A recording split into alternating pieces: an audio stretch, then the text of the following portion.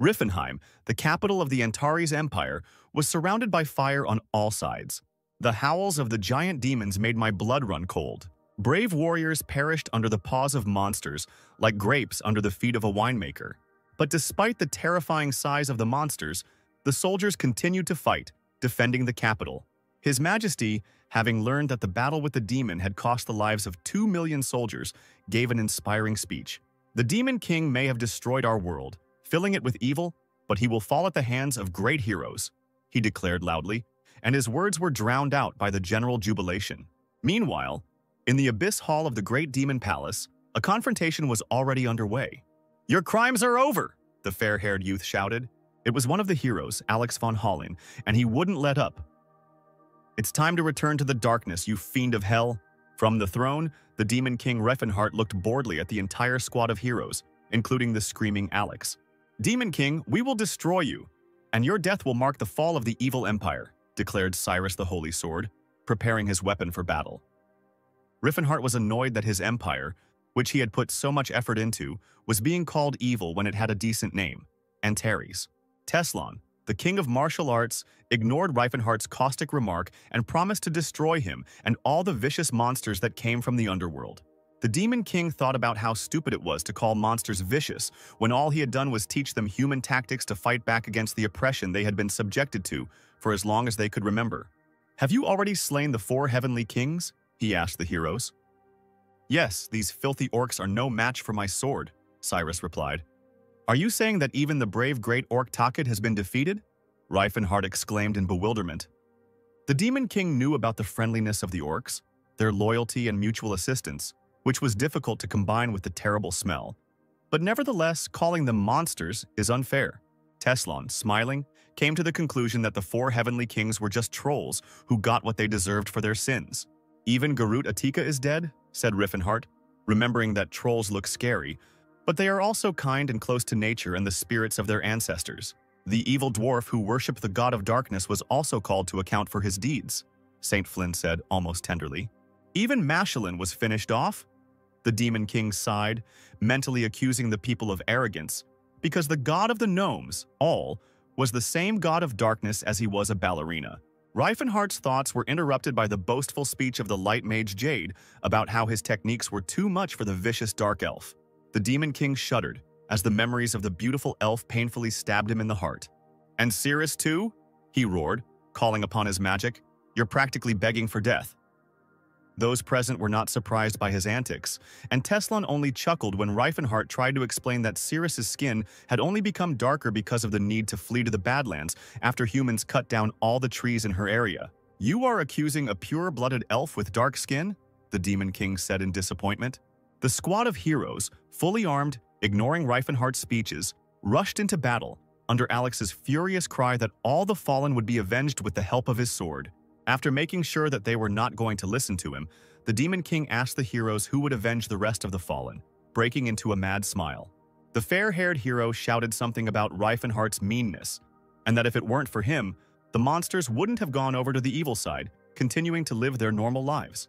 The frustrated Demon King called upon his strength, convinced of the futility of small talk with the heroes.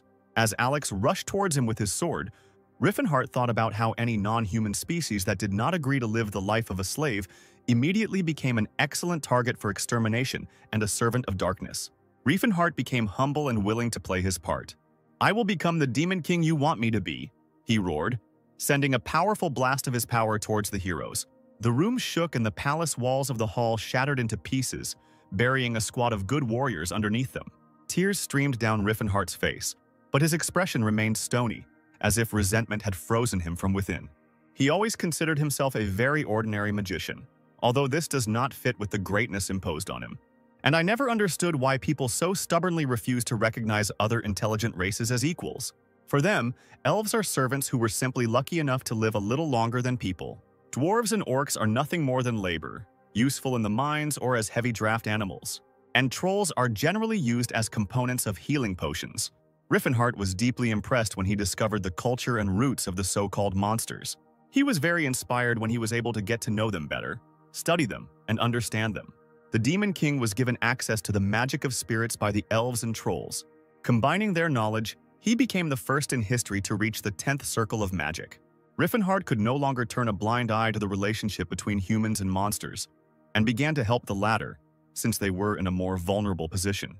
The more the boundaries of Riefenhardt's aid expanded, the more attacks on monsters came from humans. The attacks did not stop until the demons learned to fight back and began to reclaim their lands.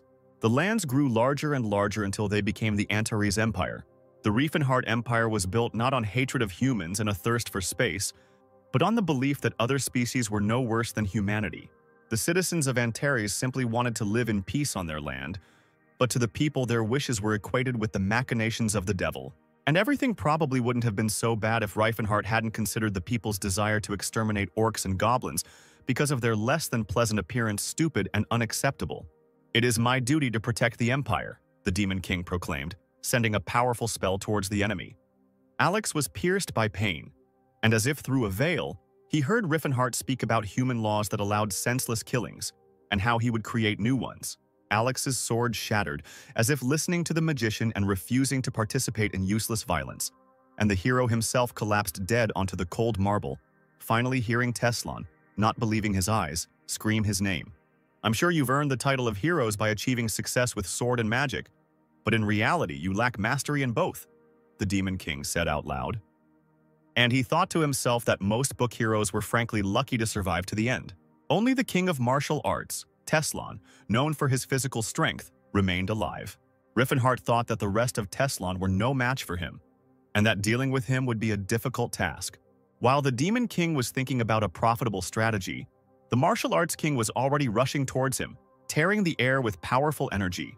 Teslan knocked the ground out from under Riefenhardt with one blow, forcing him to learn the basics of levitation in the process. Without waiting for his opponent to come to his senses, the martial arts king once again gathered energy and prepared for a new strike. Teslan took pleasure in the fact that the dark mage barely survived his first attack. Another powerful blow, and Riefenhardt and Teslan leave the palace, leaving behind a huge hole in the wall. Riefenhardt seemed to come to his senses from the blow, and the martial artist sees how the enemy's rage oozes out of him with all the dark spells. Out of the corner of his eye, the Demon King notices an attack being prepared. Teslan puts all his pain and anguish into this blow to avenge the dead crew members. Riefenhardt manages to whisper a few words and makes mysterious movements with his hands. "Victory will be ours, Demon King Riefenhardt," the martial arts king roars loudly. The Demon King literally folds in half from Teslan's blow, but still looks at him with stubborn eyes. "Is that all you can do? I blocked your blow with magic," the mage taunts as Teslan pulls away. The Demon King thinks to himself, "Damn it, my spine is broken. I'm going to die now." While the martial arts king sentences Riefenhardt to a personal trial, the dark mage considers his chances of winning in his current state. "Okay, you win. Good for you," the Demon King concedes. "I suppose they are all now free of your evil spell," says Teslan, confident in his truth.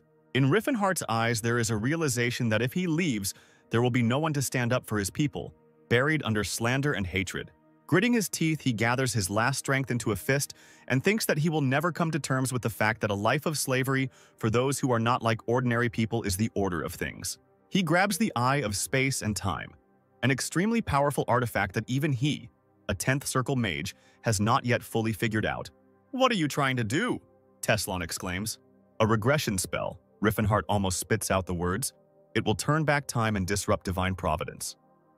"Try and stop me, martial arts king," the Demon King shouts, now completely under the spell's spell. Teslan makes one last push, exploding the ground beneath his feet. Riefenhardt directs a spell towards the enemy. "I can't afford to die," the martial arts king begins to think. "Not like that," the Demon King finishes. Teslan delivers the final blow straight into the center of the dark mage's spell. Riefenhardt casts the spell despite the fact that it causes him no less pain than his opponent. The world surrounding the magical duo begins to crumble into pieces. Knowing no mercy, ready to stand for goodness to the end, they seem to see themselves as a single whole, converging at one point. There is nothing left in the world except this bright point of the spell, which grows so quickly, as if the moon is being pulled to the earth by a rope. And then comes a long, endless, bright night, and a silence that makes your ears ring and makes you want to clear your throat. The trills of birds cut through the oppressive silence. A cozy hunting lodge is visible in the forest. You can feel a light breeze playing with the curtains. The Demon King reluctantly opens his eyes and immediately asks himself, "Am I still alive?" It turns out that the spell worked, which he didn't decipher even halfway. Well, who is he if not a damn genius? It seems that a time jump did occur, but I don't remember such a place in my past, the magician thought, analyzing where he could have ended up. And he asked himself another question that interested him. I wonder how old I am now. Looking at his body, he came to the conclusion that most guys would die of envy if they saw him in such shape. All that remains is to answer the main question, who are you? A mage only needs magic. What's the point of a six-pack? Riffenhart muttered under his breath, looking at the huge number of calluses and scars.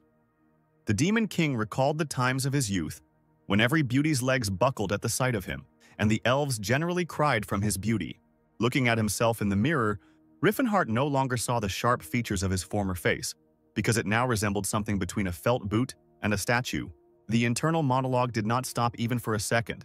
The Demon King doubted whether the spell of moving in time and space worked.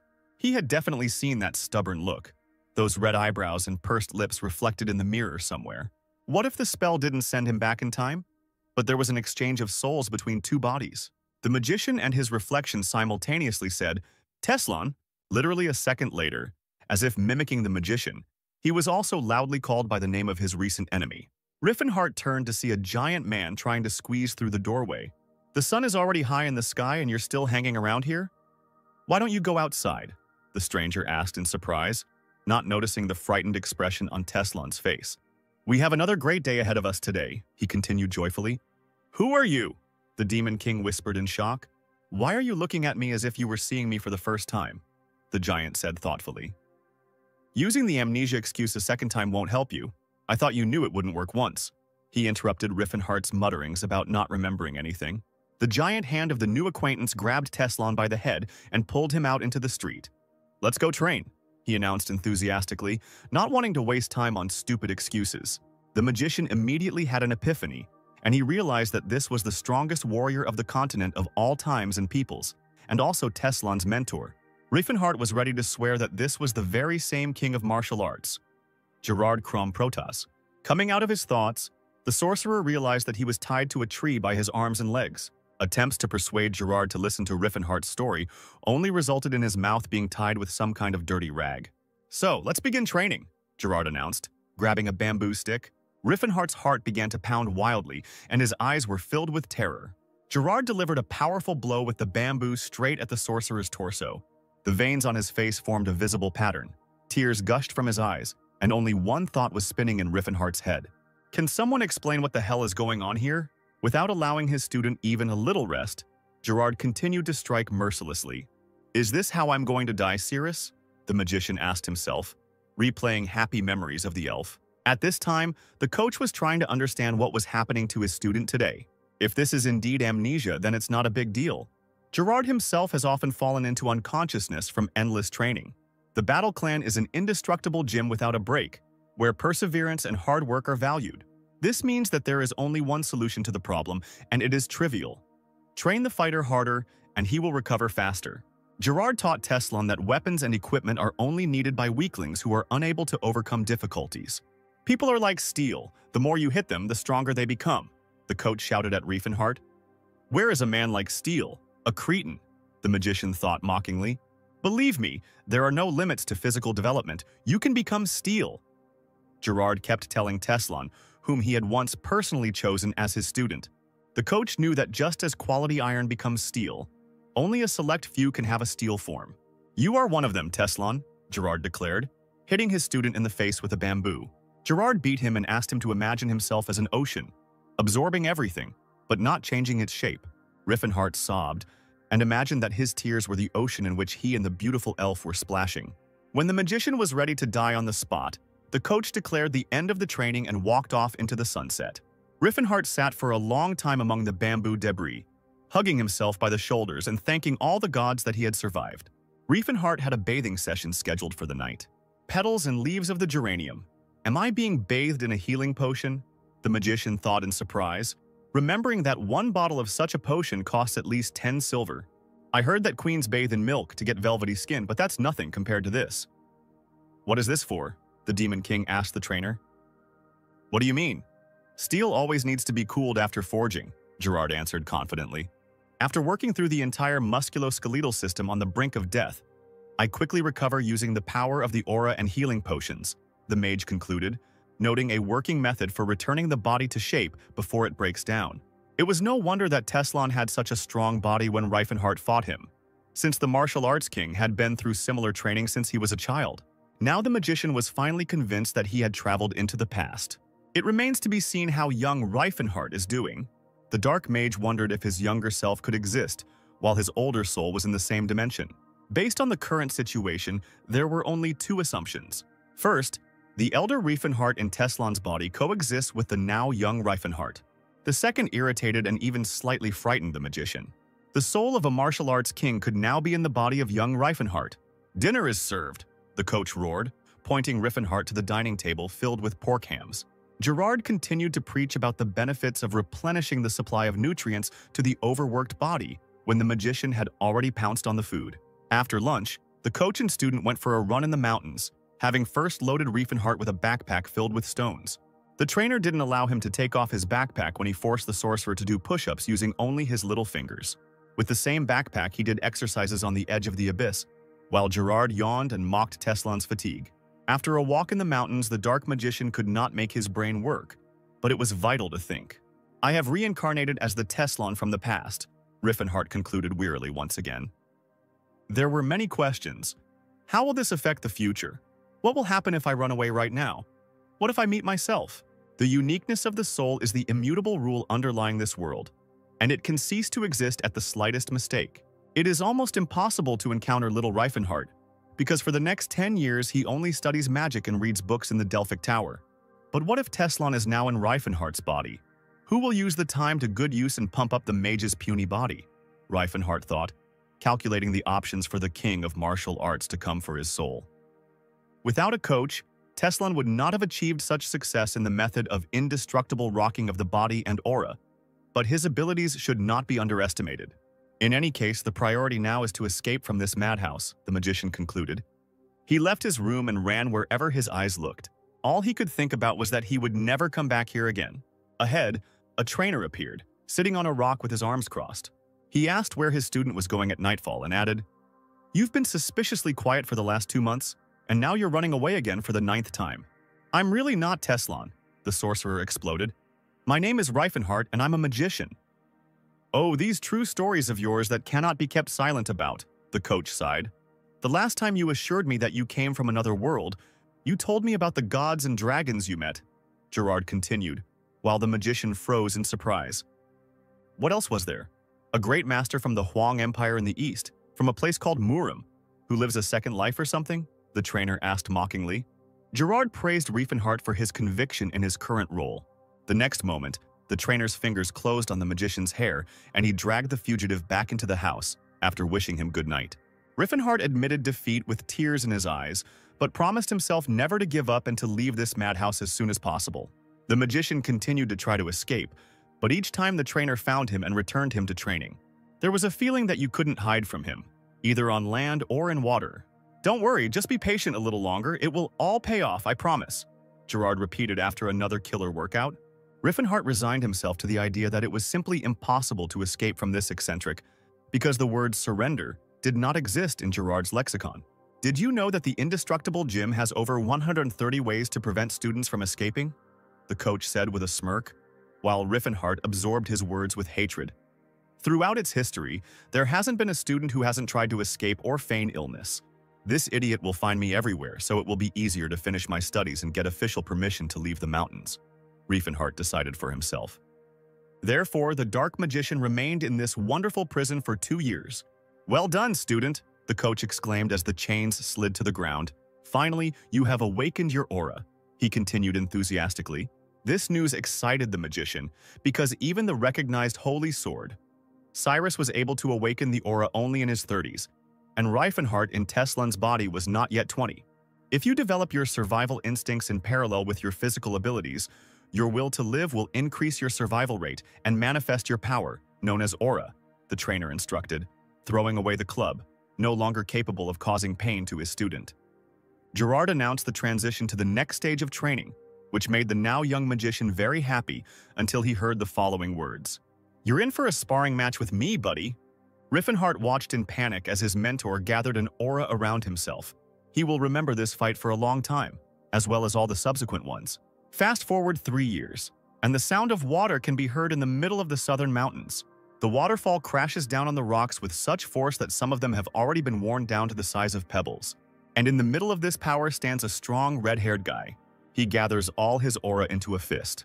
Riffenhart attempts a move called the Horn of Disaster. To do this, you need to concentrate all your strength in one point of your body. In this case, the concentrated aura has the appearance of a horn, hence the name of the strike. The mage exhales and strikes the rock hugging the waterfall. Exhale, and the usual thought that it seems he is not doing enough. I can't think that the third level is my limit. I have to advance to the fourth, Riefenhart encourages himself. The final stage of the Horn of Disaster is the ninth, calling forth 9 waves that can kill even a god. The Teslon that the magician fought in his time was at the 7th stage, and the teacher Gerard reached the 8th. The mentor promised his student to let him go from the mountains as soon as he reached at least the 4th step. Today was the perfect opportunity to escape, while the trainer went down to the village closest to the mountains. But Riffenhart did not take advantage of it and decided to devote his time to learning magic. The sorcerer cast an air bullet spell and sent it towards the target. The purple ball left his hand and flew straight into the nearest tree. But alas, the spell left only a couple of scratches on the dark bark. Riefenhart came to the conclusion that with such a meager amount of mana, Teslon's dull brain, not inclined to calculations and magical skills damaged due to forced movement, he would no longer be a mage. Suddenly he felt someone's energy very close. The sorcerer could tell for sure that it did not come from a human. The crunch of branches under massive paws was heard, and an impressively sized orc appeared in front of Riefenhart. Everything would be fine. But the magician didn't like the sword in the orc's hands at all. Riefenhart showed his displeasure with his whole appearance and had already begun to call upon the aura in case a blow was necessary. "Pretend you didn't see me, human, and then I won't touch you," the orc said, stumbling and trying to catch his breath. The mage analyzed the stranger's appearance and thought that he was a very young orc, perhaps one who had escaped from the arena. "Pretend you didn't see me and I won't hurt you," the orc repeated. "Young orc, who is pursuing you?" Riefenhart responded, realizing that his interlocutor was not hostile and was definitely one of those who did not want senseless sacrifices. "How does a man know such a great language?" the orc asked in surprise, flattering Riefenhart. The orc confirmed the magician's suspicions and said that he was being chased. "I want to help, do you believe me?" the man asked the monster. The orc trusted the magician like a brother, because he knew the great language, and the kindness of his soul was not in doubt. But he was very worried that helping him would cost the man his life. Riefenhart noted the nobility of the orc's speech and convinced him of his readiness to help in any case. The sorcerer had already figured out how to hide the stranger and immediately began to cast a spell. He opened a portal, inviting the orc to step inside so that the magic could cover him. "My savior, are you also a magician?" The orc was surprised, baffling the magician himself. "With a body like that?" he added, causing Riefenhart to look him over from head to toe. After this pause, the orc stepped into the portal, once again thanking the sorcerer for his help. The magician barely had time to complete the spell when footsteps were heard behind him. Mercenaries were coming out of the forest, lamenting about some problem that was worth only a couple of silver coins. "Hey you, has a small orc passed by here?" One of the humans, apparently their leader, addressed Riefenhart disrespectfully. The fat-tailed man even offered the magician a gold coin for his help.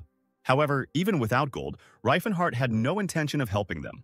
The people were convinced that the magician was hiding the fugitive from them, because there were orcish tracks everywhere. "This is my home, actually. I won't let you in just like that." The sorcerer frowned, internally scolding himself for the fact that the basic magic hadn't removed the traces. The leader was beside himself with rage that some kid from a remote village dared to tell him where he could go and where he couldn't. The entire squad continued to shout insults at Riefenhart, but they did not dare attack him. The magician remembered the coach's instructions about showing mercy to the weak, and under no circumstances using your fists where you can take the life of an opponent with one blow. To fight people, you can use their own means, weapons. "At least you won't die from a blow from this," Riefenhart said mockingly, drawing out a training club with a spell. Indestructible Jim focuses on the art of bare-handed combat, but that doesn't mean it doesn't include weapons handling. "Are you pretending to be a great fighter or something?"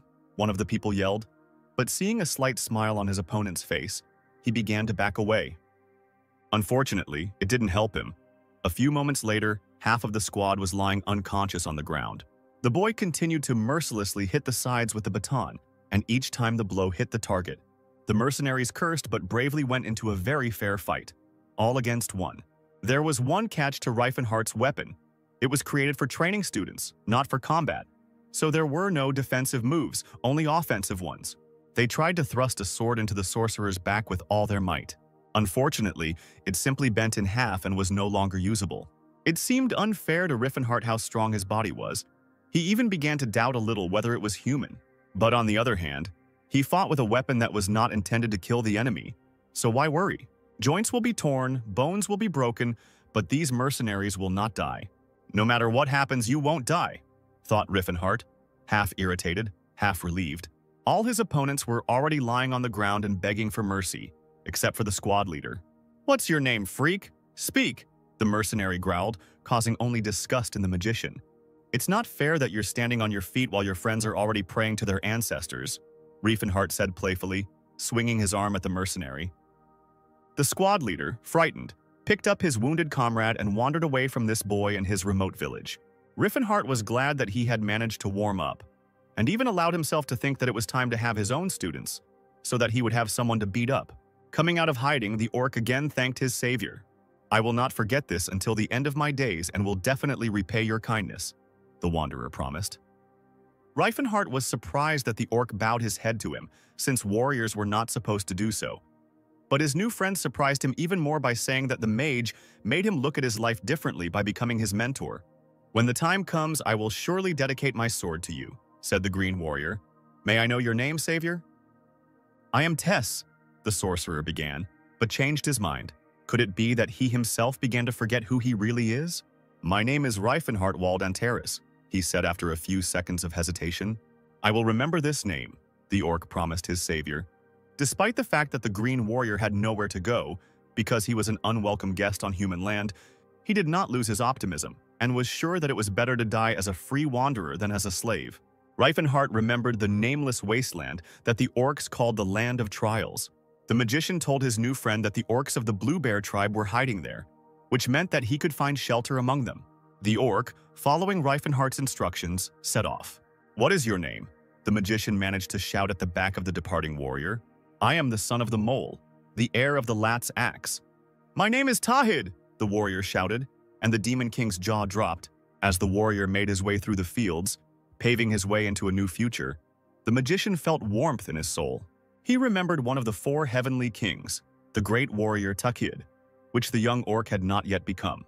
Riefenhardt wondered if the real Teslan could have met Tahid in a past life, turning their lives upside down without offering a helping hand.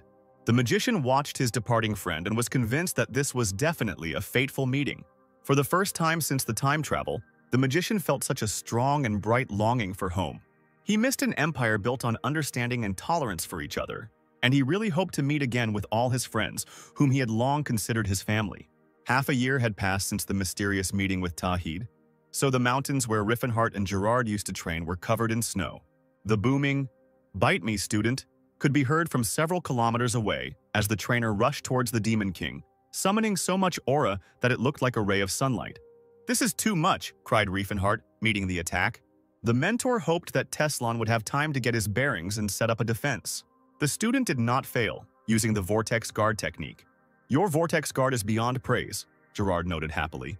"It seems like just yesterday, after another scolding, you were whining about how you were some kind of Reifenhardt and not Teslan," the mentor began.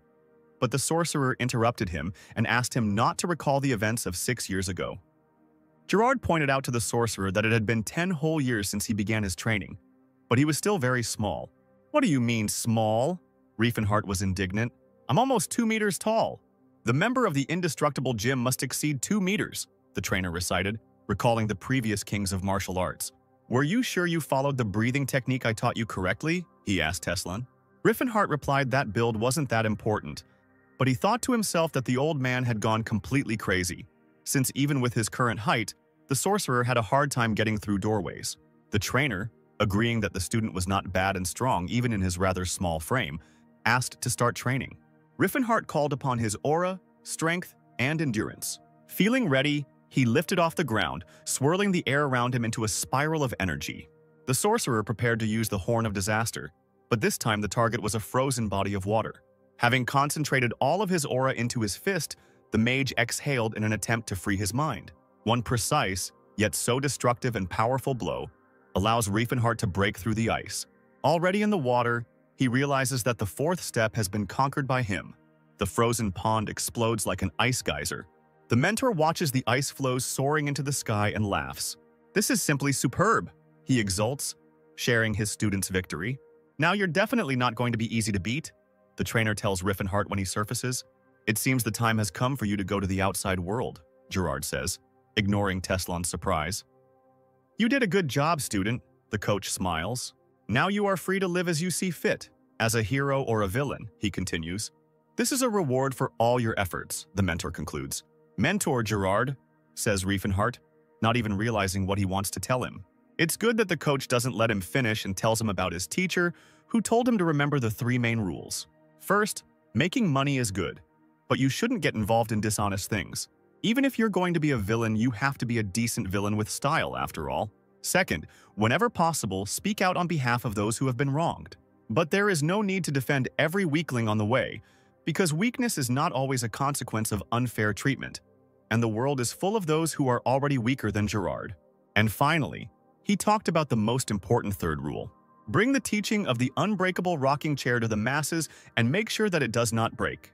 Gerard explained to the sorcerer that he would need to find a student to whom he would pass on their great techniques, but he warned that finding a talented student is not easy. It is important not to miss the opportunity if it presents itself. Otherwise, you can spend eternity looking for the next candidate. The mentor gave Riefenhardt 30 silver for the journey and a bag with his clothes.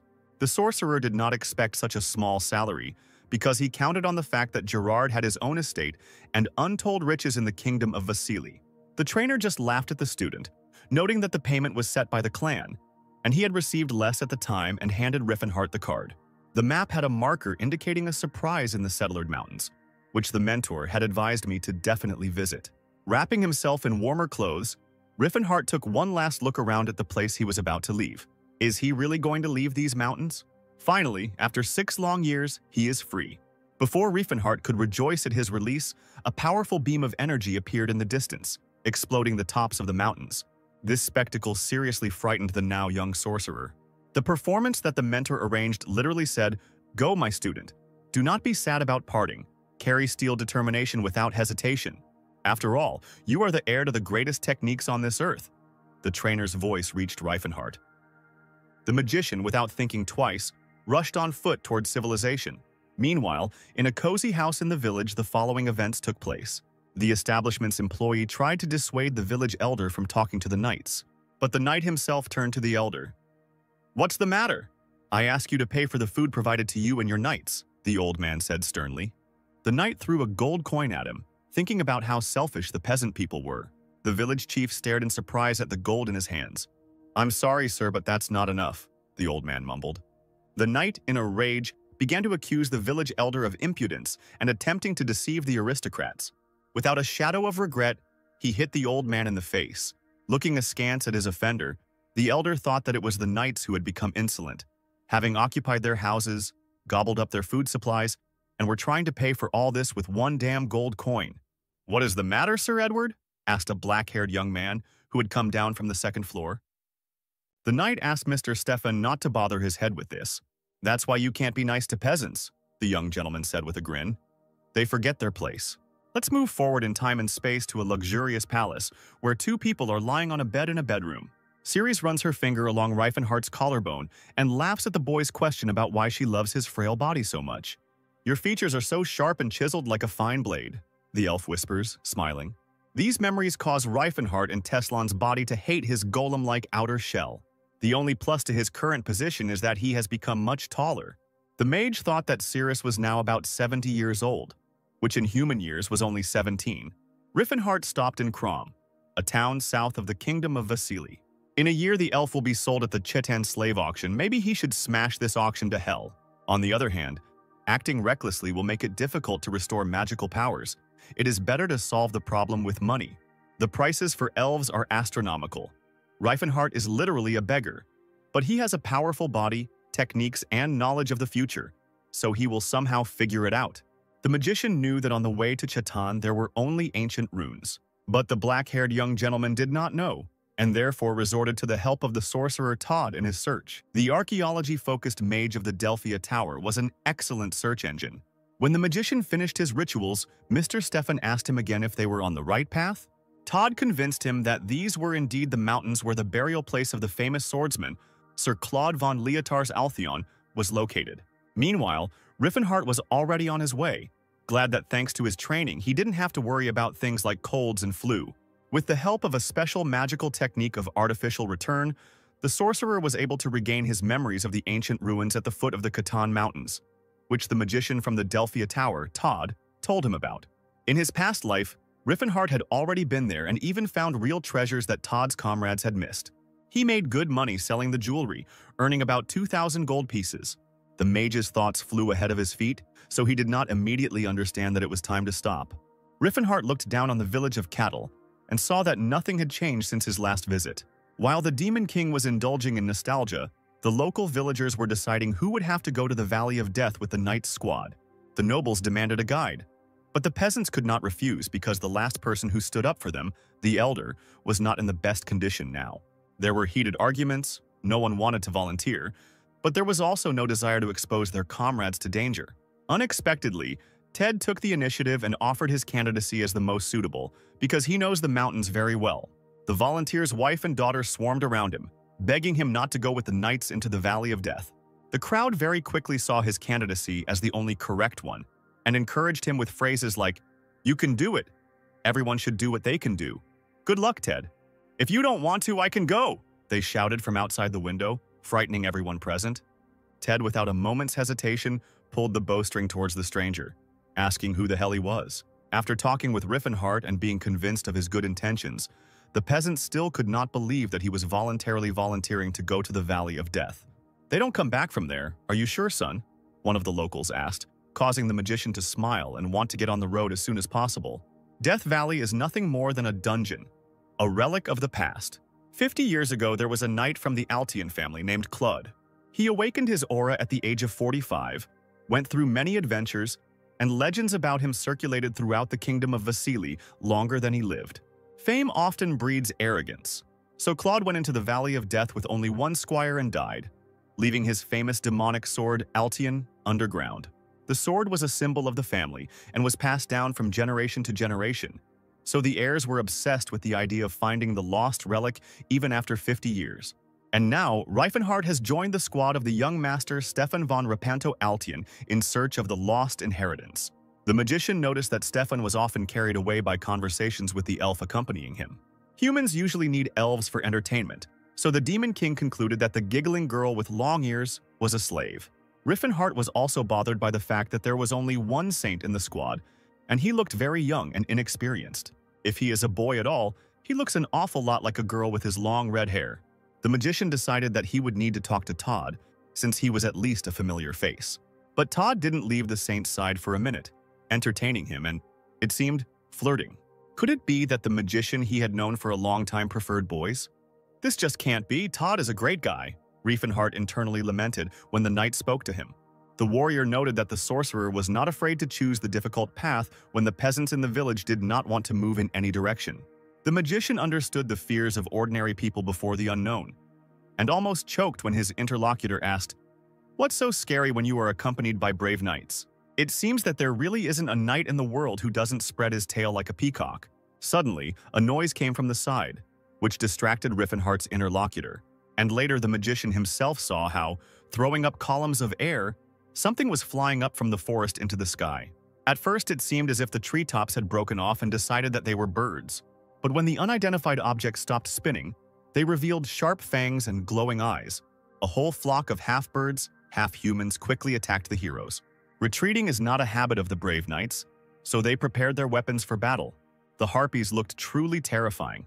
There was nothing but rage in their eyes, and their powerful wings could easily bury one or two warriors under them.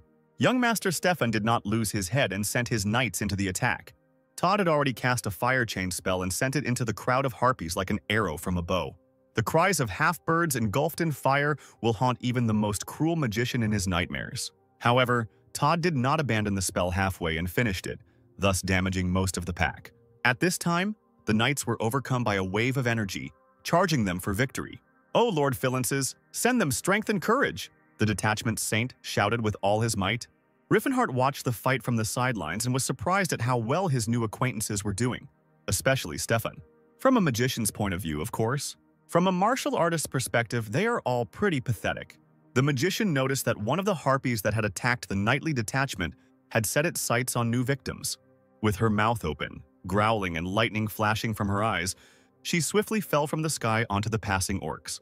The monsters closed their eyes, not wanting to see their comrades suffer. And then, out of nowhere, a huge fist flew straight into the face of the predatory half-bird.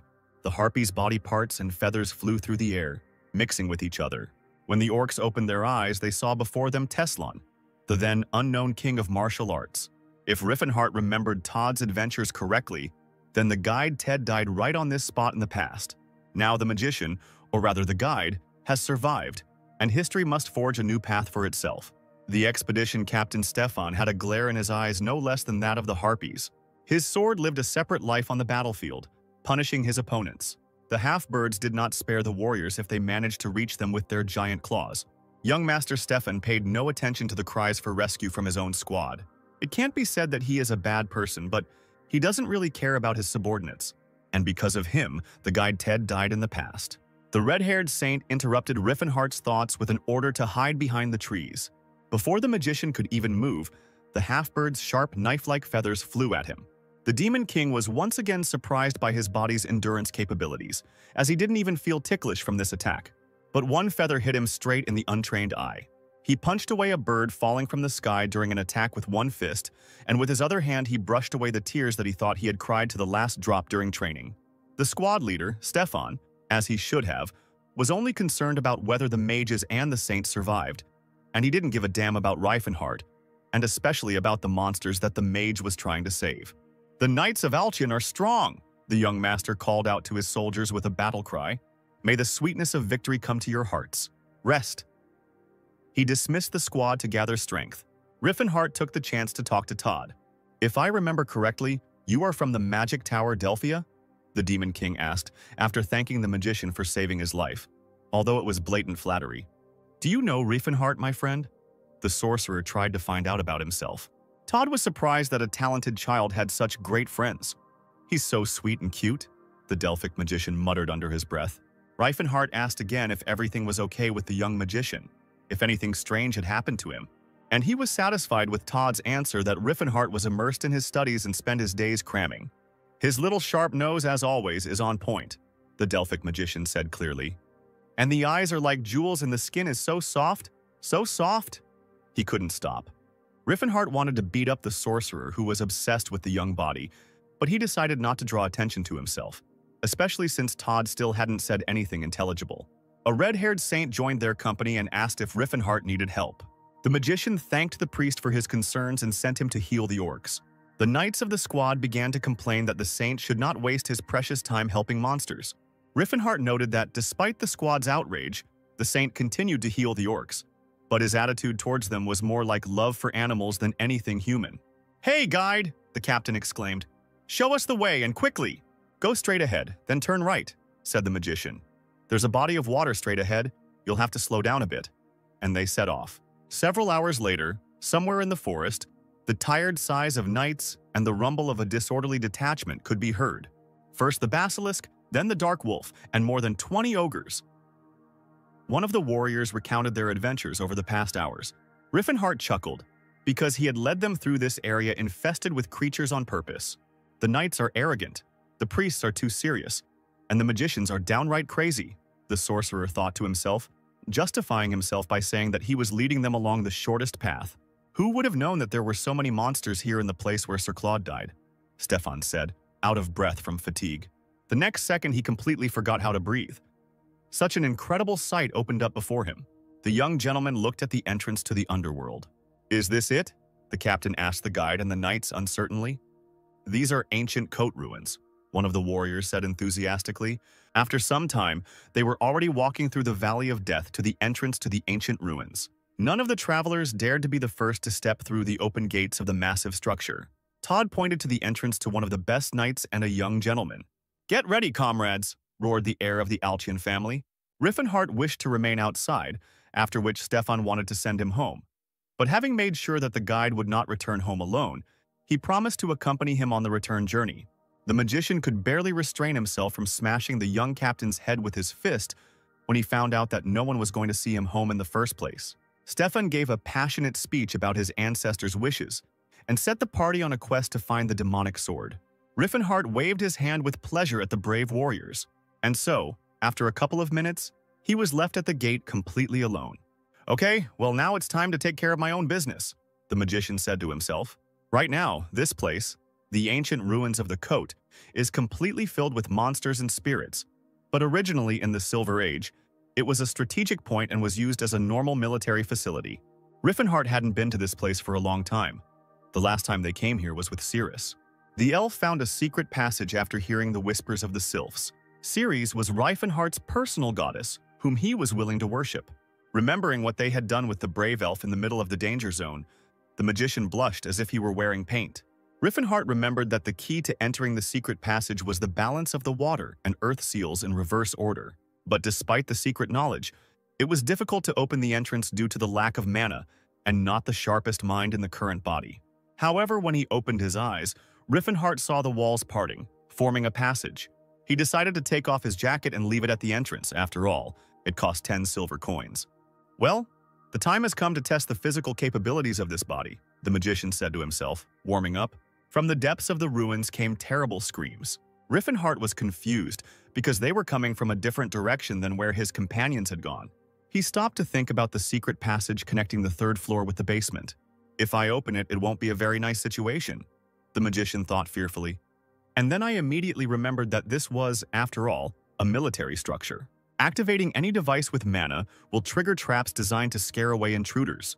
Last time it was just the two of them with Ceres, so they weren't too worried about other places, but right now, there's an Altian squad out there somewhere. They must have fallen into a trap and fallen somewhere into the basement area, the magician thought. Meanwhile, somewhere in the depths of the ruins of the coat, a sharp scythe cut off the head of the valiant Sir Thomas.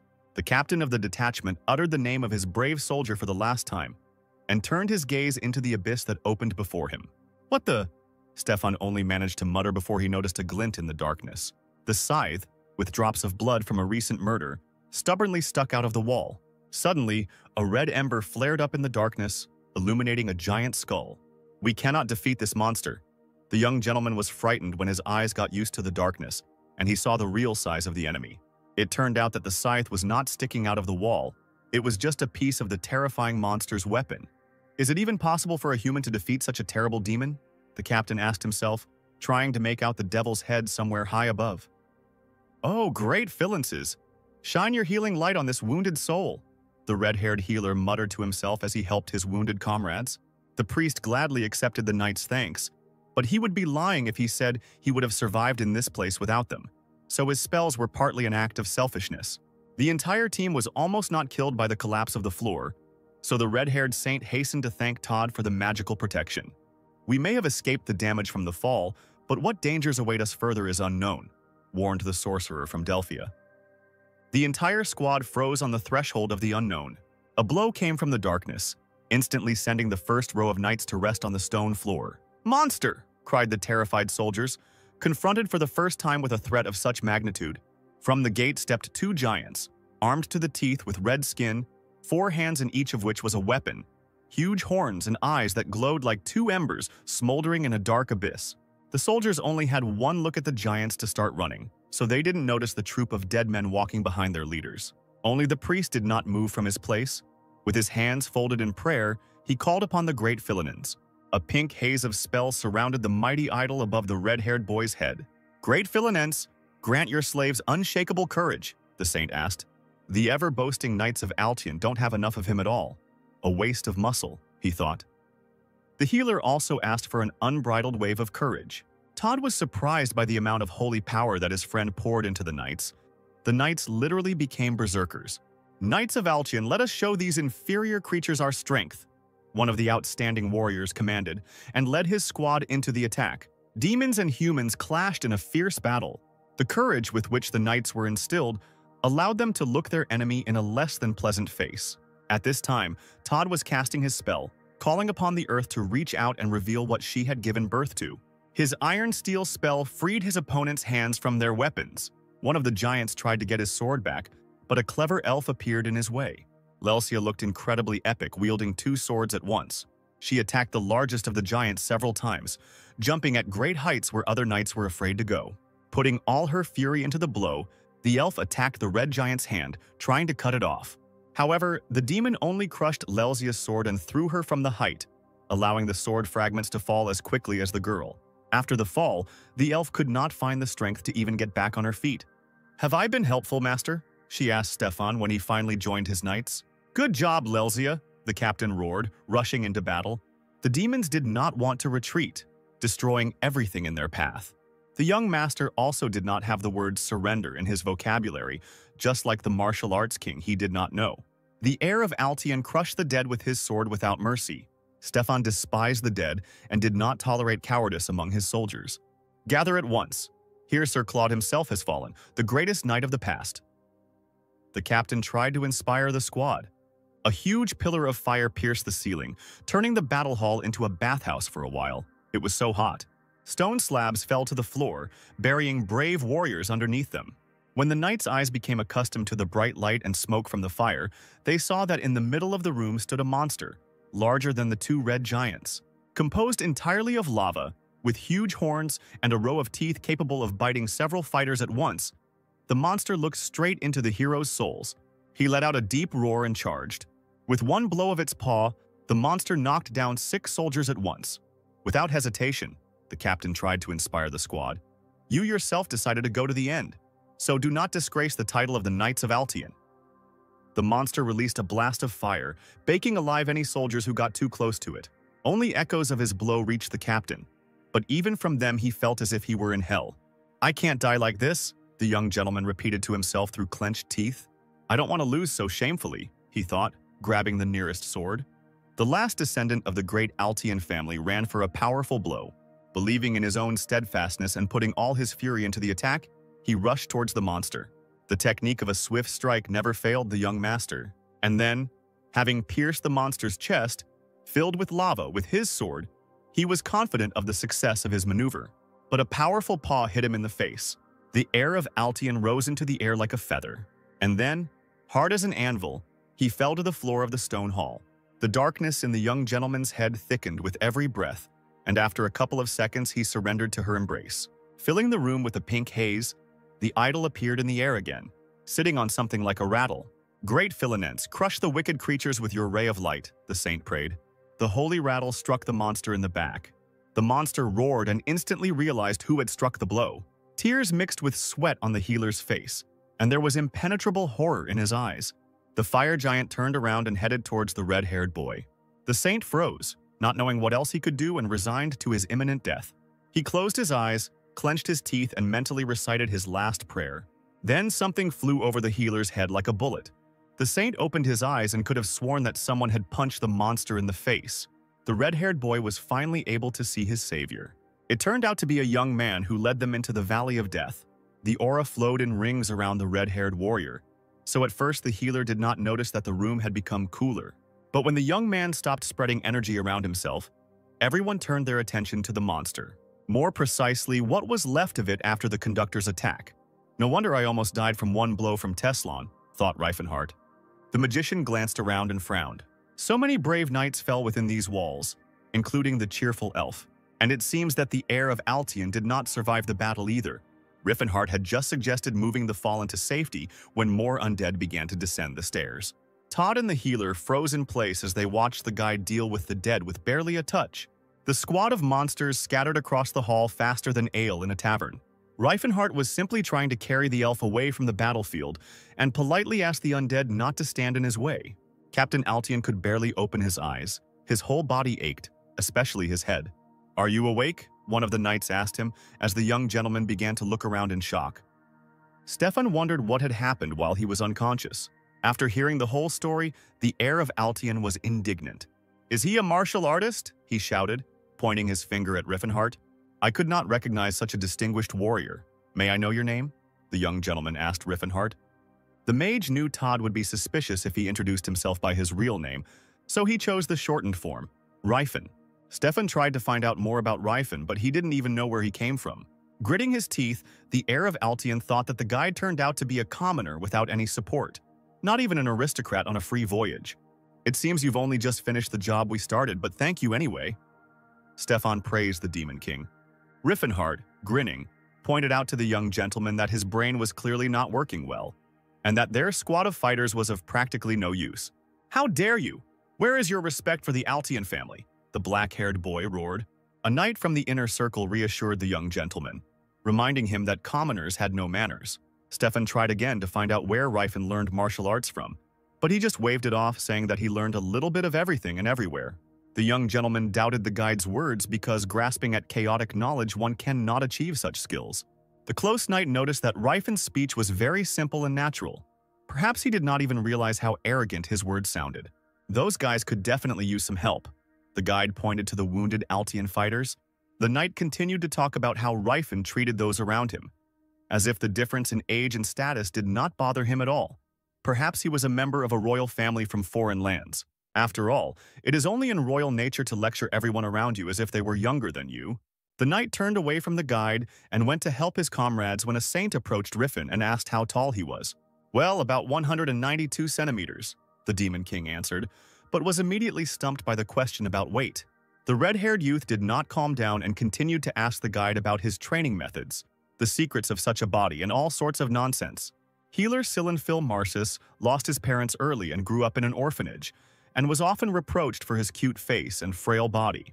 Deep down, Silen wanted to have a healthy body and a low voice, which is probably why he joined the monks who torture their bodies to prove their piety. But, unfortunately, he never grew up, never matured. His hair grew too fast, and instead of physical strength, he was only able to grow divine strength. That's why the priest is so jealous of muscular guys. I'll go look for a way out, Ryfin said, trying to escape Silen's devouring gaze, but the priest ran after him. The magician persuaded the healer to stay with the wounded, in case someone needed help, and the saint left. Stefan was chatting with Lelsia, who had already received a dose of divine healing, but he got distracted and volunteered to go with Ryfin. You don't mind, do you? The young gentleman asked the conductor. As you wish, the red-haired warrior replied, and continued walking. As they walked through the tangled corridors of the ruins of the coat, the captain reasoned that he was offended that some village boy helped him, and did not regard helping knights as an act of honor. Stefan even dreamed that demons would appear from around the corner, which he would quickly kill, and Ryfin would fall at his feet and worship his power. Before the young gentleman could imagine the demons in vivid colors, he received a blow to the head. Almost there, Ryfin said, looking at the captain's falling body. Take a little nap, he added with a grin. Even before he turned around, the magician sensed something was wrong. A squad of the dead rushed towards the red-haired warrior from the dark corridors. Ryfin had no trouble dealing with the monsters. Once the monsters were dealt with, it was time to look at the treasures. Riffenhardt looked around the upside-down treasure trove. He knew approximately where the 50 gold coins from the Silver Age should be, and immediately began to look for them. His eye fell on a bottomless bag that could hold 10 times more items than it appeared to hold, and its weight was also reduced tenfold. The magician also grabbed a heavenly brazier, a blade of return, and a magical sapphire. Stefan had already begun to come to his senses when Ryfin returned. They hit you right in the back of the head and you passed out right away, the guide said joyfully. Thank you for helping, the captain said through clenched teeth. No need to thank me, the magician answered nobly, keeping quiet about the fact that he had knocked Stefan out. And not just once, because while Riffenhardt was digging up the artifacts, he had to add a couple more blows to the first one on the captain's poor head. However, our hero had no regrets about this. While Stefan was wondering how he could have missed the enemy, Ryfin was happy with his bag being filled to the brim and was planning his next return for the remaining treasures. The guide and the captain returned to their detachment without incident. Silen continued to bombard Ryfin with questions, and he seemed to have come up with the idea that the red-haired warrior was a prince. The healer noted that despite his extraordinary fighting abilities, the prince's first and foremost trait was his habit of speaking condescendingly. And while in Stefan's case this was understandable, he was still very young. It was extremely rude to treat one of the best knights, Sir Edward, condescendingly, since he was, after all, much older than Ryfin. I just rarely met people on my way, so I forgot my manners, the magician justified himself, and noted to himself that he must not forget that his current body was only 22 years old. The squad walked along the corridors that Ryfin had previously examined, so there was nothing to worry about. Stefan opened the gate that had appeared in the warrior's path, and then everyone standing behind the heir saw something that the magician had not noticed during his walk around. It seemed they had entered the wrong door, because in the middle of the hall there was a huge head of a demon, Greblista. Breaking through the ceiling, the monster straightened its shoulders and tried to stand up to its full height. In the demon's hands, the very sword of Sir Claude that Stefan had come here for lay menacingly. "Who would have thought that this place had such a guard?" muttered the heir of Altion. Reifenhardt noted with displeasure that he did not remember Greblist appearing within these walls, which meant that by the time he came to the ruins with Cirrus, the demon was already dead. "Let's go back. We can't handle this monster with our own forces," he suggested to the captain. But it was too late. One of the knights pointed out to Stefan the treasure he was looking for in the hands of the monster. It was impossible to confuse the demonic sword Alchin with another artifact. "You're not going to fight this monster, are you?" Sir Edward asked, obviously stupid. Despite the offer to retreat and develop a plan, already knowing the enemy, the captain prepared for the attack, because he could not forgive the desecration of the sword of his ancestors. "I wouldn't back down even if the sword was in the hands of the Grim Reaper," Stefan shouted. "To arms, my brothers!" roared the captain, leading his soldiers to certain death. What a moron, Reifen thought, knowing he would have to take on most of the battle himself. Within the spatial rift in the ruins of the Silver Age, there is a system of automatic correction of the system's deficiencies. That is, when the system fails, protection is triggered that absorbs monsters. In other words, the entities guarding the dungeons exist peacefully until the system kidnaps them to use as guardians. In front of the squad stood the same demon that had defeated Claude, who had mastered the aura. The captain made fun of the frightened army, hinting that the demon was chained and there was no need to fear him. Reifen rightly noted that the squad had no chance against the monster. Sir Edward took offense at Reifen's words, pointing out that he was a country boy who did not know the honor of a knight and the things worth dying for. Reifenhardt looked at the squad in shock as they walked towards certain death. They couldn't defeat the lower-level demons. What hope could these madmen have? "May the blessing of the goddess be with you," Sillin implored the knights. The emboldened warriors went on a direct attack against the monster. The demon, even in a restrained state, was able to knock out half of the attackers with one blow. Watching the knights scatter across the hall, Reifen noted that he had said that this plan wouldn't work. "Another one is flying," he said without a trace of sympathy. "How can there be compassion if people actually enjoy getting the shit kicked out of them? Don't lose heart. We are the Knights of Altion. Even this demon fears us." The captain's instructions were heard. Reifen was once again convinced of how stupid the young master was, that no matter what you tell him, he won't listen. And you can't rely on Sir Edward, he's only helping this impudent young man in his attempts to die. The captain, of course, shows off. Flutters like a butterfly, stings like a bee. But he barely scratched the monster. Sillin once again summoned the holy rattle. "O Philinense, turn your sacred staff upon this evil being," he prayed. A pink shroud enveloped the monster and the space around it. The idol that the priest had summoned opened its mouth in a non-existent cry. Sillin insisted that Philinense release his sacred staff. Gracefully waving his hand, the healer directed energy towards the monster. For a second, Riffenhart thought it might work, as the room was filled with pink light and sacred rattles were flying toward Greblist. Unfortunately, the pink light dissolved. The demon was still there, but the agile Lelzia was already rushing towards him with her trusty sword. She jumped on the monster's head and delivered several precise blows. She then pushed off his horns and flew down, simultaneously striking at his upper body. At this time, Stefan attacked the lower part of the monster's body. Riffenhart thought that Lelzia was very talented. Perhaps she would be cooler than Sir Edward. Did I really underestimate them? The magician was surprised when he saw his colleague cast a spell. "Cold of the northern winds, whirl in my hands." Todd made mysterious movements with his hands, causing a snowstorm. Riffenhart looked around at what was left of the ruined ceiling. And just at that moment, the color of the panels switched from blue to bright orange. The chains holding the monster began to gradually heat up. The current defense system is overloaded. The second phase has been activated, freeing the monster from its shackles. "Damn it!" Reifen cursed, frightened by this state of affairs.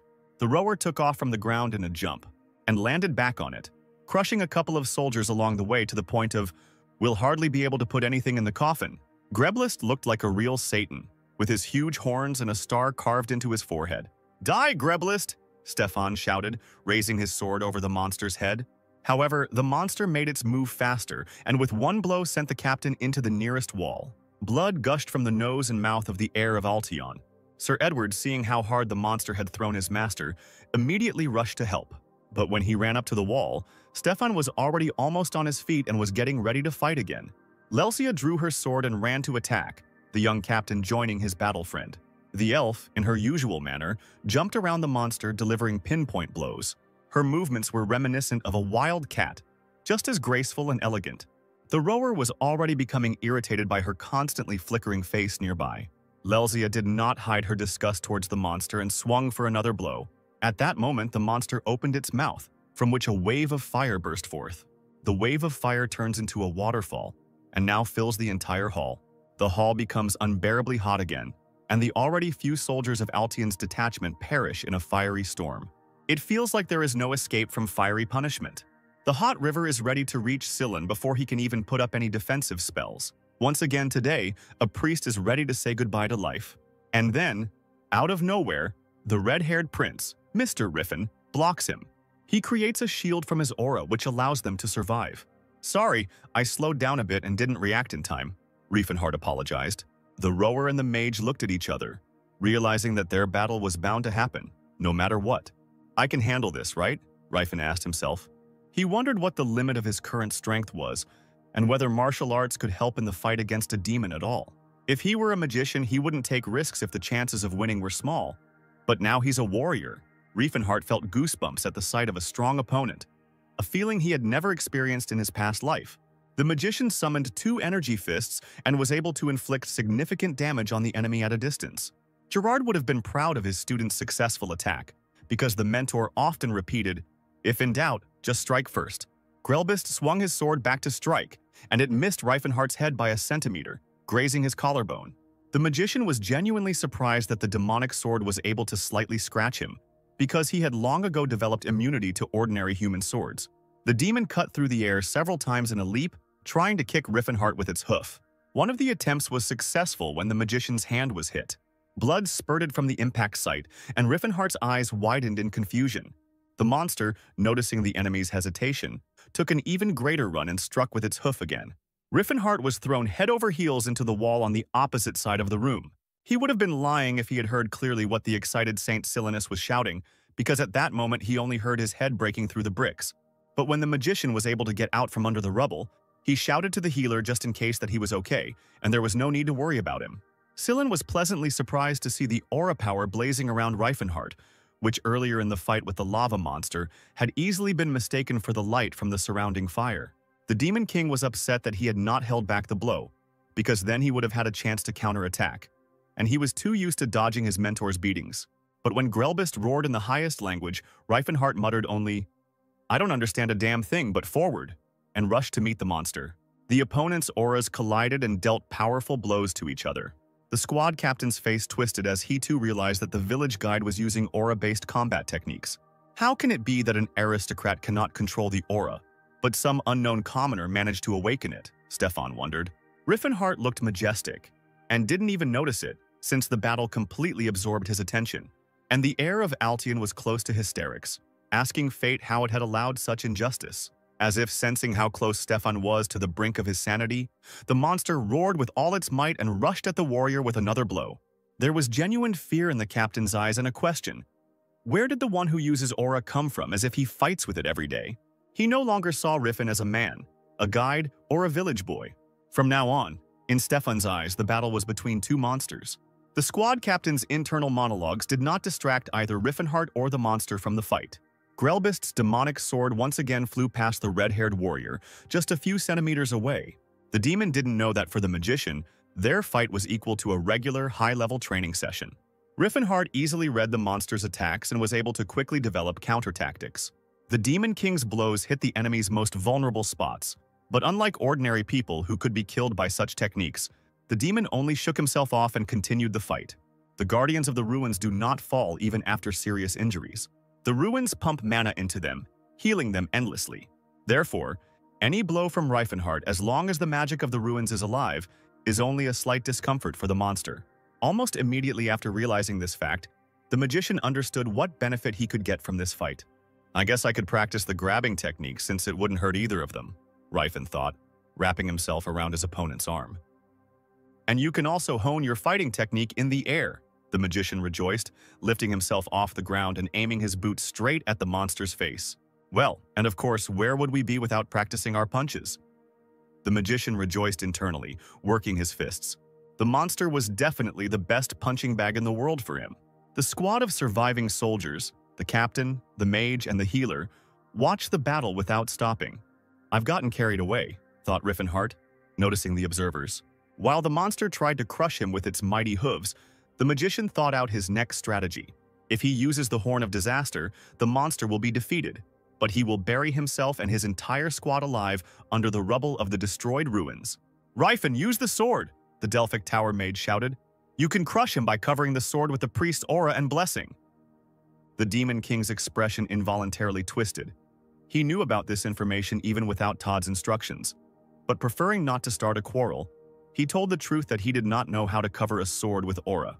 "I can only envelop the body with aura," he prompted his stunned colleague. "This is the teaching of our fighting clan." "Rifen," the priest shouted, attracting the warrior's attention. "What else do you want from me?" The Demon King got angry, barely holding his opponent's hand to prevent him from plunging the demonic sword into his heart. "Your body has high resilience, right?" Sillin clarified. "Durability?" Rifen said, confused. "Well, yes, it's pretty strong." "Excellent, I'll cast a binding now." The priest rejoiced and immediately began casting the spell. "Philinensi, send a blessing upon your trusty sword," Sillin prayed as he pumped the power of the gods into the Demon King. Rifen broke into his signature smile and charged forward, feeling like he was 1,000 times better than his punching bag this time. Grabbing the demon by the arms, the magician lifted him off the ground and threw him into the opposite wall of the hall. Was this revenge for Riffenhart's previous flight? Quite possibly. A pink haze enveloped the warrior, and he felt the blessing of the gods on his skin. But one significant point confused him. Did he want to kill me? The magician was filled with rage. "This is a divine strike spell. It is used on objects, not on the human body." "It worked!" Sillin exclaimed, as Rifen tried to come to terms with the idea of being used. "Now beat this battered demon to death," the priest commanded in his sweetest voice. In principle, Riffenhart agreed with him. He himself was already impatient to finish this fight. The boot slammed into the monster's face with furious force. The divine kick technique has never failed a warrior, as well as the divine knee strike technique he used afterwards. After stopping for a minute, Riffenhart took a running start for the main attack.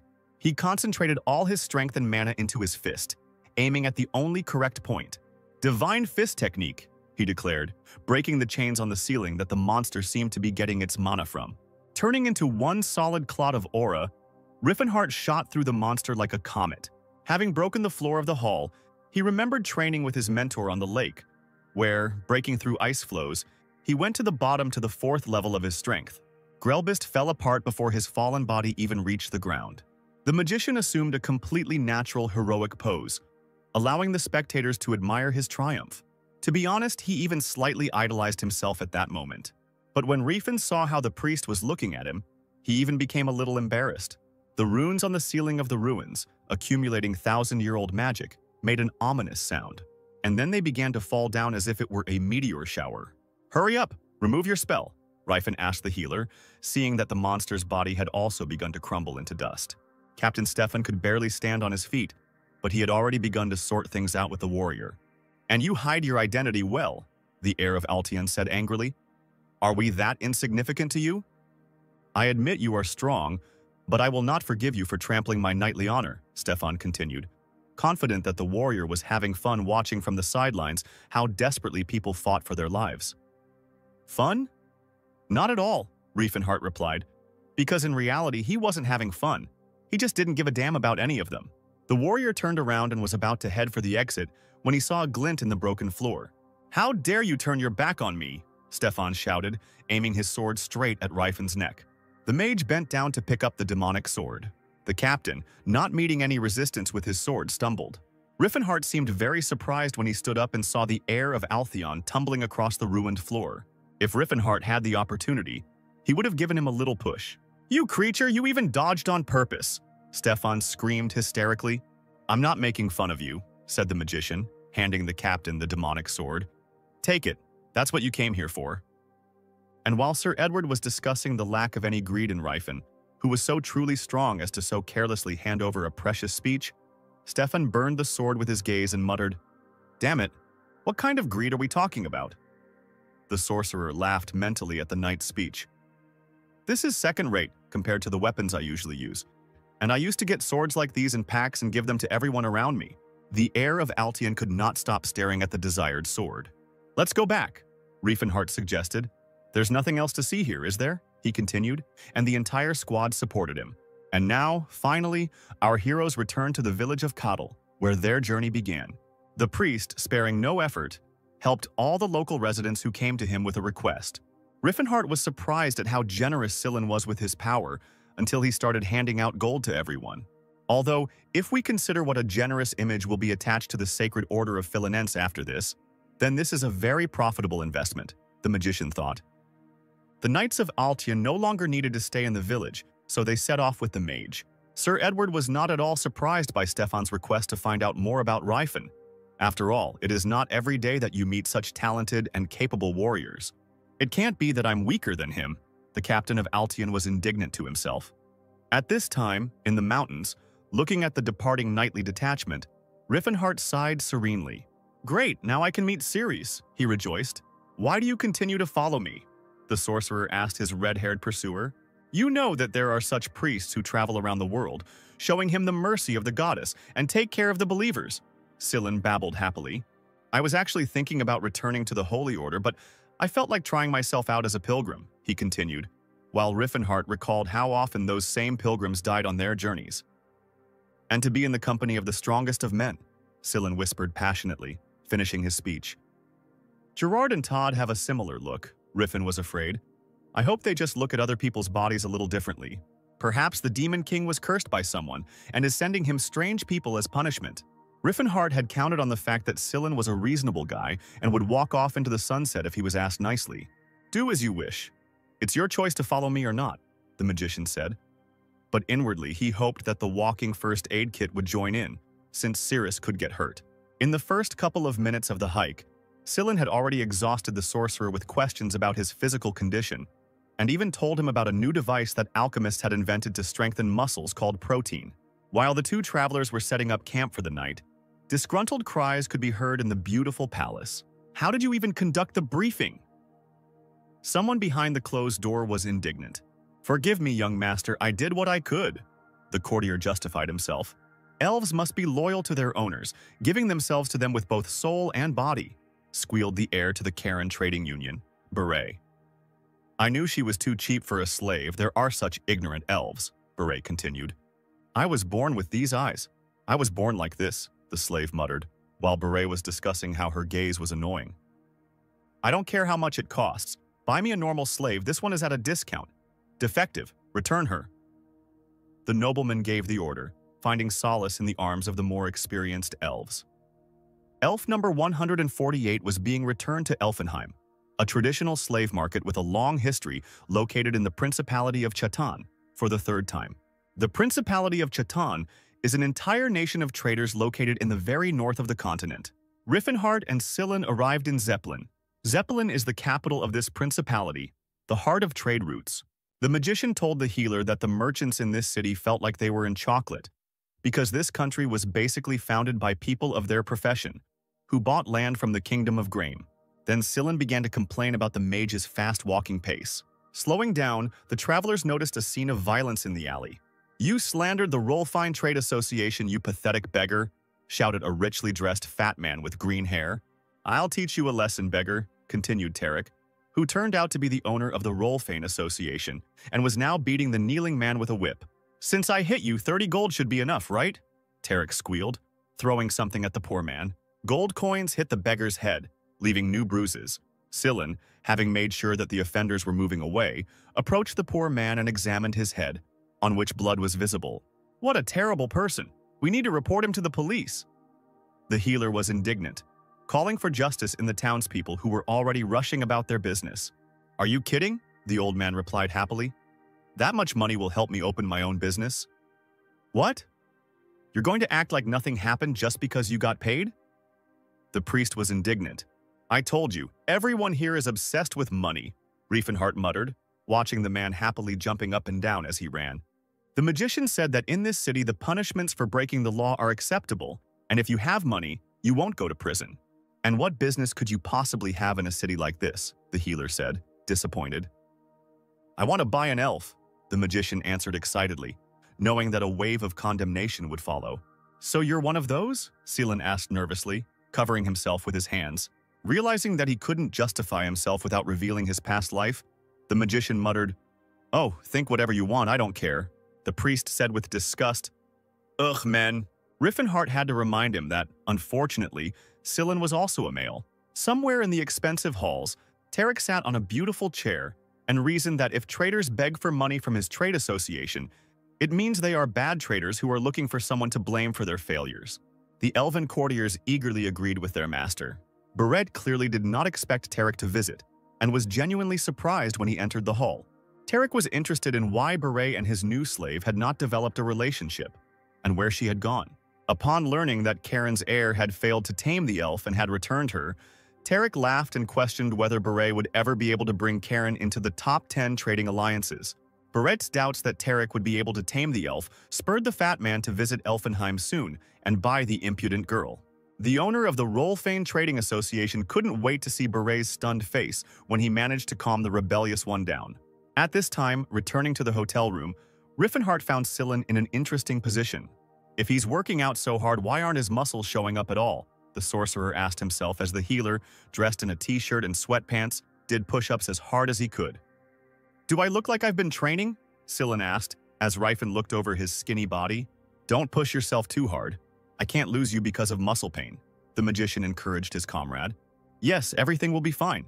I will be able to move, the healer replied, enveloping himself in a pink haze of the spell. One and done, concluded Seelan, who showed no sign of sweat or fatigue. Riffenhart immediately understood why the priest was not gaining muscle mass.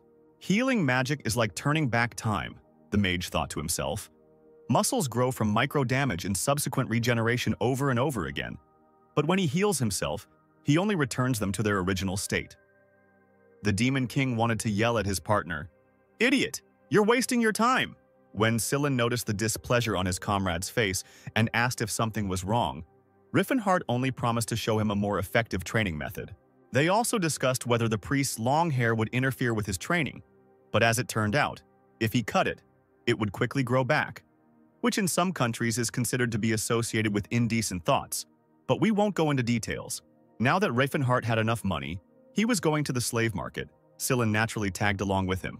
The auction in Elfenheim sells a wide variety of slaves, but the most popular, of course, are elves, because they are beautiful.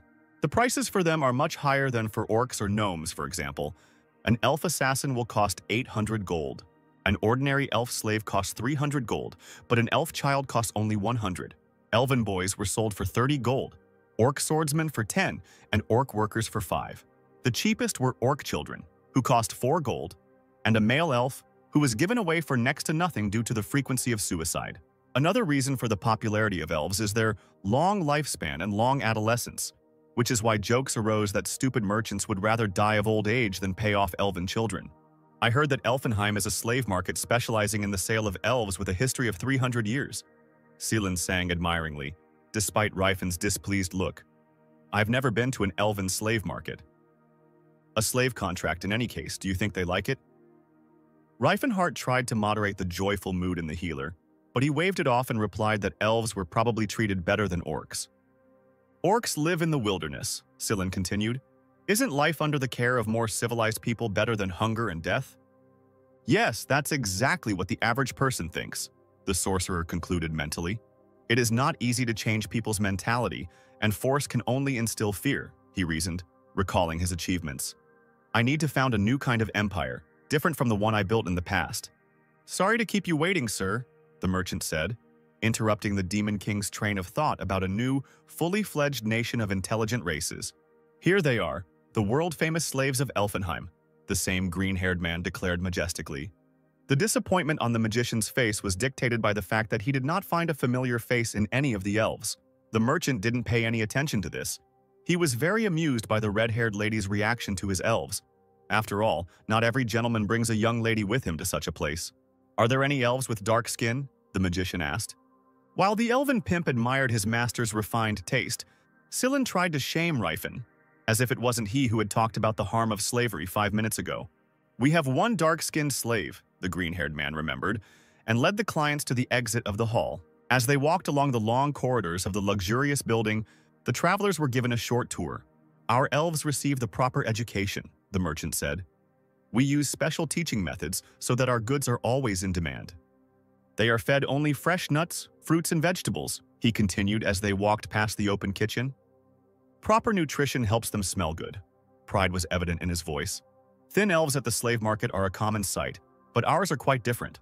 "I don't need your explanations, just take me to that elf," Riffenhart said angrily, unable to bear the boastful speech. The elven pimp became embarrassed, and they walked the rest of the way in silence. "I want number 148, the man said as they approached a gate guarded by several knights. "Here we have some of our young candidates for assassins. They are being trained here," said the merchant as the doors swung open. "Here is the product you are so interested in."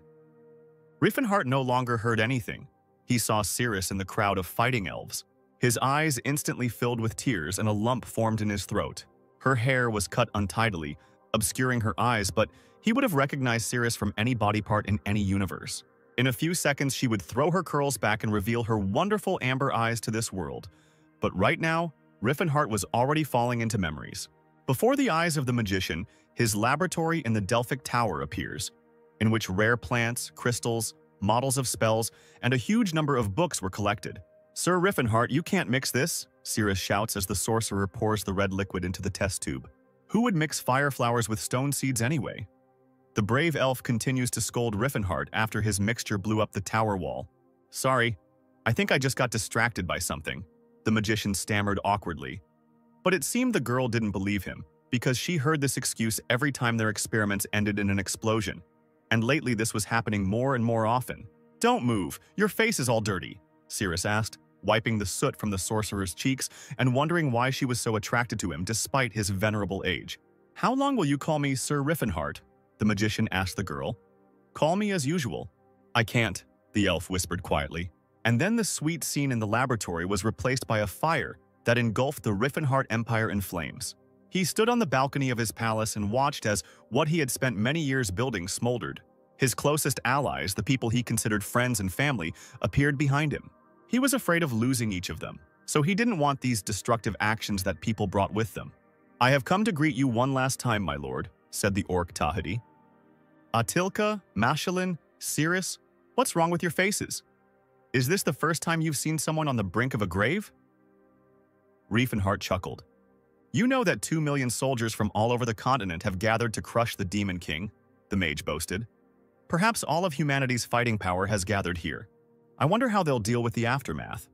Their countries are completely incapacitated, all for one fight?" Riefenhart wondered out loud. "They don't even think about accepting our right to exist, my lord," Tahid supported Mr. The orc asked if the Demon King wanted to leave the castle with them. However, he was sure that they would only be able to leave alive if he stayed here.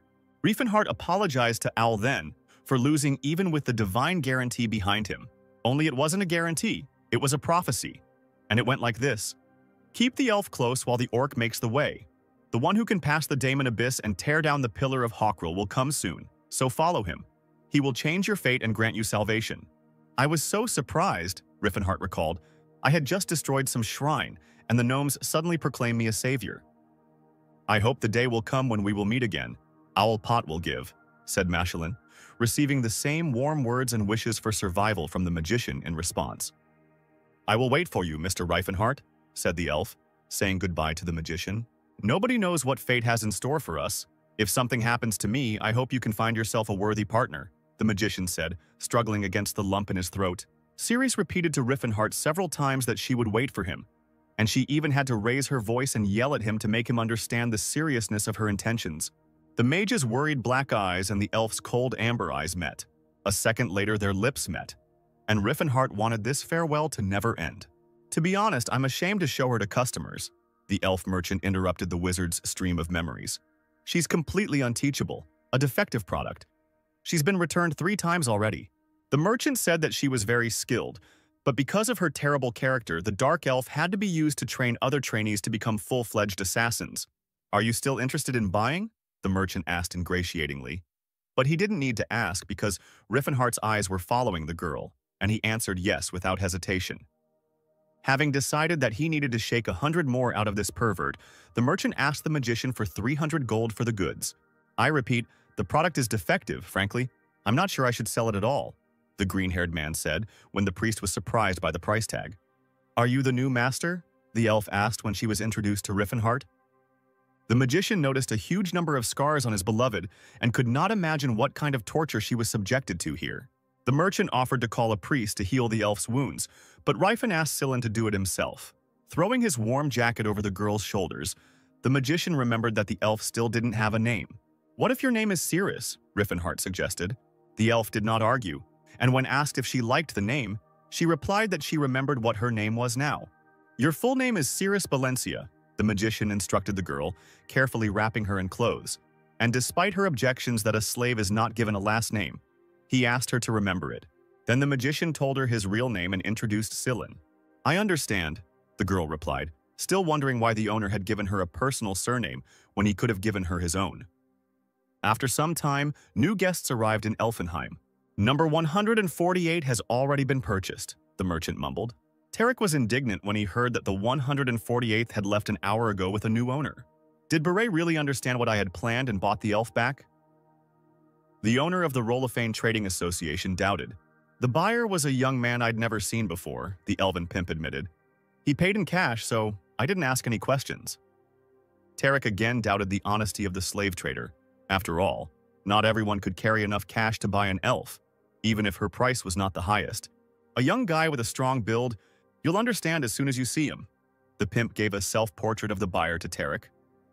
At this time, Riefenhart no longer had time for squabbles in Elfenheim. He watched as the elf examined her new equipment in complete delight and with a modicum of faith that this was all a dream. We'll make do with this for now, and then I'll buy you better equipment, the magician promised his beloved. When asked if the elf was hungry, she replied that she would follow the will of her master. Riffenhart was surprised and said that she could not call him master. Cirrus immediately decided that it was because he was bringing her back. What? Of course not, that's not what I meant, the magician justified himself, while the elf was confused as to why he was treating her like an ordinary girl. I mean, you can think of me as a comrade you're traveling with. Riffenhart smiled the most charming smile this stupid body had to offer. Don't call me sir, call me by my name, okay? This pervert seems to like role-playing games where he is an adventurer, Cirrus thought. And his favorite type of game is saving a beauty, like a hero, she concluded, and said out loud that she would call him Riffenhart. All people are the same, the voices whispered in Cirrus's head, even as she stuffed herself to the brim in the tavern. In front of her stood a huge variety of dishes, and Riffenhart was talking next to her about how the Redanti's Mercy was the most popular restaurant in Zeppelin. They took advantage of the name of the goddess Redanti, known as the patroness of a bountiful harvest, who gives food, so we considered ourselves part of the flock. The magician continued to entertain his comrades with stories.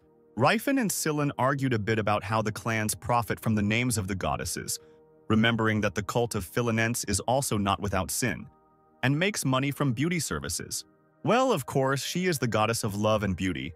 After all, this does not contradict the canons of our religion, the priest justified himself, ignoring the fact that one service costs a whole mountain of gold. Riffenhart paused from their little argument to watch Cirrus eat a giant lobster. He couldn't figure out if she liked the local cuisine and company. After all, the magician brought her here to honor the memory of their first anniversary. But then he appeared before Cirrus as a savior, and now she sees him only as a buyer. The first meeting can cause completely opposite impressions, and the magician wondered if he should have come later. However, sooner or later Cirrus will understand the meaning of his words and actions, and he is quite happy with that.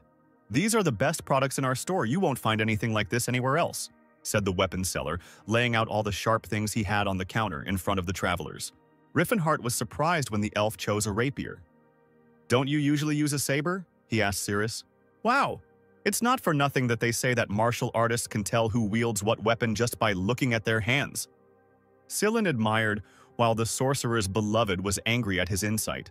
I never thought that I would ever have the mithril-based weapon that I dreamed of so much. The priest continued to admire as they continued on their way, having stocked up on everything they needed.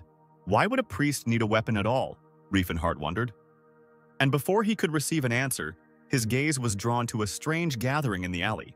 A squad of 6 fighters seemed to be waiting for our heroes. "Can I have a word with you?" their leader asked, turning to the sorcerer. From the look in Riffenhart's eyes, it was clear that he would have preferred anything but a few words. "What's the matter?" the magician asked haughtily. "A certain famous aristocrat wishes to obtain this elf," the man said, pointing his finger at Cirrus. The elf's face immediately changed from irritatedly neutral to irritatedly angry. "So what?" Riffenhart demanded furiously. "He is willing to offer a reasonable price for the slave," the squad leader promised and handed the magician an envelope. "If you wish, we can replace her with another one of higher quality. Please take a look." Riffenhart refused to accept the envelope from the man's hands, saying that he was not interested in such deals. "It seems you didn't understand. I told you that my master was offering a reasonable price," the postman continued to insist, not accepting refusals. "It's you who don't understand. I repeat, I'm not interested," the magician said through clenched teeth. "You seem to be attracted to this elf," the opponent stated factually. "I see you are stubborn. In which case you left me no choice," said the man, gathering his squad and walking away. That evening, there were some very restless conversations in the luxurious chambers. "What? Why did you come back empty-handed, Romand?" Tarek scolded his servant. "You could have smeared it and sprinkled coins on top." "He won't sell it no matter the price. He has very naive ideas about this world," Romand tried to justify himself. "Besides, there were a lot of eyes there. I decided it was better to adhere to the norms of decency." Servant of Tarek about his plan. "We'll wait for the right chance to kidnap this elf and then tell the guy that she's dead and offer double the price. The girl was sold for next to nothing anyway." Tarek approved of Romand's plan and suggested taking Sir Lantis with him so that he wouldn't hang around doing nothing. Riefenhart was not aware of the evil plans of the owner of the Rolifan Trading Associations, so he rested peacefully in the hotel. He poured out all the gold he had from the bottomless bag in front of him. The 2,000 gold pieces he had stolen from the ruins seemed at once a huge sum, and yet quite small when one considered his plans to found a new empire. The sorcerer seriously thought about investing so as not to carry these heavy things around with him just like that. If we recall the lessons of history, then in the near future the kingdom of Crovens will be struck by famine. A country of farmers, where, thanks to the fertile soil and generous harvests granted by the goddess of the earth, Redanti, there have never been any reserves made in case of famine. Investing in grain is a wise choice because next spring, famine will raise a wave of deaths and terrible images of parents eating their own children. 3 major trading groups came to mind: Rolifane, Karen, and Tauban. But Riefenhart knew for sure that he was not going to invest in Rolifane, since the founder of this trading group had bullied Sirius in the past. If he had to choose between the remaining 2, he would choose Taobang, as they specialize in grain sales and are Rolifane's main competitor. The head of the Taoban Trading Association, Seavold, sat in his office and lamented that because of the unscrupulousness of the head of Rolifane, he could be left without partners, profitable deals, and even without work. The secretary said that Seavold had a visitor who wanted to make an investment, but since the locals could not offer a good amount, the head of the association asked the secretary to send the man away. "But he offers a large sum, sir," said the secretary excitedly. "I want to invest 1,500 gold pieces in grain," Riefenhart said with a smile when he was finally allowed into the office. Bags of gold on the table of the head of the association proved the seriousness of the intentions of the newly minted investor. "Please fill my warehouses in the kingdom of Crovens for the barley harvest next spring," the mage asked. "But selling grain in Crovens is like selling soap to an orc," Seavold doubted. "No one will buy it." Riefenhart insisted on his own, despite assurances from the head of the trading association that he would not allow money to be invested in a clearly failed business. "If you don't want to do it, I'll just go invest in another trade union," the magician muttered, taking the bags of gold from the table and ending the useless argument. "To be honest, our business is going through hard times right now," Seavold revealed his cards. "But with your investment, we can easily survive them and even succeed. I just want to offer you a more profitable investment. It's my money, so I'll decide where to invest it. Just draw up a contract," Riefenhart asked, remembering that in his past life, Seavold had been a very unyielding person. "Promise me just one thing, not to use my contribution for personal purposes," the magician threatened the merchant, taking a promise from him. Afterwards, Riefen asked if there was a branch of the Taoban Trade Association in the Kingdom of Grain, and Seavold assured him that there was, since they were just building a trade route to the northern regions. But the magician didn't care about the northern regions. He needed a branch near the Magic Tower of Delphia, which, unfortunately, the merchant did not have. But the path to the branch in Ronta passed right through those places. The mage took this opportunity to find out how young Reifenhart was doing in Delphia, asking the merchant to pass on any information about the sorcerer that could be obtained. Meanwhile, in the courtyard of the hotel, Cirrus continued training in handling the new weapon, under the supervision of Sillin. Each swing of the blade cut through the air near the young elf's hair, making her 1,000 times more beautiful. Sillin, who initially wanted to learn a couple of techniques from the elf, stood to the side and watched her training with admiration. For Cirrus, training was a substitute for meditation, allowing her to briefly delve into the past. High elves were originally meant to be guardians of the forest, said an incredibly beautiful adult elf, stroking Cirrus's hair. While the little elf lay on her mother's lap, she told her that they lived in eternal grace under the protection of the World Tree, Elfenheim, where every living creature is a friend, and the trees provide the elves with food. And although people oppress us, putting us in a miserable position, one day Elida will show us all the way to paradise. Cirrus heard her mother's voice. We are the heirs of the great fairy, my beloved daughter. Never forget about pride. My mother's words overlapped with the memories of the burning house and the destroyed elven settlement. After the death of her parents, Cirrus ended up with an elf who prepared her for life in a better place. For this, she had to learn to be loyal and polite, as befits a good, nice elf. The girl was regularly beaten and subjected to domestic torture. For example, they might not feed her for a few days to make her more obedient. Her kind mocked her, and her pureblood heritage only gave them more reason to mock her. In those days, only the sword saved her, because all the adults she remembered wielded a sword, and they fought bravely and died with honor. That's why Cirrus loved this weapon so much. Swinging the sword, she recalled the image of her parents who were fiercely fighting for their lives. Time passed and memories faded, but Cirrus kept one phrase forever in her heart. My beloved daughter, never forget about pride. Loud bangs brought Cirrus back from her memories to the real world. That was so cool. How do you move like that? Sillin asked in admiration. You just have to try your best, the elf answered sincerely. Oh my god, it's like I'm listening to instructions from Reifen. Are all warriors like this? Sillin asked rhetorically as he mimicked powerful blows in the air. It's like that, huh? But the priest did not have time to receive an answer, because their training was interrupted by the phrase, There you are. You will come with us, elf, Romand barked, implying that his orders were not to be discussed. We will take you to the real master, he continued, not daring to hold back his smile. Even a fool could decipher the elf's warlike gaze. She had no intention of going anywhere with Romand. A whole squad of men, dressed in such a way that it was impossible to tell whether they were mercenaries or government employees, lined up, blocking the only exit from the hotel courtyard. Who the hell are you? Saint Sillin shouted. While the priest reminded Romand that the elf was not for sale, the former only smiled and repeated that no one would come to the aid of the travelers. At some point, Sillin's loud screams got to Romand, and he rushed at the healer with a sword. The ringing of metal deafened the priest when the soldier's sword met the elf's nimble blade. Having repelled Romand's attack, she went on the attack against his unit. The elf, unlike Reifen, did not try to spare people and calmly inflicted fatal wounds. This provoked her opponents because everyone was sure that it would not be so difficult to deal with the girl. Ceres successfully dodged the squad's attacks and delivered her own pinpoint strikes. Her blade turned red and her eyes blazed with fury. The elf killed men before they could touch her. A drop of sweat appeared near Romand's eye, apparently from fear. The squad leader could no longer resist the thought that the 148th was unusually strong. Dear Philinense, crush these ignoramuses with your iron rod, Silanus prayed. Ceres grabbed the priest by the shoulder and moved him from his place before he could complete the spell. A sword thrown by someone flew to the place where Sillin had stood before. If a pilgrim dies, no one will even blink an eye, right? The squad leader encouraged his soldiers, and it immediately became clear that the sword had flown to Sillin from him. What is this freak talking about? The priest was indignant, but Ceres convinced him that everything was fine. After the elf was sure that the healer was not going to do anything rash, she spun her blade and moved towards the men. Getting into a fighting stance, she cast a defiant glance at Romand. These guys are no problem at all, Ceres said mockingly. She would have said these words as many times as she wanted, if only the commander's expression would always remain the same surprised, angry one. Time to get to work, Tallcat, Roman called to someone. Ceres stood surrounded by the dead bodies of men who thought it would be an easy task to deal with her.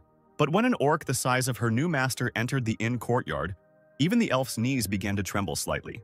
Sillin, although he had seen everything, was still just as nervous as Ceres. Talcata is working, the orc growled loudly. Catch the elf. The orc's vocal apparatus does not allow them to fully reproduce human speech, but from the big guy's phrase, "Sorry, that's fate," Cirrus caught the true essence.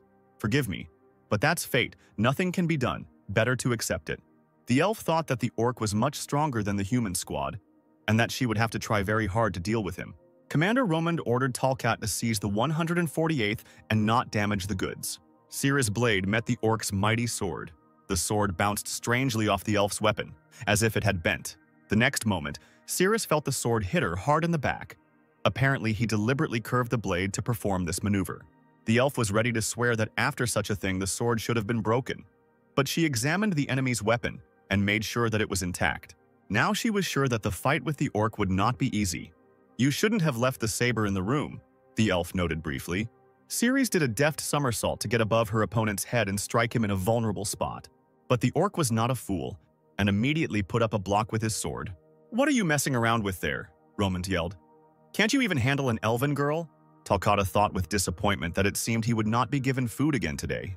The orc's heavy boots blasted the beautifully laid tiles of the inn's palace as he charged towards Cirrus again.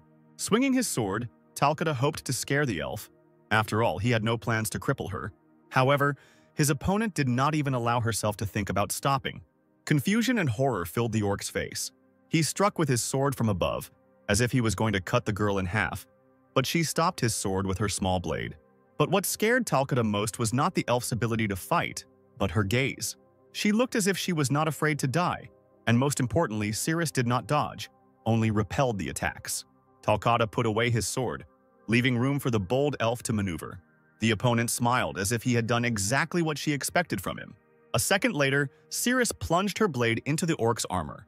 Blood stained the tiles of the hotel's courtyard.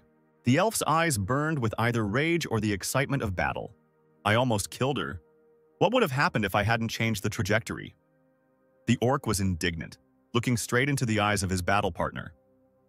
"I believed you would make it," Cirrus smiled.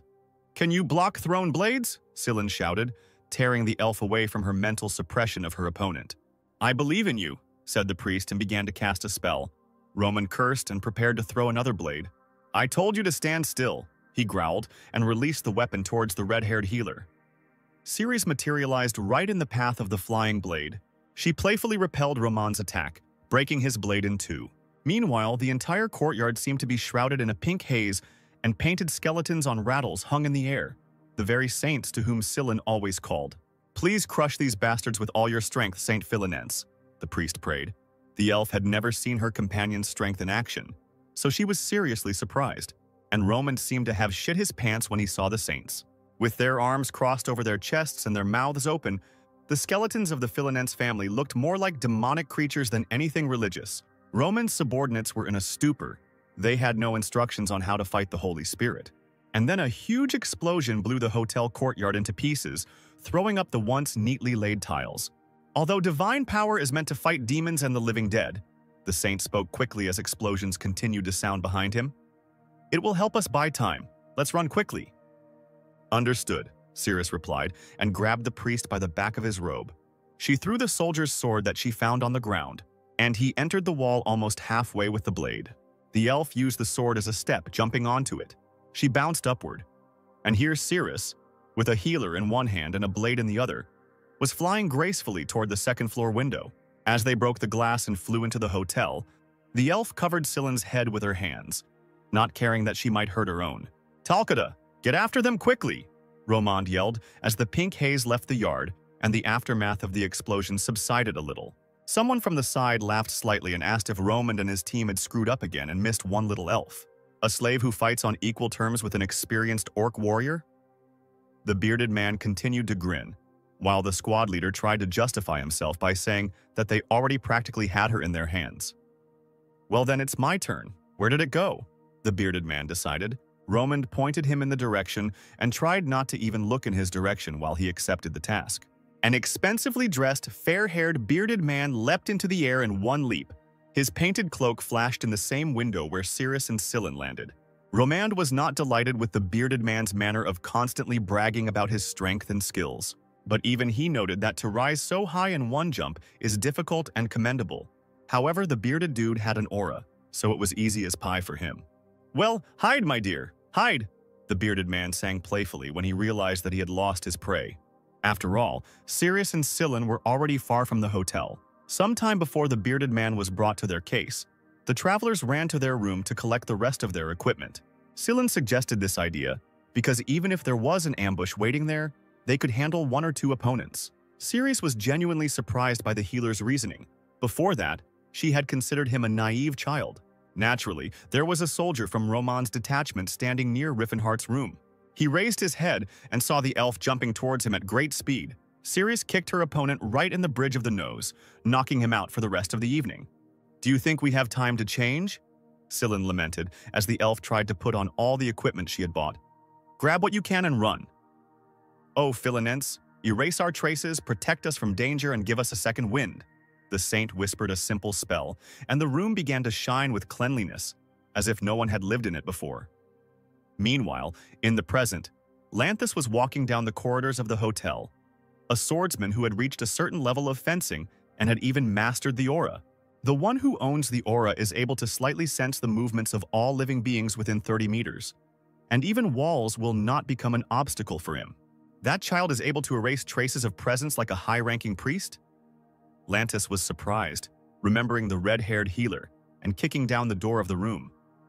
The swordsman was convinced that the travelers had fled when he saw a completely clean and, most importantly, empty room behind the broken door. "Don't tell me they got away again, Sir Lanthus," Romand asked, following the swordsman into the room. "Let the dogs go, they couldn't have gone far," Lanthus smiled. Meanwhile, the priest and the elf ran wherever their eyes looked, meandering through the courtyards and alleys of the city of Zeppelin. Ceres first suggested that they get lost in the crowd, but Scylla was sure that they should avoid people as much as possible, because no one would help slaves running away from their owners. "Even the Holy Order won't help us, now I understand why pilgrims die more often than flies," thought Scylla. But the prospect of giving in now and returning to the power of a strong lady, as frail as he was more frightening than the current chase. "If Mr. Riffin were here, everything would have been resolved already," lamented the priest. "Where the hell is he?" "We must find him at any cost," muttered Scylla, starting to cast a spell and ignoring Sirius's question about the master's true strength. "Oh, Philinense, have mercy, show us the thread of fate," the healer prayed. "See how painful our separation is and reunite us." Painting the city with pink lines before the travelers, a fork in the road of fate appeared. "Love can forge destiny from chance," Scylla explained to the elf. "A chance meeting becomes a destiny at the behest of love. A man meets a woman and says, 'Among the countless men and women of the continent, our meeting is like a miracle.'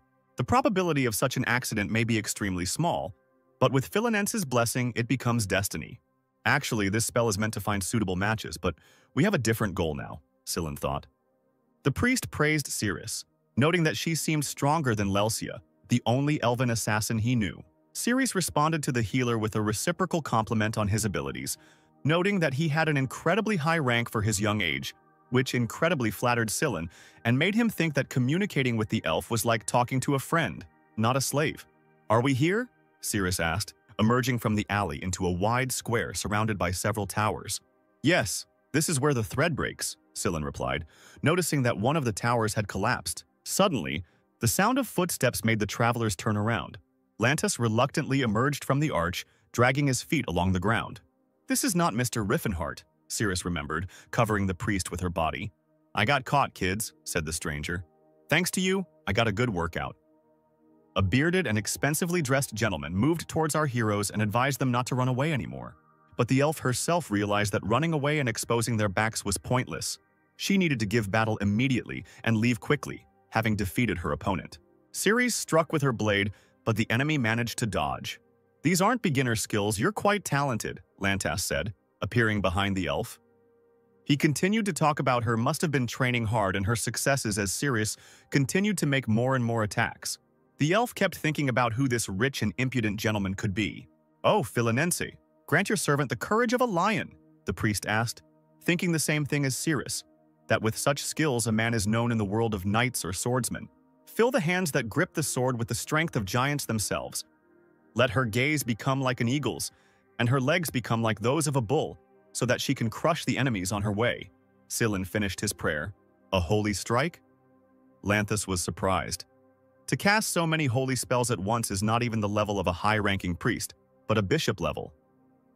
I'm quite famous in the south of Vasily, if you want to know, Scylla boasted and encouraged his battle friend, directing her into battle with the consecrated sword.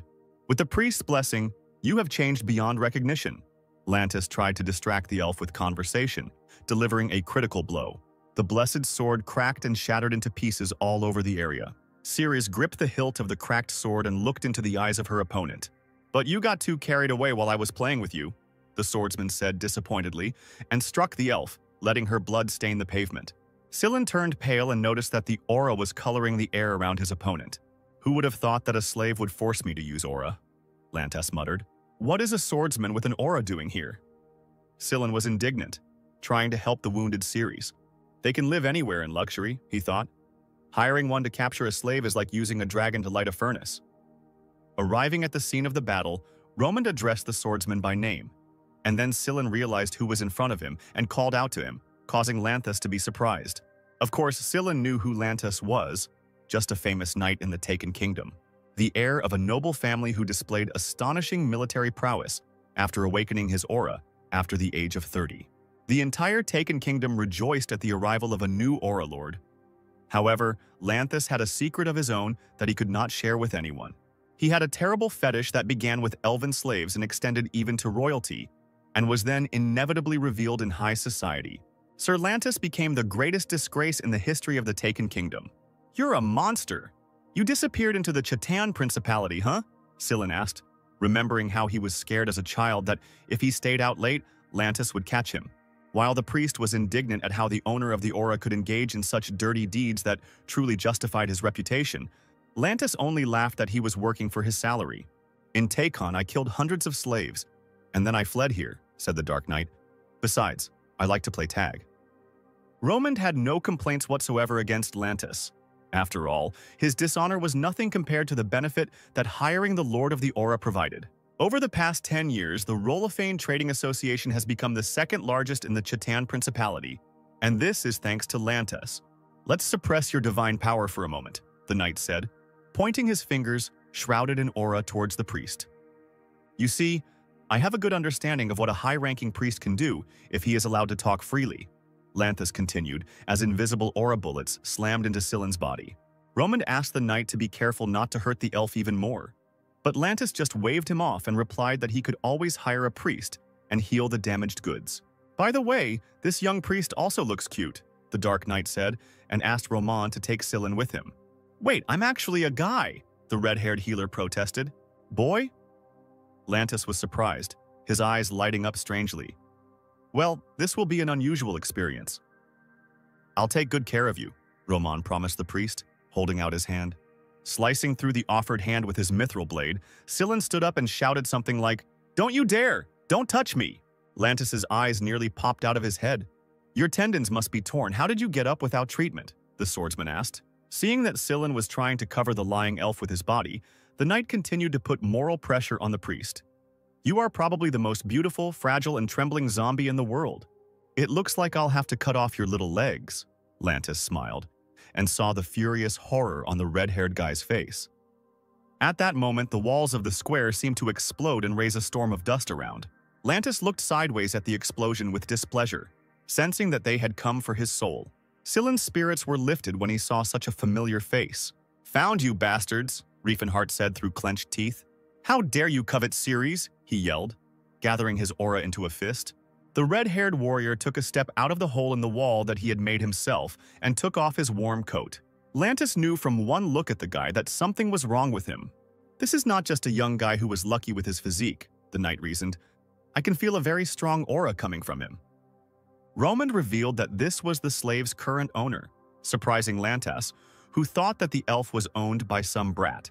All of Lantis's senses were going crazy from the mere presence of the red-haired guy, and that fool Roman was calling him a brat.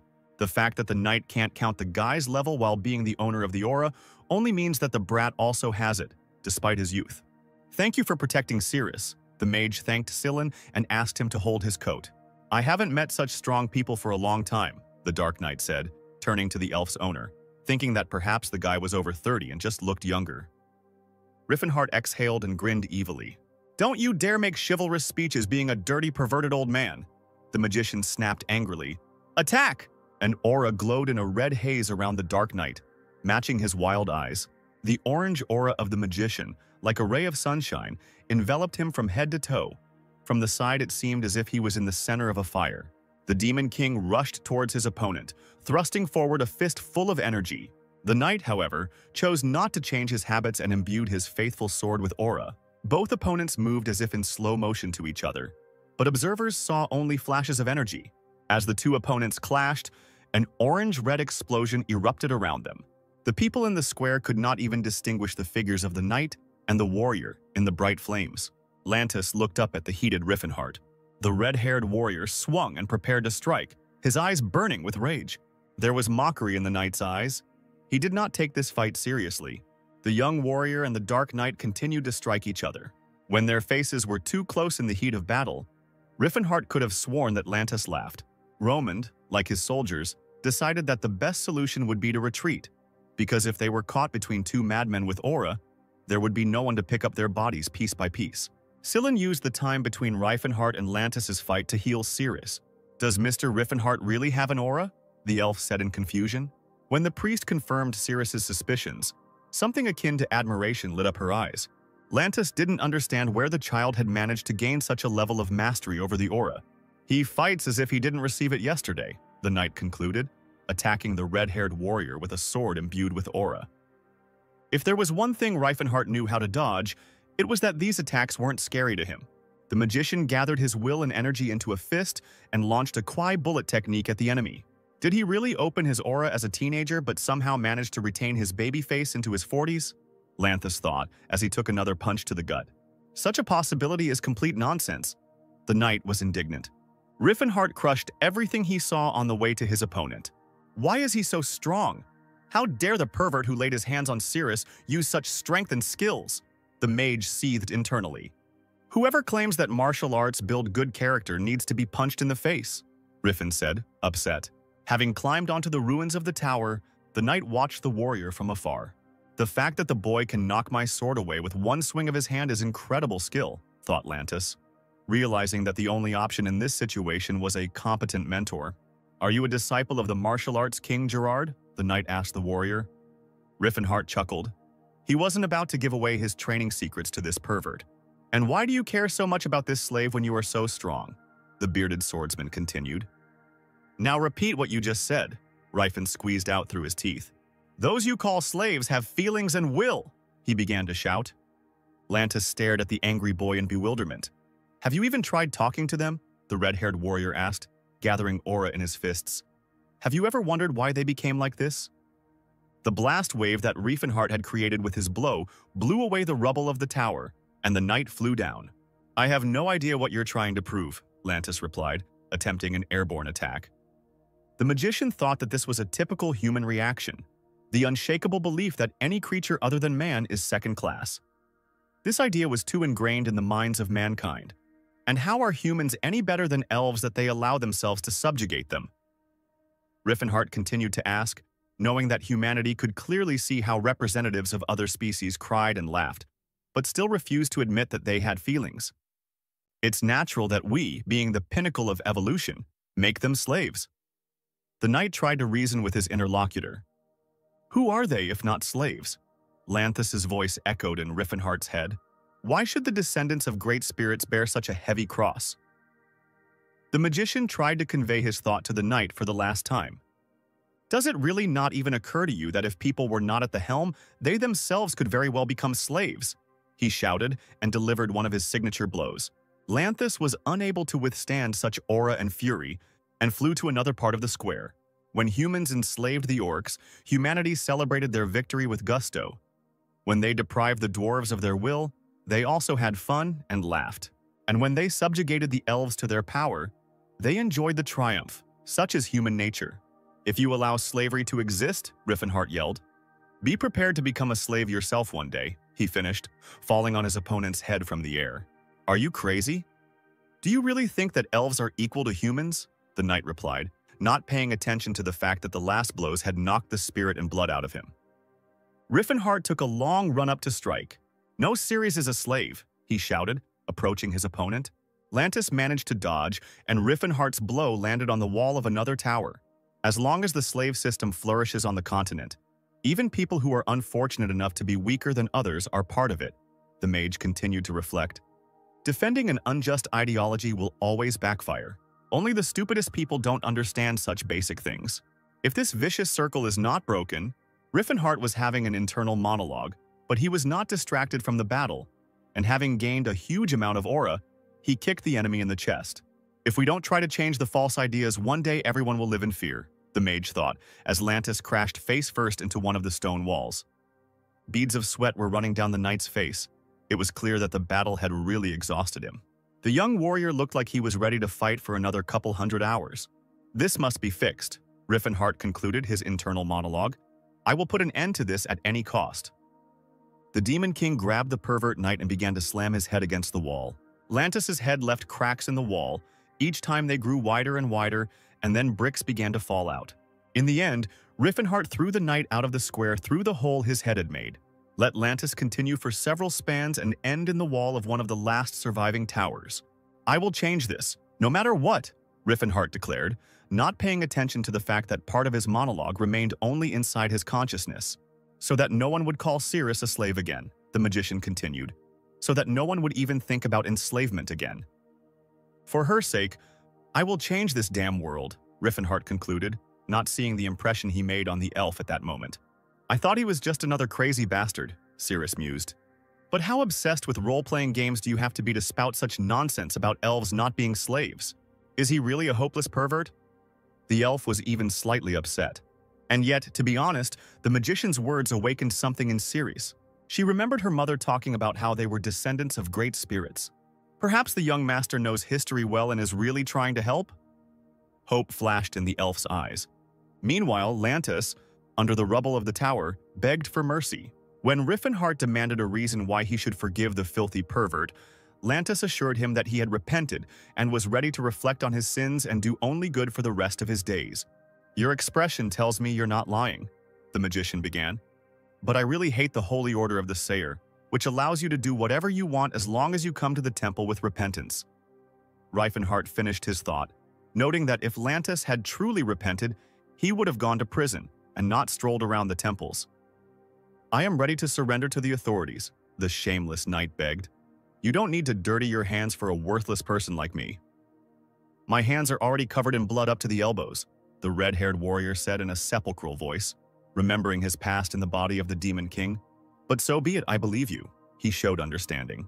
If you truly repented, you must have thought that you deserved to die, that it would be better to die quickly to pay for your actions, right? The magician asked the knight. Scylla and Cirrus saw Rifen raise his mighty fist and lift it over the rubble of the wall that had trapped the knight. The red-haired warrior makes one precise blow, and it becomes clear to his companions that the knight will not emerge from under the rubble alive. You shouldn't use the word remorse so thoughtlessly. Riffenhart leaves posthumous advice to Lantis. A piece of shit like that wouldn't know it anyway. Knight covers the remains of the former architecture of the square and buries the secrets of the recent battle. As expected from a walking first aid kit, Scylla cured Cirrus, which the mage was incredibly happy about. Are you okay, Riffenhart? The elf asked. The magician couldn't believe that she was talking to him, so he behaved very strangely. Scylla broke the awkward silence by pointing at the fleeing mercenaries. Riffenhart asked the boys to come over for a few kind words as politely as he could. Who gave you the order? Was the first question that interested the magician. When Riffenhart saw that the soldiers were in no mood to talk, he called for his favorite non-killing club. You are very lucky that I am merciful today, the Demon King smiled. The torture was over when the moon emerged from behind the clouds. I'm asking for the last time who is behind this. Riffenhart tried to get an answer from the exhausted mercenaries. This is Tarek, the head of the Rolofane Trading Union, lives on the southern outskirts of Zeppelin. You need to leave the city through the southern gate and turn left at the fork. All three soldiers spoke at once. Riffenhart was glad to hear the name of the man who had tormented Cirrus for 10 years in his past life. He wanted to kill that bastard more than anything when he saved her. But unfortunately, when he came for Tarek's soul, he was already lying dead in his bed. Remembering this, Riffenhart ignored Roman's warnings that he should not go and take revenge on Tarek. Tarek owns the second largest trading association in the Principality of Chatan. If you do something to him, you will turn all of Chatan against you. Romand blurted out information that the magician already knew. I know exactly what that bastard is like, Riffenhart said through gritted teeth. The magician did not kill the soldiers as he had promised. He simply left them in the cold, practically naked and exhausted from torture. But, on the other hand, they could always cuddle up to each other and not die from the cold. As our heroes approached the luxurious halls of Tarek's house, terrible events were taking place inside. "They're taking a long time to deliver the Dark Elf," Beret complained. "Yeah, what is Roman digging around there for?" Tarek supported his indignation. "Who are these?" Beret asked, noticing two trembling elves on the other side of the room, and was told that they were Lantis's toys. It was very noisy outside, but Tarek decided that this was another public rally and suggested not to spoil the evening. But, in fact, outside the estate guards were trying to protect the owner from harm. Each blow of the magician hit the target, and after some time all the guards were lying at his feet. While Riffenhart tried to distract himself from the thought that he wanted to kill everyone involved in this whole story, including the guards, Sillin healed the guards and erased their painful memories. "Isn't that a spell that usually heals a broken heart, making one forget unhappy love?" the magician asked, and the priest replied that there were few funny moments in battles either. "If it weren't for these skills, how would you get rid of unnecessary witnesses?" the healer asked the red-haired warrior, receiving the answer that Rifen would simply rip their heads off. "Then my memory blur spells are just right." Sillin was glad that he had managed to avoid any senseless casualties. "By the way, I want to see you kick that bastard's ass," he continued, causing the warrior to laugh. "Talcata will not let strangers through." A mighty orc appeared on the traveler's path. "You have the blood of a warrior in you, and the one you so stubbornly protect is not worth it at all," Riffenhart said disappointedly. "I am a warrior, and I have obligations." The orc stood in a fighting stance. "If I am broken, can I call myself a warrior?" "You live in slavery," the mage snapped, watching the orc's shocked face. "That man isn't even your life mentor. Even if not, a warrior must see things through to the end," the orc retorted. "Even if he is forced to." "Rifen, do you know the Orcish language?" Sillin mumbled in surprise. "He really does," Cirrus noted, and promised her master to take care of this orc. Riffenhart was doubtful, but the elf took out her saber and said that she now had a suitable weapon. "You have become stronger, weak elf," said the orc. The magician asked the healer to cover the elf, and he himself went in search of Tarek. "Strong man, are you going to ignore me and go straight to Tarek?" the orc said to the retreating Riefenhart. "Your opponent is an elf.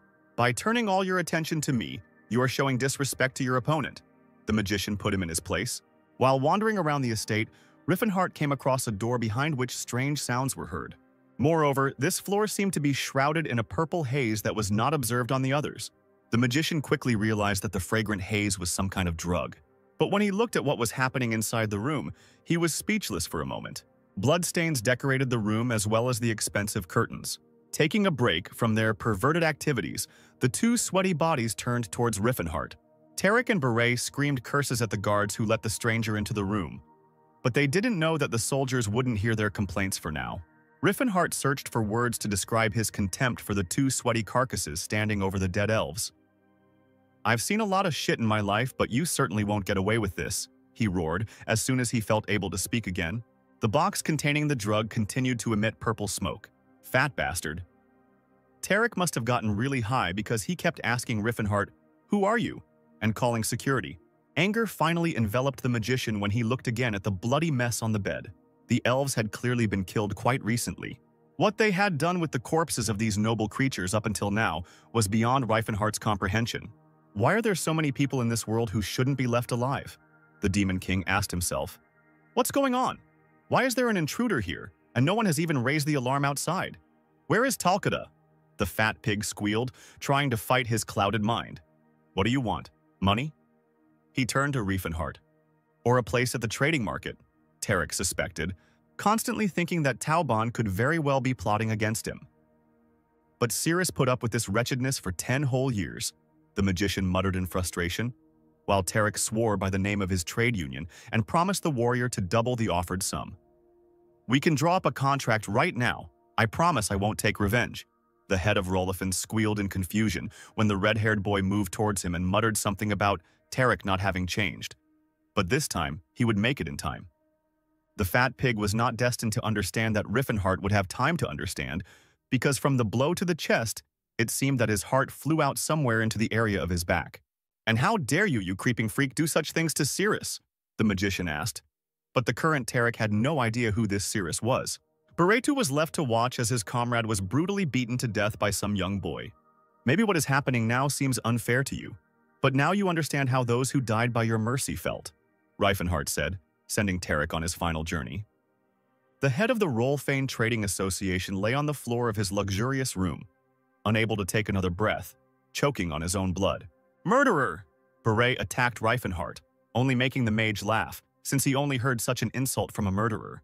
Beret denied his sins and claimed to live a righteous life. Scylla and Cirrus arrived at the room in the midst of an altercation between Reifenhardt and Beret, each claiming that the other was the killer.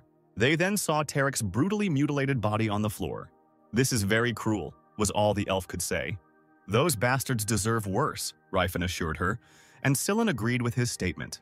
The priest had been traveling for a long time and had long since gotten used to such sights, which he shared with the elf so that she would not worry. Scylla and Cirrus began to praise each other in front of the mage because the elf took care of Talcata, and the healer helped, maintaining her vitality. From what his partners told him, Riffenhardt concluded that Talcata was not dead and was very glad about it. "You are the slave that I returned." Beret came to his senses. "Are you the one who kills children?" Cirrus asked, watching as Scylla tried unsuccessfully to help the elves. "Your pathetic life won't be enough to calm this child's soul, but," said the usually silent 148th. "It's the least I can do," she continued, allowing Beret to see his own reflection in the surface of her sword. Red drops splashed onto the room's purple wallpaper, creating a unique pattern of sin. "Help!" Beret reached out to the mutilated slave. The sword pierced his body as quickly as his soul left him. "Don't you dare touch her with your filthy paws," Cirrus ordered, thrusting the sword deeper so that the freak wouldn't be able to recover. Riffenhardt looked at his beloved with sympathy, not imagining how he could shield her from the pain that humanity had inflicted on her. A little later, but still in the dark night, something was happening in the snowy forests. First, the fire became visible, causing the snow on the trees to melt. And then it became clear that elves and orcs had gathered around the fire. Talcata, at Cirrus' request, counted all the orcs and elven women around the fire, and noted that since Talcata's sword was bent, Cirrus' master was now his master. Scylla was surprised that there were only elf girls and orc men around the fire, but Cirrus assured him that this was normal, since they were the ones who were in the greatest demand. The elf took a break from her conversation with the priest to watch the father and daughter reunite. Cirrus thought back to Riffenhardt's fiery speech about slavery and doubted her first impression. "Sorry to keep you waiting." The magician immediately appeared from the forest, as if he sensed what the elf was thinking about him. Scylla inquired what had delayed Reifen, and it turned out that the young warrior was looking for slave contracts and the seal of the head of the Rollfane Trade Union. The magician practically bragged that he found the documents in the safe when he broke through the wall of the office. Scylla, in his usual way, devalued his partner's achievements, calling his methods barbaric. Riffenhardt lost his temper and said that he hadn't heard the word barbarism for 50 years, and immediately regretted it, because he had attracted the attention of his already suspicious partners. "So why did you bring these contracts?" Scylla asked, deciding to change the subject. "Listen up, everyone," Riffenhardt shouted instead of answering. "If you don't like being slaves, I'll free you right now. What will you choose?" There was some discussion among the elves and orcs. They did not understand the orders of the new master and what this offer of freedom meant. The priest also did not understand what was happening, so he asked the magician whether he was going to resell the slaves, to which Reifen answered negatively. "Are you going to settle down and give up the life of an adventurer?" Scylla asked disappointedly. "The seal of Rollofane on the slave contract means that they will no longer be slaves of Tarek," the mage explained, ignoring the priest's question. "It is necessary to protect them from persecution." Riefenhardt thought that freeing these boys, who had neither a home nor the will to fight alone, was just his personal whim, but it was like exposing them to another kind of danger. They needed to be trained. The night streets of Zeppelin were preparing for dawn, and did not know what news would fall upon them in the morning. "Mr. Riefenhardt, aren't these the slaves of the head of Tarek?" Seavolt asked, thinking about how the young master had managed to buy them all up. "You'll find out a little later. I hope you can take care of them secretly," the magician asked, leaving his interlocutor no chance to say no. "Very interesting news awaits you tomorrow morning, but you will have to establish the truth in this matter yourself," Riefenhardt baited. "And if our secret is revealed, you alone will be under suspicion." "Why are you so worried? This is a normal thing for me," the magician reassured Seavolt. Riefenhardt poured out 100 gold coins on the table in front of the head of Tao Bang, and said that it was for expenses for the first time. "There is one place on the outskirts of Zeppelin, No one will know anything if I leave my people there with the slaves. Sivolt, who had been stunned until then, finally spoke up, taking the gold into his hands and admitting the thought that his interlocutor had robbed Tarek himself. And make sure no one touches them or treats them like slaves, Riffenhart ordered harshly. But the leader of Tauban did not argue, only agreeing that it was natural, considering how obsessed owners were with their property. The magician also asked that the money he donated be used to teach his slaves, but not the things that the pervert Tarek taught them. He talked about counting, languages, history, philosophy, and medicine, whatever he could. Why go so far as to give full lessons to slaves? The head of Taobang stared at his interlocutor in confusion. Riefenhart assured Sivolt that the better trained the slaves were, the more useful they would be to their master. But the leader of Taoban believed that they were incapable of absorbing such knowledge. Agreeing with Riefenhart's point that he had already made the payment, Sivolt said that he would try his best, but it would be difficult, as the mentors would refuse to train the slaves. Yes, I know very well how arrogant mentors can be, the sorcerer confirmed Sivolt's fears. The mentors will probably have students, and among them there will be commoners who need money, so we'll connect them. Riefenhart suggested a brilliant way out of the difficult situation. Sivolt tried to object that the students in training did not have sufficient qualifications to teach, but the sorcerer convinced him that he did not expect anything special, and the basic knowledge was quite suitable for initial training. The owner of the trading association decided not to argue with the investor and agreed, although he expressed his opinion that slaves were unlikely to be able to absorb information. Teaching them was equivalent to trying to teach a cat or a dog to count. There's nothing so wild about training slaves, Riefenhart thought with disappointment. In his past life, someone had come up with the idea of slave literacy even before he had thought of it. But the cream of society, who were mostly slave owners, flatly rejected this idea for roughly the same reasons that Sivolt expressed. It all stemmed from the ingrained belief that all races other than humans were worthless. But Riefenhart believed he could turn that belief to his advantage. But to be honest, the reason slaves are not trained is because it is a preventative measure to prevent slaves from rebelling. Once the slaves start getting an education, even Sivolt will be surprised at how much they understand. And then he will start teaching his own slaves. The sorcerer chuckled in his own thoughts. After all, it is convenient for a slave owner when his slaves are more capable than others. If all goes well, then the education of slaves will become a trend and spread across the continent. The trend will help change the way people think. And this is exactly what Riefenhart wanted to achieve in his past life. But the sorcerer was in no hurry to rejoice. Everything is just beginning. And so, after successful negotiations with the Tauban Trading Association and the rescue of several hundred slaves, our heroes finally returned to the hotel. Silan, do you have any money? Riefenhart asked through clenched teeth, feeling terribly awkward. I suddenly gave all my money to Sivolt because I didn't take into account the transportation costs, the magician hastened to justify himself. Maybe I should return these clothes. Cirrus suggested a good option. No, you don't have to do this, Riefenhart protested instantly, blushing even more than before. The elf laughed loudly, and her comrades did not even suspect that this was the first time she laughed since becoming a slave. The next morning there was a commotion in the capital, the news spreading at the speed of light. The head of the Rolofane Trading Association, Tarek, and the head of the Karen Association, Beret, were found dead. The estate workers were questioned, but none of them could remember anything clearly, and discrepancies in the testimony of witnesses indicated that the case was hopeless and the criminal was unlikely to be caught. Fast forward 2 weeks with our heroes, and the first thing we see is a devastating explosion in some dungeons. Dear Philinense, I ask you to sprinkle these lost souls with purifying light. The priest reads the prayer. Philinense, take this soul into your arms. Silan continues to attack with divine providence and knocks another undead creature off its feet. Ceres also does not stand aside, gracefully smashing the skulls of enemies with his sword. Riefenhart watches his partners work and is surprised by how well they work together, not paying attention to the fact that he is being hit from several sides with swords by several dozen skeletons. The sorcerer reasoned that a priest always complimented his partner well in battle and concluded that he had either been trained in tandem with someone since childhood or Silan simply began participating in real battles early. Silan was a much more brilliant priest than Riefenhart had expected, and if the healer continued to improve at the same pace, he might even become stronger than the powerful saint who had been the mage's enemy in his past life, Ellen. However, Riefenhart did not understand why he had not heard anything about Silan in his past life. Had he died too young? What do you say these ruins are called? Illusion? It seems to me that the monsters here are even more powerful than in Palton, the priest muttered, interrupting the mage's thoughts. But Reifenhardt convinced him that, in fact, the monsters here were weaker.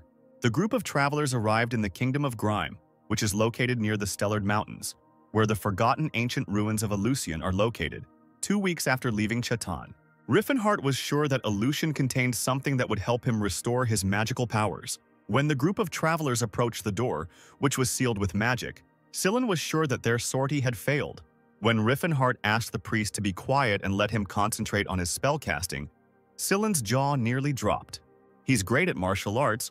He even knows how to use aura. Are you saying he has brains too? The healer shouted mentally. It's not fair, Scylla continued to rant. I'm trying my hardest, but I still haven't worked a single muscle. Does third circle magic require a lot of mana? The priest asked out loud when Riffenhardt asked not to interfere with him collecting mana. The magic was very difficult to perform. Beads of sweat ran down the magician's face. Power of the seal. Open what is locked. Riffenhardt ordered after a few phrases in the ancient language. Open the gates, he shouted more insistently, and his magic became noticeable to his companions. They heard the gates begin to slowly open. 13 minutes. Better not tell anyone that you are a magician. The priest shamed his partner's abilities. But in the past, I was a mage of the 10th circle. I must find the voice of Eleusian. I don't want to be such a worthless mage anymore, thought Reifenhardt. When the dust from the moving old gate cleared, the travelers were very surprised. Eleusian's treasury was as empty as our heroes' stomachs after Reifenhardt gave all the money to Seavolt. A strange stick, wrapped in a cord on both sides, was hiding alone in the corner of the room. It can't be. How is this possible? The sorcerer lamented on his way back through the beautiful snowy forest. Well, we can't always be first. You don't own these ruins, the priest reassured him. But the ruins of Eleusian will be discovered only 17 years later. It was I who found them in the past. The sorcerer mentally fumed, convinced that the future was changing. Although we did get something, I think it's a good artifact. Scylla continued his encouraging speech, pointing to the stick in Ciri's hand.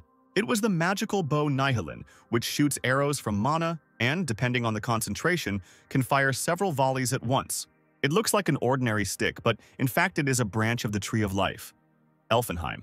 Ceres fired a shot and blew the nearest tree to pieces. How do you like Ceres? The priest asked. But he could already see from her eyes that it was an excellent thing. Scylla tried to get the mage to tell him how he knew that the stick was Nihilin, but Riefenhardt couldn't tell him that it was Ceres's main weapon in her past life, so he just said that he had heard about it before. Okay, there are still plenty of unexplored ancient ruins on the continent, so don't get upset. The healer still didn't lose his optimism, but the sorcerer knew that Eleusian's voice had no analogs. Only with this artifact could he supplement his powers. Here is the village of Gahalan. I want to taste food cooked by someone at least once more, said the red-haired guy when they came out onto the mountain cliff and saw Gahalan located below. Everyone agreed with the priest's statement, so the first thing our heroes did when they arrived in the village was go have lunch. It's great that you eat well. Are you sure this food will be enough for you? The hostess fussed, watching as the travelers pounced on the laid table. The tavern owner was glad that her guests liked her food, because last week a cheeky group of knights from a noble family had stopped by and criticized all her dishes. I think they said they wanted to explore some ruins, she said. But Riffenhardt immediately seized on the innkeeper's phrase. Can you tell me a little more about them? The red-haired warrior asked, offering silver, but the hostess politely refused. A week ago, Viscount Kelberin showed up here with a group of explorers, all of them seemingly above his status, she recalled. There was even a knight dressed in gold among them. Quite an interesting gentleman, beaming from head to toe. The woman got carried away. And he was nice in himself. When Reifenhardt heard the words golden armor and sword, only one person came to mind. The Golden Knight of the Kingdom of Grime, the Count of the Tennis family. Let's move to a majestic fortress surrounded by forest, where an interesting dialogue was taking place in the dining room at sunset. You are amazing, Sir Jesus, the interlocutor praised the knight. You destroyed all those monsters in the ruins. As expected of the Golden Knight of Grime, he continued, ignoring the knight's remark about his own merits. The opportunity to bear witness to your exploits is already an honor for me. Don't worry, Viscount Kelberin. A third of the treasure is yours, as agreed, said Jesus Tennis, commander of the Tennis family knightly order, with a grin. The sun was inexorably creeping down, as if trying to hide behind the mountains and leave the castle in complete darkness. I have had the honor of fighting alongside you. Who cares about treasures in such a situation? I don't mind if you take it all for yourself, the Viscount assured the knight, confident that he had more than enough money, but that establishing connections with Sir Jesus would be much more useful. The knight asked his interlocutor what he had done with the adamant and orichalcum he had found, and received the answer that weapons had been made from them. As expected from the Kelburn family, famous for mining, you must have many talented dwarves, Yasus said, raising a glass of wine to his lips. But these are trifles, the Viscount convinced the knight, and hastened to introduce him to his daughters, who had already arrived. I know you're not married. I just thought it would be worth introducing you to each other. The Viscount chuckled coquettishly, looking at the knight's irritated face. Jesus expressed his unwillingness to communicate with any women other than his wife, which reinforced the rumors that were circulating about him, and the Viscount hastened to find out whether the knight's younger brother needed a wife. The sound of a broken glass pierced the dining room, and the eyes of the castle owner widened when he saw blood streaming down Jesus' hands. The knight's eyes seemed to be as bloodshot as the napkin on the table. I have no younger brothers, Jesus said, as if threatening Kelburn. I'm sorry, I made a terrible mistake, the Viscount said, stuttering and unable to hide the horror on his face. At that moment, a servant burst into the dining room with a loud cry and reported that one of the artifacts had summoned a demon. A terrifyingly large monster with a blade extending from its arms was Suffician. Suffician's lower half was horse-like, making him look like a centaur, but a fashionable one who likes to wear human skulls as a belt. The soldiers flew back in different directions from his blows, not having time to inflict damage on him. There was a summoning artifact there? The knight wondered, looking out the window and watching the battle unfold.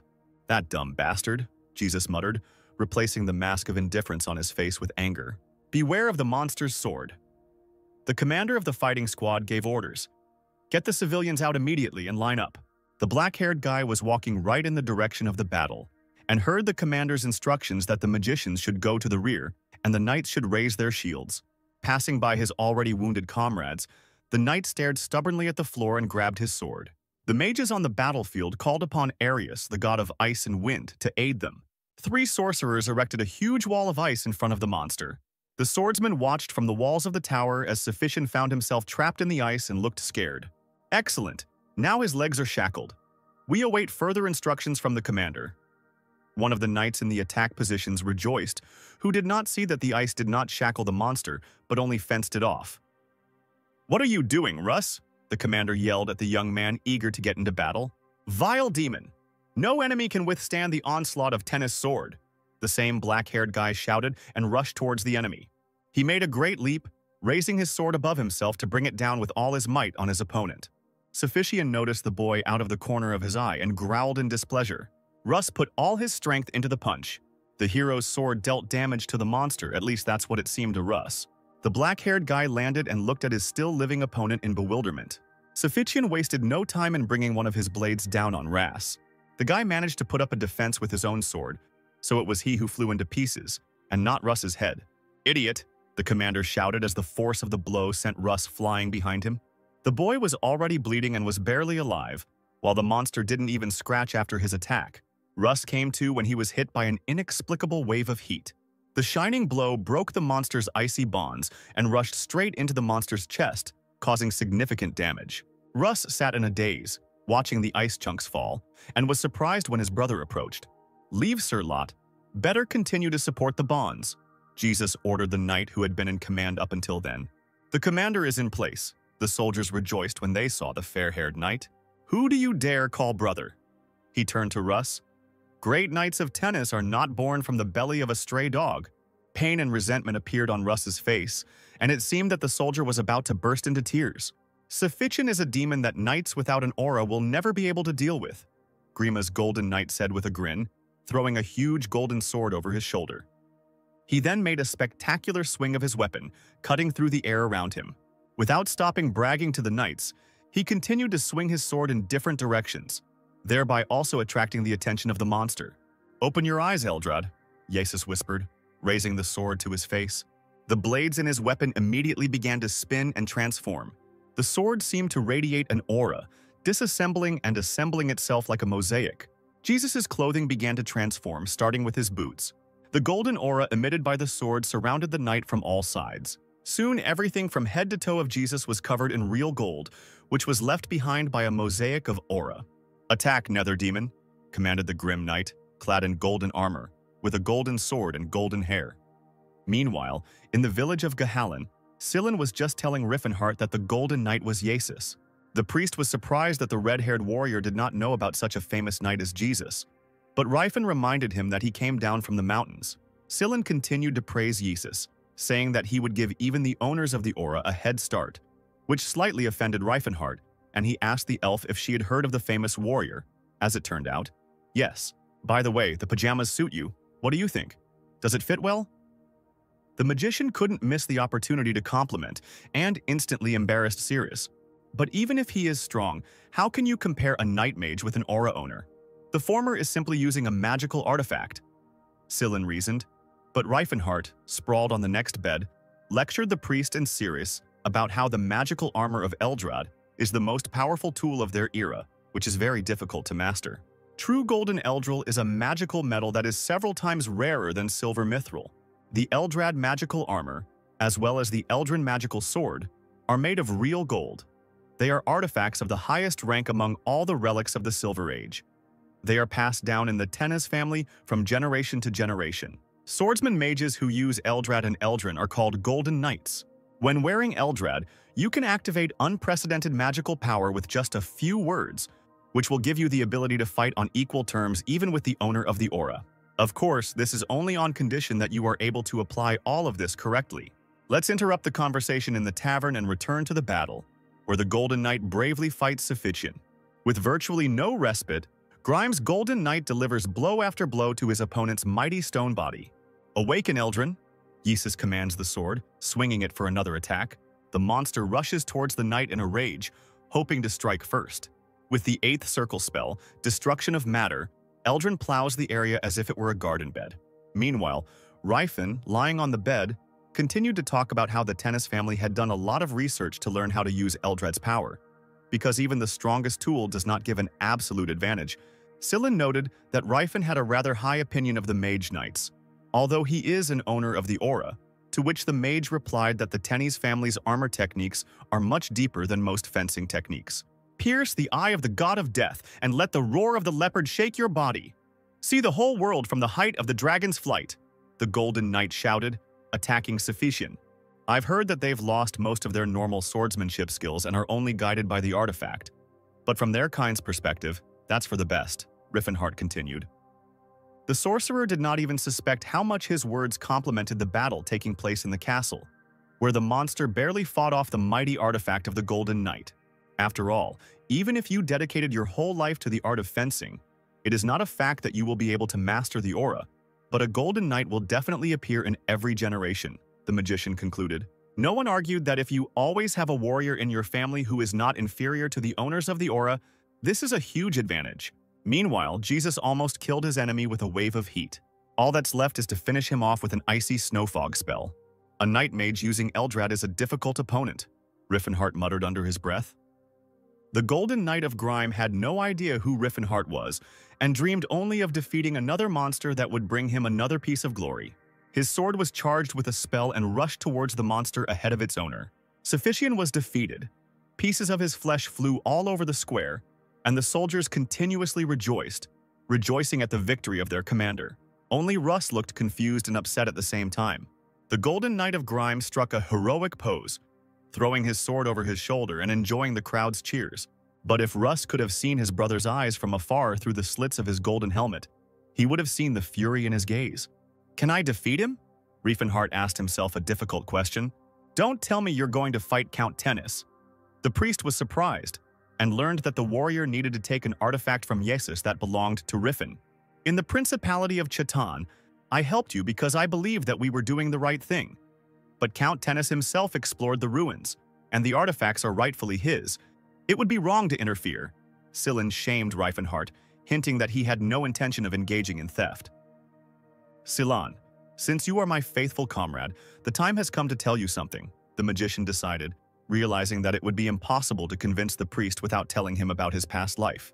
"I did mention that I was a student of the indestructible rocking chair, didn't I?" Riffenhart began. not bothering about Cirrus, as she was already snoring soundly on the bed behind the priest. "Yes, you said that you inherited the will of the previous martial arts king, Gerard," Sillin confirmed, and the mage continued by reminding him that he had to pass a series of tests to complete his training. "Do you mean to say that your mentor himself placed the artifact in the ruins and gave you the task of finding it?" The priest whispered in surprise, trying not to wake the elf, but disturbing the fire in the lamp. "Yes, this lesson is a tribute to ancient traditions, and our clan is somewhat uncouth," the magician confirmed another lie about his past. "So your mentor Gerard already explored the ruins of Eleusion once, but did not touch a single artifact inside?" Sillin doubted. "That's because the other artifacts are rewards for other students," the magician went on to the end in his lie. "Think about it. How would I have learned about Nihilin if I had never heard of it before, and if the ruins had not been explored, then how would I know the secret paths?" Forgive Sillin for lying, although there is some truth in my words. Reifenhart shamed himself when the priest agreed that there were no other options but to steal the artifact. "It's no wonder that I found your offer strange. No matter how valuable the artifacts of the Silver Age were, I would never have thought that you would covet someone else's property." Sillin sincerely flattered the nobility of the magician, embarrassing Reifenhart even more. The travelers concluded that the artifact would have to be obtained at any cost. "He just messed up all my plans. It seems like stealing is the only way out," Reifenhart justified himself. Meanwhile, Sir Lot praised the fair-haired knight for his excellent work and received orders from the commander to clear the battlefield. "A swordsman who only knows how to cut from top to bottom is no longer part of tennis," the blonde said with disgust, turning to Russ. "Go where you belong." "No matter what you think, I will always be tennis's swordsman," the black-haired boy replied with tears in his eyes. But the noise of the battle with the monster was left behind. The next day arrived in the kingdom of Greem. However, the morning air cut the sword, periodically hitting the cobblestones. Russ swung his sword like a madman, never giving up on his attempts to become better. "Hey, what did you do again yesterday?" the guard asked the young man. "I just wanted to fight the demon," Russ replied, not stopping his training or responding to their comments about waiting for the captain. "I am also a warrior from the tennis clan," the black-haired guy reminded the dispersed soldiers. "We can solve some problems with a duel. I have enough for everyone," he said furiously. The guards went on about their business, saying at the end, "Dirty cur." They didn't mess with Russ because they knew he was strong, despite the fact that he had only mastered one fencing technique, and that was the downward strike and the breathing technique that was required for it. The sword describes a perfect arc in the air, so fast that the blow is barely noticeable. Russ is a true master of the sword who spares no effort in order to achieve the perfect strike, but his execution of techniques other than the downward strike is embarrassing to even compare. Those who say that the tennis family is slowly losing its traditional fencing skills are right. Like all hereditary aristocratic knights, Tennis had his own arsenal of sword techniques, but Russ never studied them. Because he was illegitimate, the vassals opposed teaching him the necessary skills, so his father was only able to pass on one technique to him. This is only a part of the great sword path that our family possesses, but it can lead you straight to the aura, Rass's father said. You just need to be able to awaken this forgotten power. These words were imprinted in the head of the little heir of the Tennis family the most. His father had high hopes and Russ didn't want to let him down. The true mastery of the Tennis sword, capable of releasing hidden power, but all that remains of it is a downward strike anyway. It is only an art forgotten by all. Jesus spied on his brother's training through the window and generally reasoned the same, that all that was left of the art of wielding a sword was a downward strike. But unlike Russ, he was pessimistic and believed that the lost knowledge could not be returned. You're just an idiot, the knight cursed at his brother once again, even though he couldn't hear him.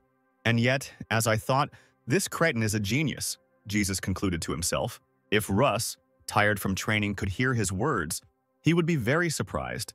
The black-haired boy was exhausted, and while his brother was arguing about his own, he was screaming from fatigue and rage, but he continued to train. It doesn't matter how the rest of the day went in the kingdom of Grime, what matters is what began with the coming of night. Wearing a mask and cloak, Riffenhart jumped over the fence into the royal territory, mentally whining about having to deal with all this crap after being reborn. The mage was surprised by the huge castle of Viscount Kelbrin, but then remembered that he had made a name for himself in the mining trade, which meant that this was another job well done by the dwarves. Riffenhart noticed 3 guards on the way to the castle gate. Sorry, he muttered, and knocked out all 3 with one blow. I don't understand, Lord, there is already a golden knight in Grime. "So what are we needed for if no one will dare to approach him anyway?" another soldier lamented, talking to his partner. "It's just that the knights of the capital also know how to walk around in shining armor," the second soldier reasoned, when they both noticed a strange noise. Convinced that they had imagined it, they passed by and did not notice Riffenhart hanging from the ceiling, who noted that it was not for nothing that thieves learned to stick to ceilings like lizards. In reality, stealing is not such a difficult task. "But maybe I have talent," the magician reasoned, moving stealthily around the castle.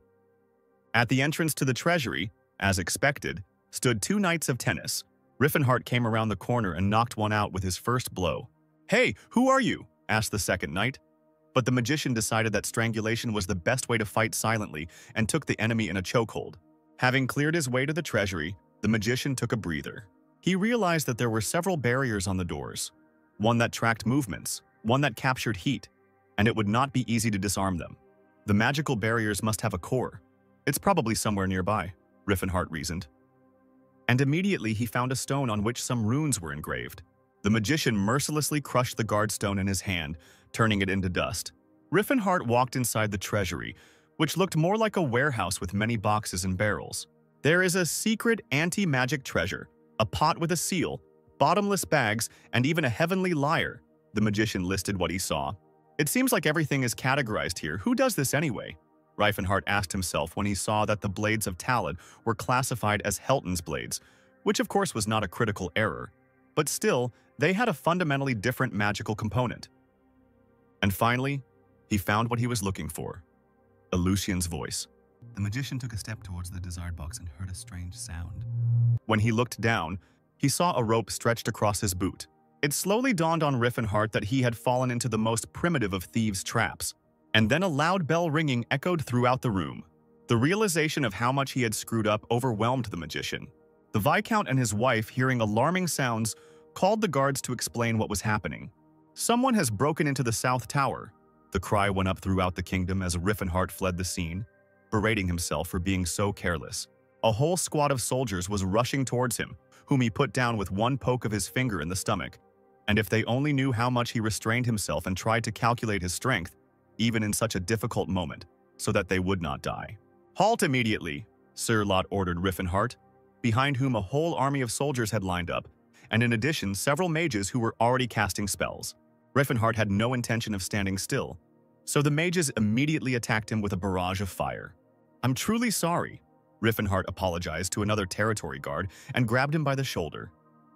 The soldier had not yet realized why he needed to forgive Riffenhart, but he was already using him as a shield against fire spells. Hidden behind a man? A real monster? Was heard from all sides, but the magician knew that the soldier's armor was enchanted from the local magic, so he was not worried about his health, except perhaps his mental one. "Fire!" Sir Lot commanded, and arrows flew towards Riffenhart. The magician continued on his way, not paying attention to the arrows that were smashing against his body.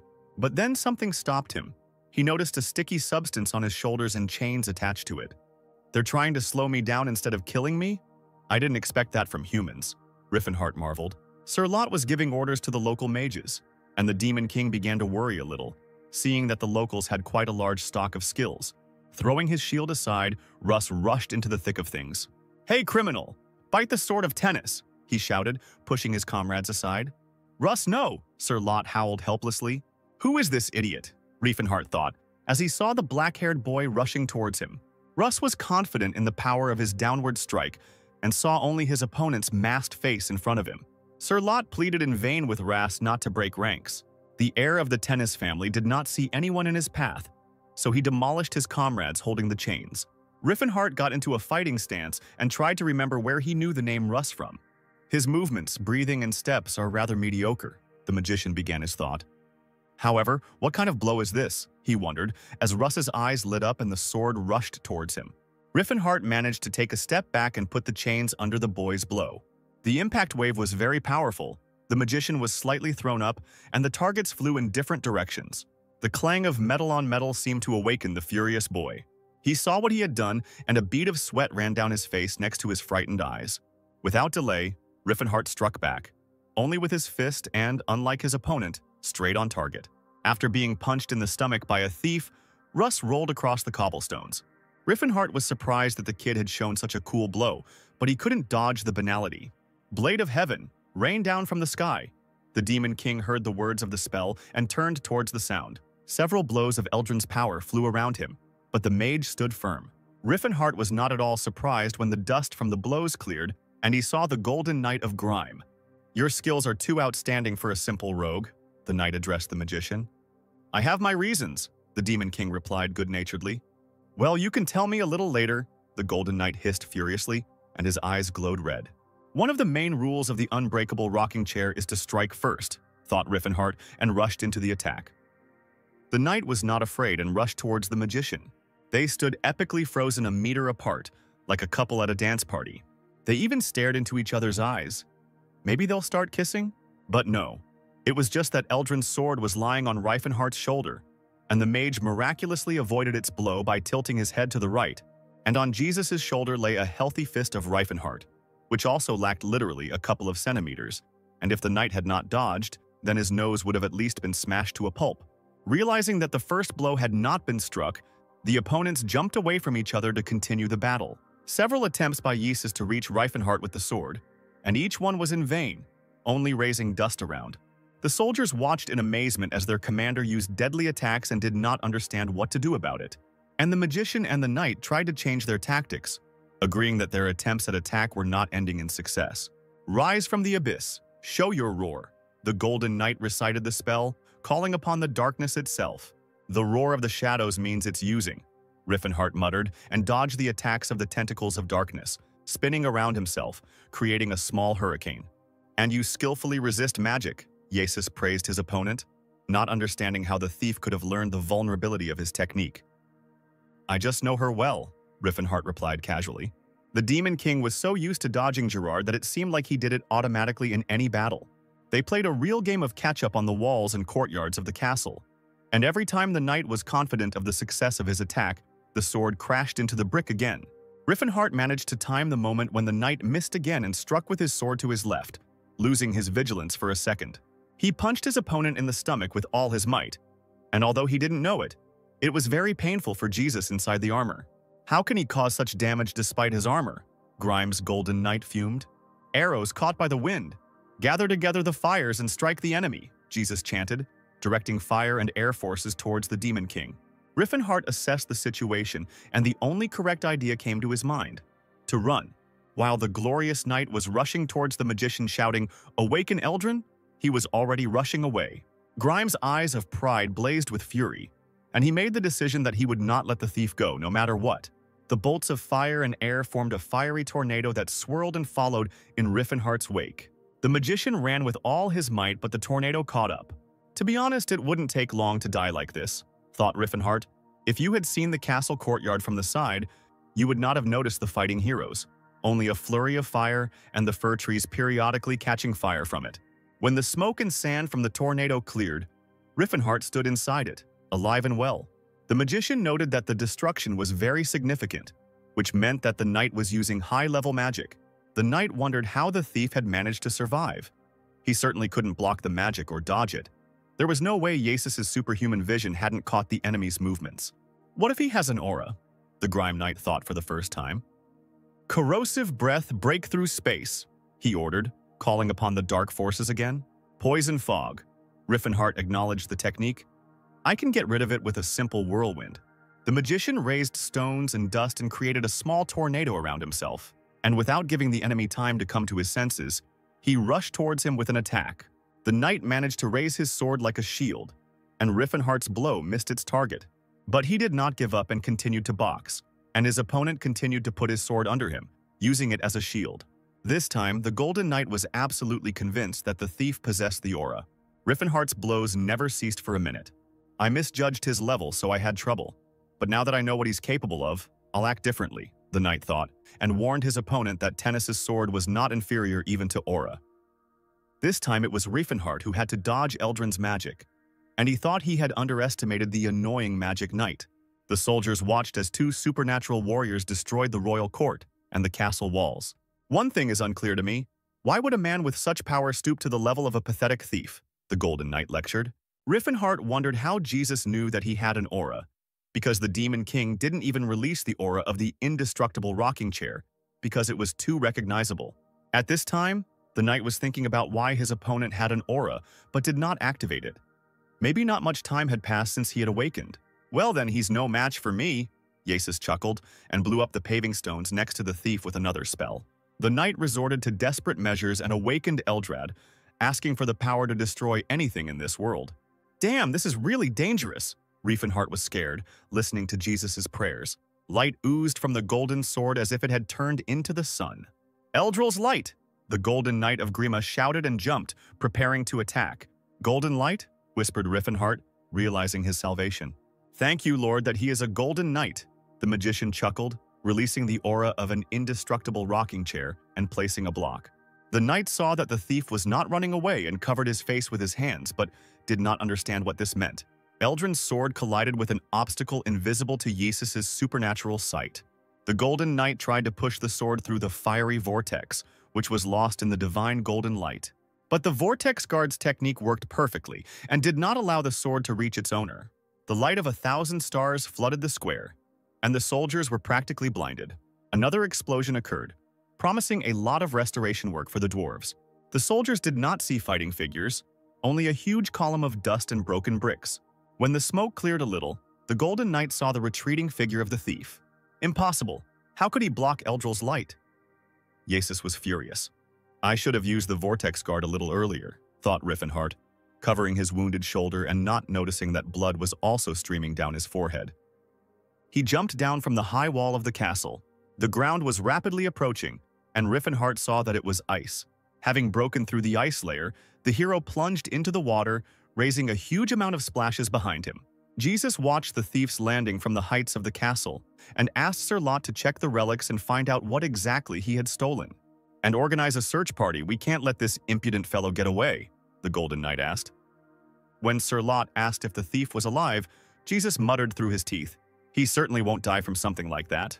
Meanwhile, at the hotel, an elf suddenly woke up in the middle of the night. Ceres woke up the priest too, but she couldn't answer specifically why, she just felt that something was wrong. "I have a bad feeling about this," she muttered, sitting on the bed. "Do you think something happened to Rifen?" Sillin asked, unaware that the mage was currently going down. Morning came, but the travelers were still only dreaming of peace. Ceres ran across the rooftops of the village houses, holding Sillin under her arm. "Ceres, I'm actually a man and this is humiliating," the priest babbled. Local residents told the knights where the pursued ran. Thus the soldiers managed to surround Ceres and Sillin. "You have nowhere else to go. Lay down your arms and surrender," shouted one of the knights. It's good that he reminded her about the weapon. Ceres dropped Sillin and took out Nihilin. Nihilin's invisible arrows hit the soldiers right on target. "I beg your pardon, Sir Jesus, these are not ordinary thieves," Sir Lot complained when the Golden Knight appeared at the scene of the arrest. "That's enough. I'll take care of them myself," commanded the chief knight of Grime. After dealing with all the soldiers, Ceres asked Sillin to return to his place under her arm, hurting his male ego but not meeting any resistance. "Cry out, Blade of the Wind!" the elf heard and hurried to grab her partner. A powerful blow landed on the place where Sillin had stood before. "Don't move, rat," the Golden Knight said to the travelers, landing on the roof of the house on which they were standing. The elf looked at the newly arrived opponent with displeasure and grabbed her sword. The sun played on the intricate patterns of Ceres's blade. "That's no ordinary sword," the Golden Knight remarked. "Are you saying he's giving away such a rare weapon to some elves?" "Dear Philinense, grant your servant the courage of a lion. Give her hands the strength of giants, her eyes the vision of an eagle, and her legs the strength of a bull, so that she may crush her enemies," Sillin conjured, while Yasis was thinking that apparently all the ordinary thieves had died out, since this well-equipped elf also had a high-ranking priest to boot. No wonder Ceres had a bad feeling. Apparently that idiot Rifen was caught, the priest thought in turn. The elf didn't have time to understand how the Golden Knight appeared next to her in an instant. She held her blade out as a shield and it saved her, but she was still thrown back a couple of meters after his strike. The Golden Knight was overcome with rage and would not accept another defeat in the last 24 hours. Ceres's face was also filled with rage. She wanted to know what had happened to Riefenhart and why this knight had picked on them. While the elf and the priest were fighting against the Golden Knight Grime, somewhere our hero woke up, all bandaged up. Riefenhart lamented that he shouldn't have fought Jesus, it all turned out so idiotic. But as soon as the magician remembered that he had managed to steal Eleusion's voice, His mood lifted. A short man entered the room where Riffenhart woke up and asked how he was feeling. The short man turned out to be the dwarf Hethos. He and Riffenhart met, and the dwarf warned the magician that it might be difficult for him to get up for now. Having asked whether the stranger was hungry, the dwarf asked the girl who came in after him to bring the red-haired warrior some porridge. At first, Riffenhart thought he was dealing with a child, but Tilla de Stillemer turned out to be a fully grown female dwarf, and a warrior at that. When Tilla brought him something to eat, the magician was very surprised by the friendliness of the gnomes. They usually do not greet people so warmly, but his questions disappeared by themselves as soon as the main gnome arrived. He's finally woken up, our savior. Gelfade Delphiston, the priest of Allpot, rejoiced. Savior? Riffenhart whispered, his face turning from pale to red. 6 years ago, there was a prophecy. The great saint received a message from Allpot himself, Gelfade said, and from the darkness on the tiers of the northern winds a man will appear, omniscient and omnipotent. Follow him. He alone has the power to influence the finger of fate, for he is your savior. The priest read the text of the prophecy. If translated into human language, the prophecy will sound like this. A cold current will throw you a strong and smart guy from the caves. Help him, and he will help you. The great saint secretly spread the message among all the dwarves of the continent, so that Gelfade waited for this very savior every winter. Riffenhart chuckled. He thought Allpot had returned home long ago. Allpot is a god of the gnomes who periodically shows divine revelations to his charges. And it turns out that when the magician regressed 6 years ago, Allpot foresaw everything as soon as Riffenhart moved in time. The magician smiled, remembering the dexterous god who seemed to have given him another chance. What a magnificent God, thank you for believing in me once again. This time, I will do everything in the best possible way. Riffenhart asked if the dwarves were trying so hard for him only because of the prophecy, to which he received an affirmative answer and assurances that Allpot was never wrong. The dungeons where the dwarves lived were not the best place to recover, but the mage was grateful to be rescued from the icy water. You're recovering quickly, Tilla remarked as Riffenhart got out of bed. It's all thanks to you, the magician smiled at the dwarf, warming up, although she tried to prove that she had done nothing more than bring him porridge. If you feel better, may I call Priest Gelfade? He said he had something to talk to you about, Tilla stammered, interrupting Riffenhart's thoughts about how, if she fed him meat, he would recover much faster. Despite the magician's decision to find the priest on his own, the dwarf grabbed him by the arm and led him as if she were his crutch. While the Steelhammer tribe looked at the strolling couple with interest, Riffenhart noticed that they were all mountain dwarves who lived a life of slavery in the domain of Viscount Kelburn, because unlike the elves and orcs, they did not renounce their traditional way of life, but only after that because they were used somewhat differently. In a sense, they were left to their own devices, because humans were unable to master their techniques. For example, to find mineral veins. The dwarves only needed to listen to the words of Mother Earth, but humans were not able to do this. At the same time, the gnomes worked well only in squads of their own kind, so selling them in any other way than in a pack was simply unprofitable. In this way, they managed to preserve the culture and even faith, and thanks to the dwarves, they greatly helped the Demon King build his empire, because they are the only species among others that understands how society works. From a conversation with Tilla, Riffenhart learned that Viscount Kelburn owns 60 dwarven slaves who live in this place. When he asked where the male dwarves had gone, Tilla replied that most of the time the men were in the mines of the Settlard Mountains. The mage apologized to the dwarf for asking this question, because he remembered that humans often take members of dwarf families hostage to prevent the possibility of a riot. Riffenhart and Tilla approached an iron door decorated with patterns and gold in the middle of the caves. "Welcome, esteemed savior, you look much better," the dwarf announced, as the red-haired warrior and the dwarf woman entered his modest abode. "To be honest, we don't know yet why you are the savior," the dwarf chuckled at Riffenhart's remark that he could be called by his name. "But it's clear from your eyes that you don't perceive us as slaves. It is true that I feel that we are similar, so I treat the dwarves as equals. But changing the fate of all intelligent races is a completely different matter," the magician confirmed. "No one knows why Allpot chose a human as a savior, but everyone believes that this is a ray of hope and therefore they will help you with all their might. But we cannot tell you how exactly to save us," said Priest Gelfade in a fiery speech. "It is my duty to give you all I can for your purpose, but may I ask why you did not seem surprised when I told you that you were our savior?" The dwarf addressed the confused Riffenhart. The magician decided to change the subject and ask what Galfed wanted to talk to him about, and learned that it turned out they wanted to introduce him to the great saint.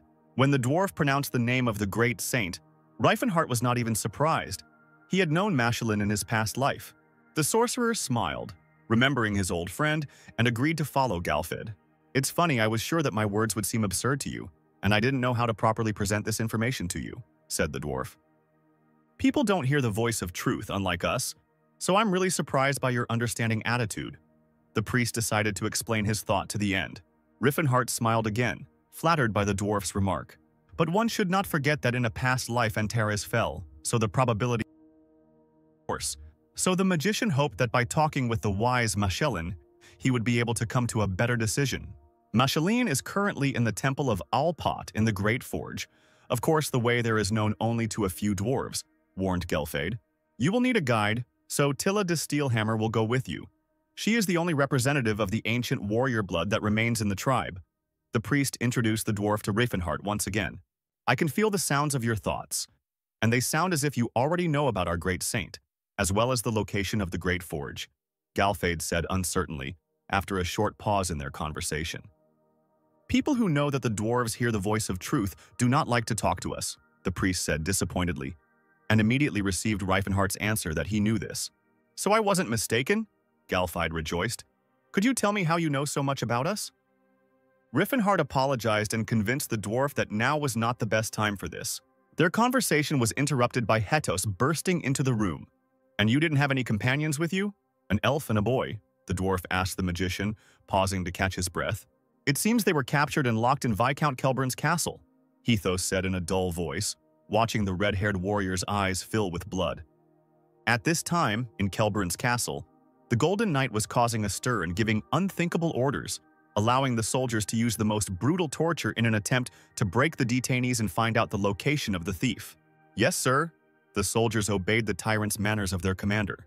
Jesus turned to the door behind which the captives were located and could not hide his contempt.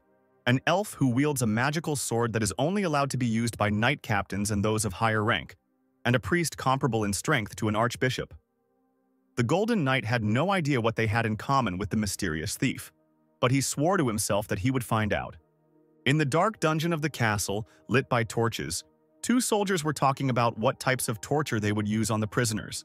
They didn't want to start with beatings, because there was a high probability that the detainees would die before they managed to find out any information. And it was difficult to come up with something painful but not fatal. "An order is an order, we must try," the knight encouraged his partner, taking a step into the cell. "I'll start, Barras." "Come on, Lento." The second knight willingly hid behind his comrade's back from the contemptuous and furious eyes of the captives. The elf leaned forward as if she had a chance to attack her opponents with their hands shackled. The priest, sitting in the enchanted circle, opened his mouth preparing to make a sarcastic comment. "Let's fast forward 30 minutes and we'll see that the knights didn't even have time to do anything." And the priest didn't shut up. "Have you heard about the indestructible gym? It's run by the martial arts king Gerard, and the way they train their students is just hell," the red-haired guy chattered incessantly. "And they do all this just for training. Ordinary people can't do this. I'm sure even you can't work so hard, am I right?" Sillin put moral pressure on his opponents. And their final exam? It's scary to even think about it. The priest recounted to the soldiers in great detail Reifenhart's fictitious story about the relic hunting exam, and noted that they had no desire to stoop to stealing, but there was no other way out. So Cirrus and he waited for their friend as they had been told. Sillin's throat was dry, so Lento brought him some water and a chair for himself, surprised that the prisoner was talking so much when they hadn't even started torturing him. "Are you not loyal to your comrade at all?" "You gave us all the information," the soldier asked the priest. "If the world finds out that the successor of the king of martial arts has committed theft, the reputation will be destroyed," Lento suggested to the priest. But the priest insisted that he and his comrade had nothing to hide, because if Riefenhart had been so concerned about reputation, he would not have even thought about theft. "So now you don't know where the relic is now?" the knight asked again, and received the same answer that Sillin and Cirrus were told to wait for their friend at the inn. "What are you talking about? You probably discussed a way to communicate in case of emergency." Lento exploded, not understanding how the thief could leave without reinforcements and the ability to communicate with his comrades. "Why? Can an aura owner stop a regular burglary?" the priest said in surprise, and so naively that Lento's emotions instantly subsided.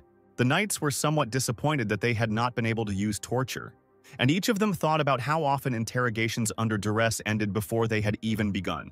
It was impossible to see in the dungeon, but the snow covered the entire valley around the Kingdom of Grime in a surprisingly beautiful way. It was hard to believe that yesterday the castle was literally ablaze. Two travelers were wandering through a snowy forest. "It's amazing you found the deer so quickly," the gnome admired as Riffenhart worked on the fire. "It's nothing. I have control over the aura.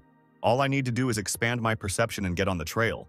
The magician sheepishly explained the reasons for his own success to his partner. Tilla was both delighted and worried, as hunting was strictly prohibited on the Kelbrin lands. "I don't care about such trifles at all," the red-haired warrior replied, leaving his companion dumbfounded. And the magician explained to himself that he definitely shouldn't worry about trifles, because the very goal of granting freedom to all intelligent races already goes against the law. Riffenhart took a big bite of the meat to make sure it was done, and as soon as he realized that everything was fine, he swallowed the deer leg at the speed of light, because he needed to quickly regain his strength. The gnome watched her comrade's barbaric meal in surprise, but at some point she noticed that Riffenhart's body was beginning to recover with each piece. He was healing himself. The red-haired warrior extended his left hand to the side, clenching his palm into a fist. Tilla watched as the fiery aura spread across Riffenhart's body and gathered in his fist. A few seconds later, the warrior made a powerful aura blast and knocked down a nearby tree, frightening the dwarf, who had never seen an aura strike so close. "Excellent," the warrior said with a chuckle, while Tilla still watched the smoldering tree. "I feel 100%, Riffenhart concluded, tearing the bandages off his body. The Kelbrin's castle was located in the mountains, so their windows always had a wonderful view. Apparently, that's why the Golden Knight never missed a chance to go to the window while he was here. It was hardly an accident." Thoughts about the thief kept coming back to Jesus. There's no way he could have taken this particular relic by accident. This guy knew something, he thought furiously, remembering the situation that happened a month ago. Jesus was in the training room when he heard the footsteps of a stranger behind him. "Are you Jesus, the Golden Knight of the Kingdom of Grime?" asked the man in the cloak who had just entered. "If you are indeed the heir of Count Tennis, then I am sure you remember this emblem," the stranger replied when the knight asked who the wanderer was. Jesus knew this emblem with snakes, dragon, and unicorns. On the day when Jesus was officially chosen as the heir, his father revealed to him a secret known only to the heir of the family about the Silver Sages. This is a group of sages existing in the shadows who possess enormous power and knowledge that surpasses the minds of modern civilizations. Jesus bowed to the representative of the sages, remembering that they appear only when humanity is in danger. The Silver Sage handed the Golden Knight a map. "I would like to transfer the right to explore the ruins of Aleutian to your family. All the treasures that you find there will be yours, but I will need one thing, the voice of Aleutian," the sage said. "If we fail," the stranger's violet eyes flashed from under his hood, "the very fate of the Tennis family will be at risk." The Golden Knight could not understand how it happened that the thief took the only thing that was really important to him from the treasury. There was a knock on the door of the room where Jesus was. Two knights entered and announced that the interrogation of the prisoners was over. "Their story sounds logical, but a little," Barras began, and was unable to finish the sentence under the commander's furious gaze. "Let's move from Jesus's room to the gates of the castle, where the usual guards are standing. One of them is shaking, not because he has a cold, but because he remembers the previous night. How are we, ordinary soldiers, supposed to fight someone who can smash armor with his bare hands?" Drain thought nervously, and his friend nodded in agreement, hoping that they would never cross paths with the red-haired warrior again. The soldiers remembered that the relic had been stolen after all, and the thief's accomplices had been captured, so there was a chance that they would meet again. If so, then let him knock us out as neatly as last time, Drain dreamed, not noticing his comrade's excitement. If the guards had known that in a couple of seconds they would see a red-haired warrior blazing with a fiery aura, they would not have voiced their wishes so loudly. "Horn of disaster," Riffenhart muttered, filling with aura like an apple filling with juice in spring. "That thief is a member of the indestructible gym?" the Golden Knight said in surprise when he heard the story of the interrogation. Jesus tried to find a thread that would connect the Silver Sages and the indestructible rocking chair. Of course, the prisoners could have lied, but Sillin is a believer. He is unlikely to be able to weave intrigues, thought the Golden Knight, concluding that the boy had told the truth. It seems that comrades are just pawns for the red-haired warrior, and he can easily abandon them here, Jesus gloated, finding something for which he could condemn his enemy. But then he thought about how they would catch him and return a Lucian's voice if he didn't come for his friends. The light in the window was such that it seemed as if sunset was already approaching. This distracted Jesus from his thoughts. And then there was a powerful explosion, lifting what was left of yesterday's cobblestones into the air. What is this? He rushed to the window. This energy, is it really him again? The Golden Knight tried to examine it with his eyes widened in surprise. Riffenhart stood in a fighting stance and didn't even look at the damage he had caused that was left behind him. I heard that my friends are with you, he said belligerently, clenching his fist. Poor Kelburn Castle was on fire again. The Knights of Tennis rushed towards the magician with swords, shouting a battle cry that now everything would be different than last night. And I'm not the same anymore, guys, grinned Riffenhart, ready to attack even with an entire legion. Lento and Barras, who were interrogating the prisoners, were first in line to attack. The blast wave threw the brave knights back to where they came from, but in a more battered state. Shields won't help when fighting an aura wielder. I don't think you've ever met the likes of me, Riffenhart boasted. The priests blessed the soldiers so that their bodies would be as strong as a stone block. Shrouded in protective spells, the warriors rushed at Riffenhart to avenge Barras and Lento. The Demon King dealt with each of them, despite their defense, playfully. And realizing that he didn't want to waste time picking them off one by one, he gathered his aura into a fist and hit the ground. A powerful explosion tore apart the tiles of the castle courtyard, and the warriors were caught up in the blast wave. The court mages tried to compensate for the losses of soldiers and sent blades of permafrost towards Riffenhart. And someone even thought of using fire spells against him. Not lagging behind his friends, the priest of Izor called down a storm. Thunderstorms and lightning storm on the thief's head. Riffenhart noticed that hundreds of curses and spells were flying at him from different sides of the castle. He emitted a huge amount of aura in the form of chi bullets, which not only broke the spells, but also rushed towards the magicians. The bullets threw the sorcerers off balance, and they were unable to maintain their manipulations against him. Curses and complaints about various limbs were heard from the mages, and Riffenhart realized that they were not a threat to him in the near future, because even a simple scratch was a huge catastrophe for such people. And I expected at least someone to withstand the pain, he said disappointedly. After the sorcerers, Riffenhart began to eliminate the priests from the battle, who were not happy with his attacks and called his methods dirty tricks. Dirty tricks? Seriously? Out of nobility, you yourself came out in a crowd against one, the magician thought, while he was knocking another priest unconscious. Spawn of hell, let Father Larkin go, they shouted at the red-haired warrior's back as he tried to knock out the priest in one go as gentlemanly as possible, so as to avoid unnecessary suffering. Arrows, spells, even just bricks flew at Riffenhart from all sides, but the warrior successfully repelled everything with his aura, and the few that he did not have time to defuse did not cause him any pain. The soldiers were in a panic when they saw that he had become much stronger than he was yesterday. Russ stood in the middle of the battlefield, his sword lowered, and did not hear the commander's instructions that they needed to fight. I'll demote you, just wait until we get back from the fight, and I'll throw you out right away, Sir Lot squealed, not understanding why the guy who was usually the first to rush into battle was now hanging around when it was really necessary. So that's what it's like? Russ watched Riffenhart with admiration, and yet a little fear. The aura controls the flow of power and, if necessary, makes the warrior more powerful, he concluded. What a blinding light, I see it. I see everything. Russ could not hide his admiration from himself. He really saw everything, the direction of the warrior's movements and how his power flowed. I notice and understand everything he does so clearly, the black-haired youth exclaimed mentally. He looked back to his past where his father had failed to show him other techniques. Now he clearly saw everything that he had not had the opportunity to know. The movements and breathing of a warrior, which are only possible for someone who has reached the heights of martial arts, and a single stream of aura captured the young hero. Is this how I should hold myself on the battlefield? Russ realized that these were the movements of a truly strong man. I can't help but admire him, the unrecognized heir of the Tennis family said in his head once again, not yet noticing how his sword was enveloped in blue flame. Meanwhile, having knocked out all the magicians and priests and knocking out more soldiers, Riffenhart continued to rush around the castle courtyard. He waited for his main opponent to appear. He dealt destructive blows to the poor cobblestones that had seen better days, counting the minutes until the Golden Knight appeared. Here you are, he muttered through his teeth as a fair-haired boy appeared on the battlefield with Eldrin's sword on his shoulder.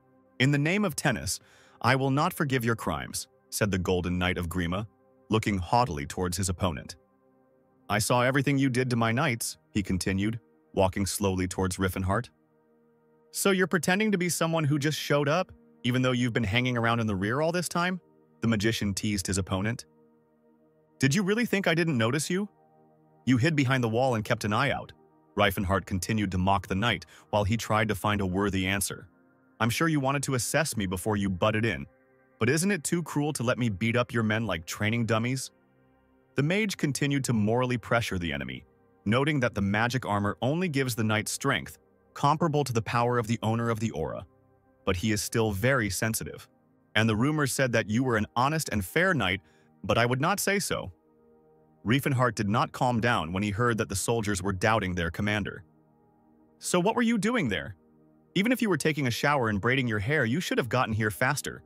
The magician brought him to the boiling point, and the Golden Knight furiously replied that he had fallen fast asleep and could not wake up for a long time. Seriously? Were you asleep despite all that noise? You must be our sleeping beauty. Oh, I mean knight. The magician continued to ridicule the noble knight, forcing Yasis to yell at the thief to shut his mouth. And most importantly, he promised to make him pay for his foul language towards the Tennis family. The sword of Eldrin began to move and began the process of transforming Goldilocks. Golden armor enveloped the knight's body and displeased face. Jesus immediately raised a golden hurricane around himself in order to be able to catch the enemy off guard. That's right, let's fight for real this time. Riefenhart liked the knight's maneuver. A swift jump from the center of his golden tornado, and the knight is already flying at the enemy from above. Not imagining how beautifully his cloak and hair are fluttering. Pierce the eye of the god of death, and let the roar of the leopard shake your body. See the whole world from the height of the dragon's flight. Yasis read the spells under his breath.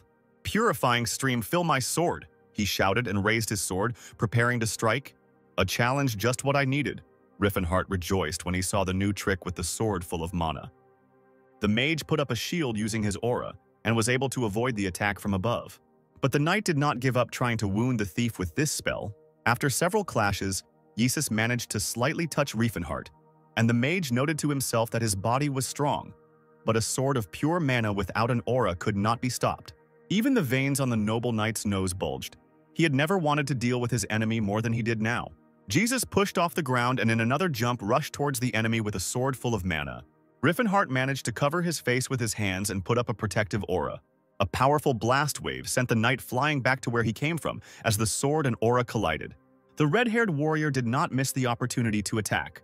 He ran up, pushed off the ground, and, catching up with the knight in a jump, hit him in the chest with his fist. Meanwhile, in the castle dungeon, Scylla complained about the noise, and Cirrus assumed that Mr. Riefenhart had come for them. And you behaved so distantly, it seems you still believed that he would come to rescue us, the priest said in a strange tone, embarrassing the elf. I don't know. I don't understand why he's so nice to me, Cirrus muttered. Well, maybe he has a thing for elven girls, Scylla suggested, and his companion confirmed that she too thought that Riefenhart was a fan of role-playing games. But when I look into his eyes, I doubt that he is driven by anything base. The elf continued innocently, despite the fact that Scylla agreed that the gentleman looked like a pervert. Girls in love always say that, the priest chuckled. Like there's something about him, he's not like everyone else.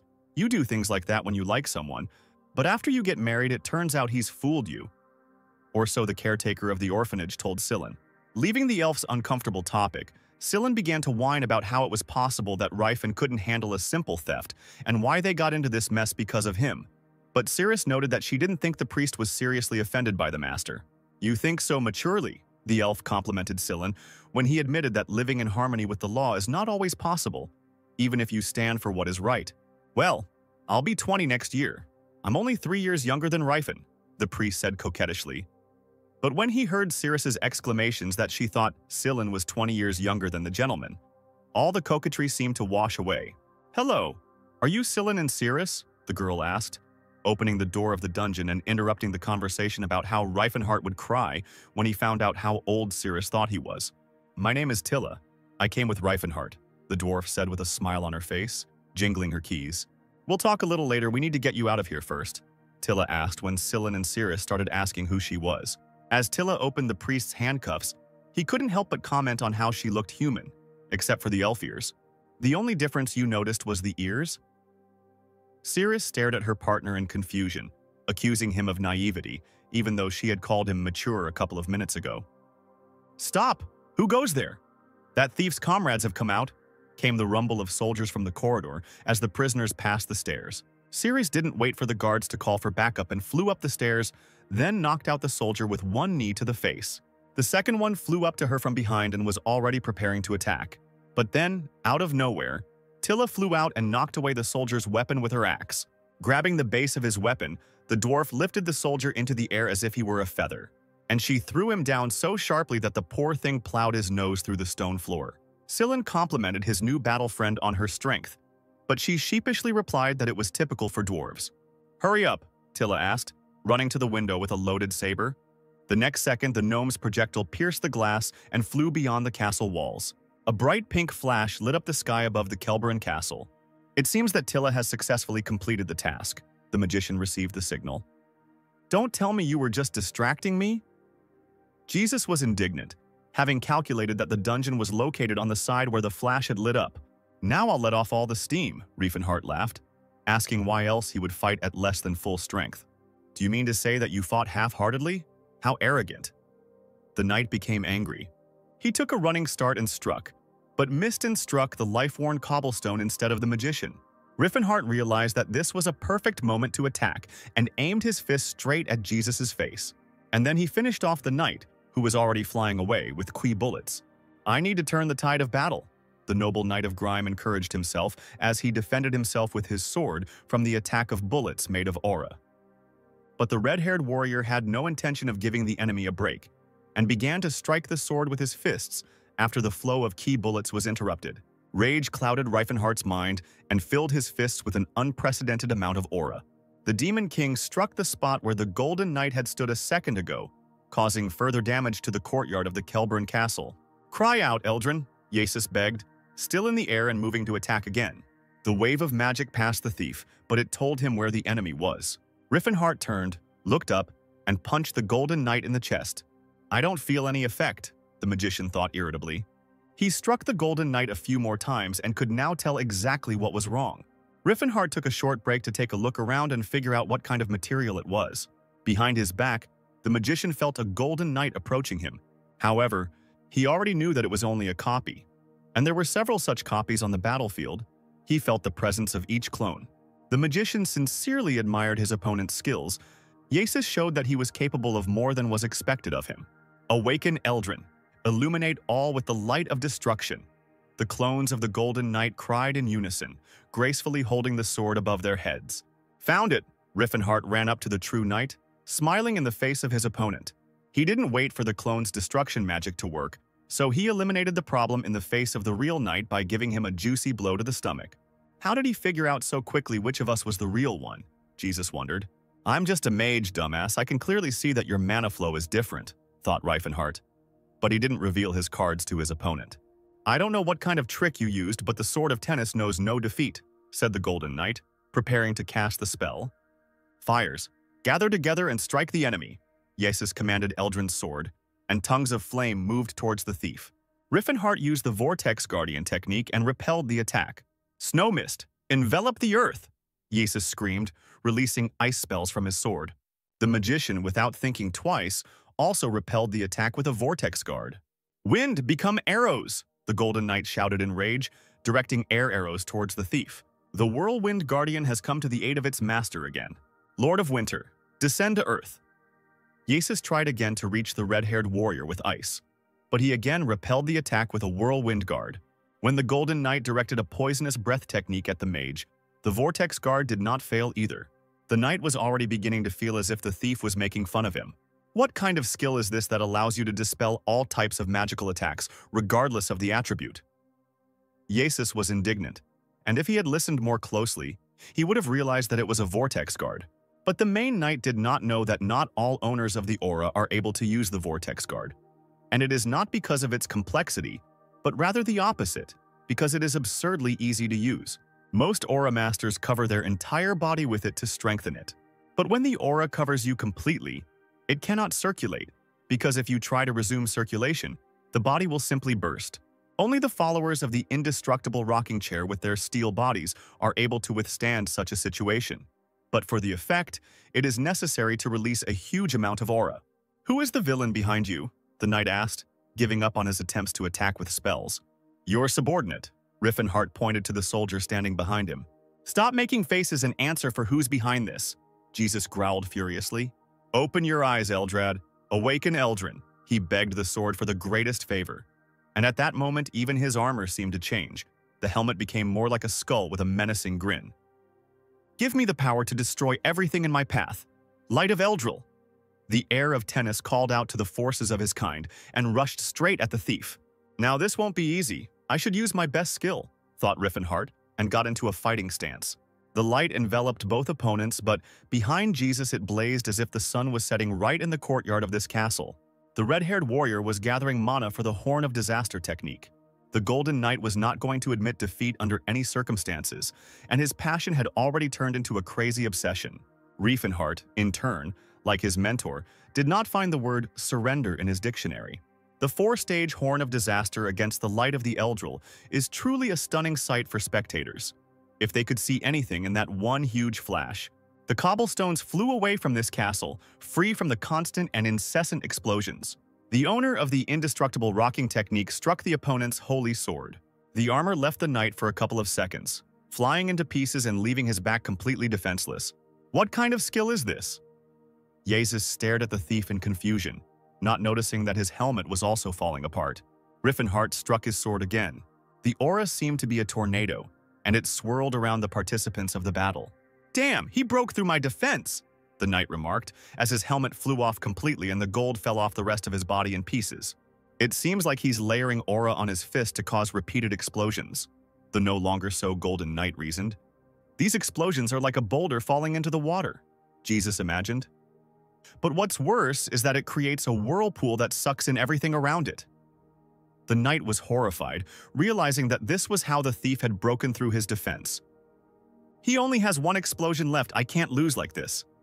Jesus resisted his fate. Riffenhart's next blow did not hit the sword, but straight into the knight's chest. A whirlwind of aura picked up the remaining cobblestones, and for a couple of seconds created a stone corridor around the fighters. And then Riefenhart hit his opponent again in his now bare chest without armor. The warrior was still standing with his hand outstretched, as the former Golden Knight flew to the other side of the courtyard. Jesus crashed into the stone walls with his unprotected back, breaking through the bricks. Riffenhart cheered as he surveyed the destruction, feeling no pity for the Kelber enslavers and their defenders who held his friends. When the dust from the explosion settled, the mage saw that it was Eldrin's sword that had fallen. The magician realized that it was too early to relax.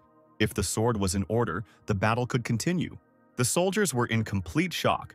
They did not believe that their commander could lose to anyone in this life. However, here lies their Golden Knight in the wreckage of his own armor, and in front of him is the very damaged sword Eldrin.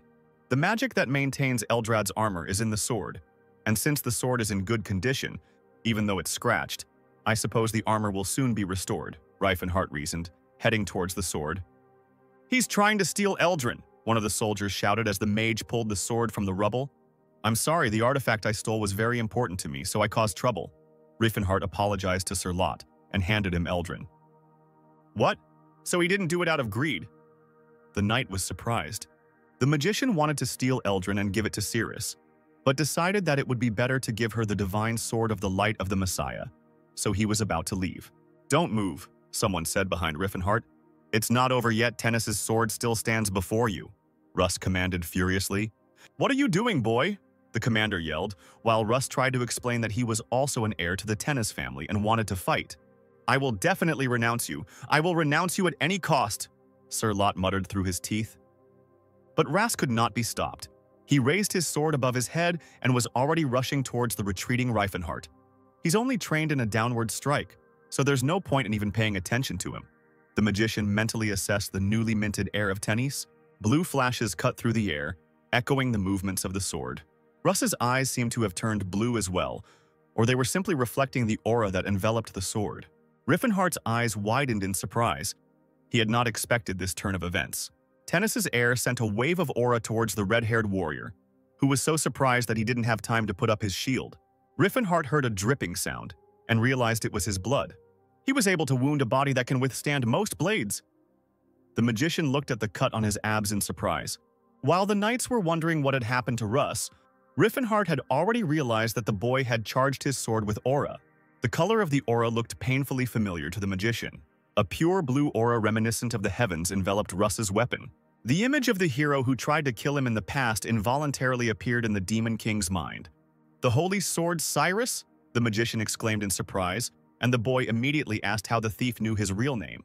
Riffenhart remembered from his past life that Cyrus von Tennis received his name when he was knighted, but because no one recognized him as a knight, everyone called him by the name his mother, who had no family, gave him at birth.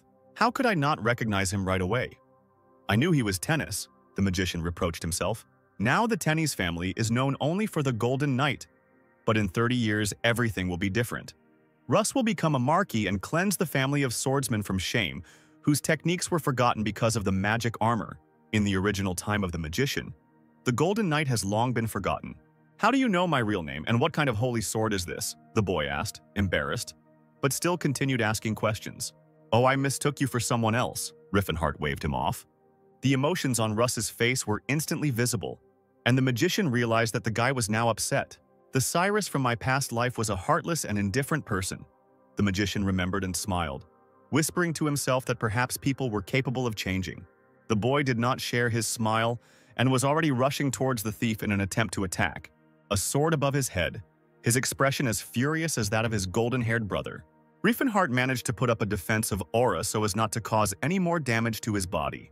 He looked at the boy in surprise, expecting him to fly away from the collision, but the guy stood on his feet. It was as if ice and fire had come together. Two auras, blue and fiery. Riefenhart put aura into his fist and prepared for a powerful blow.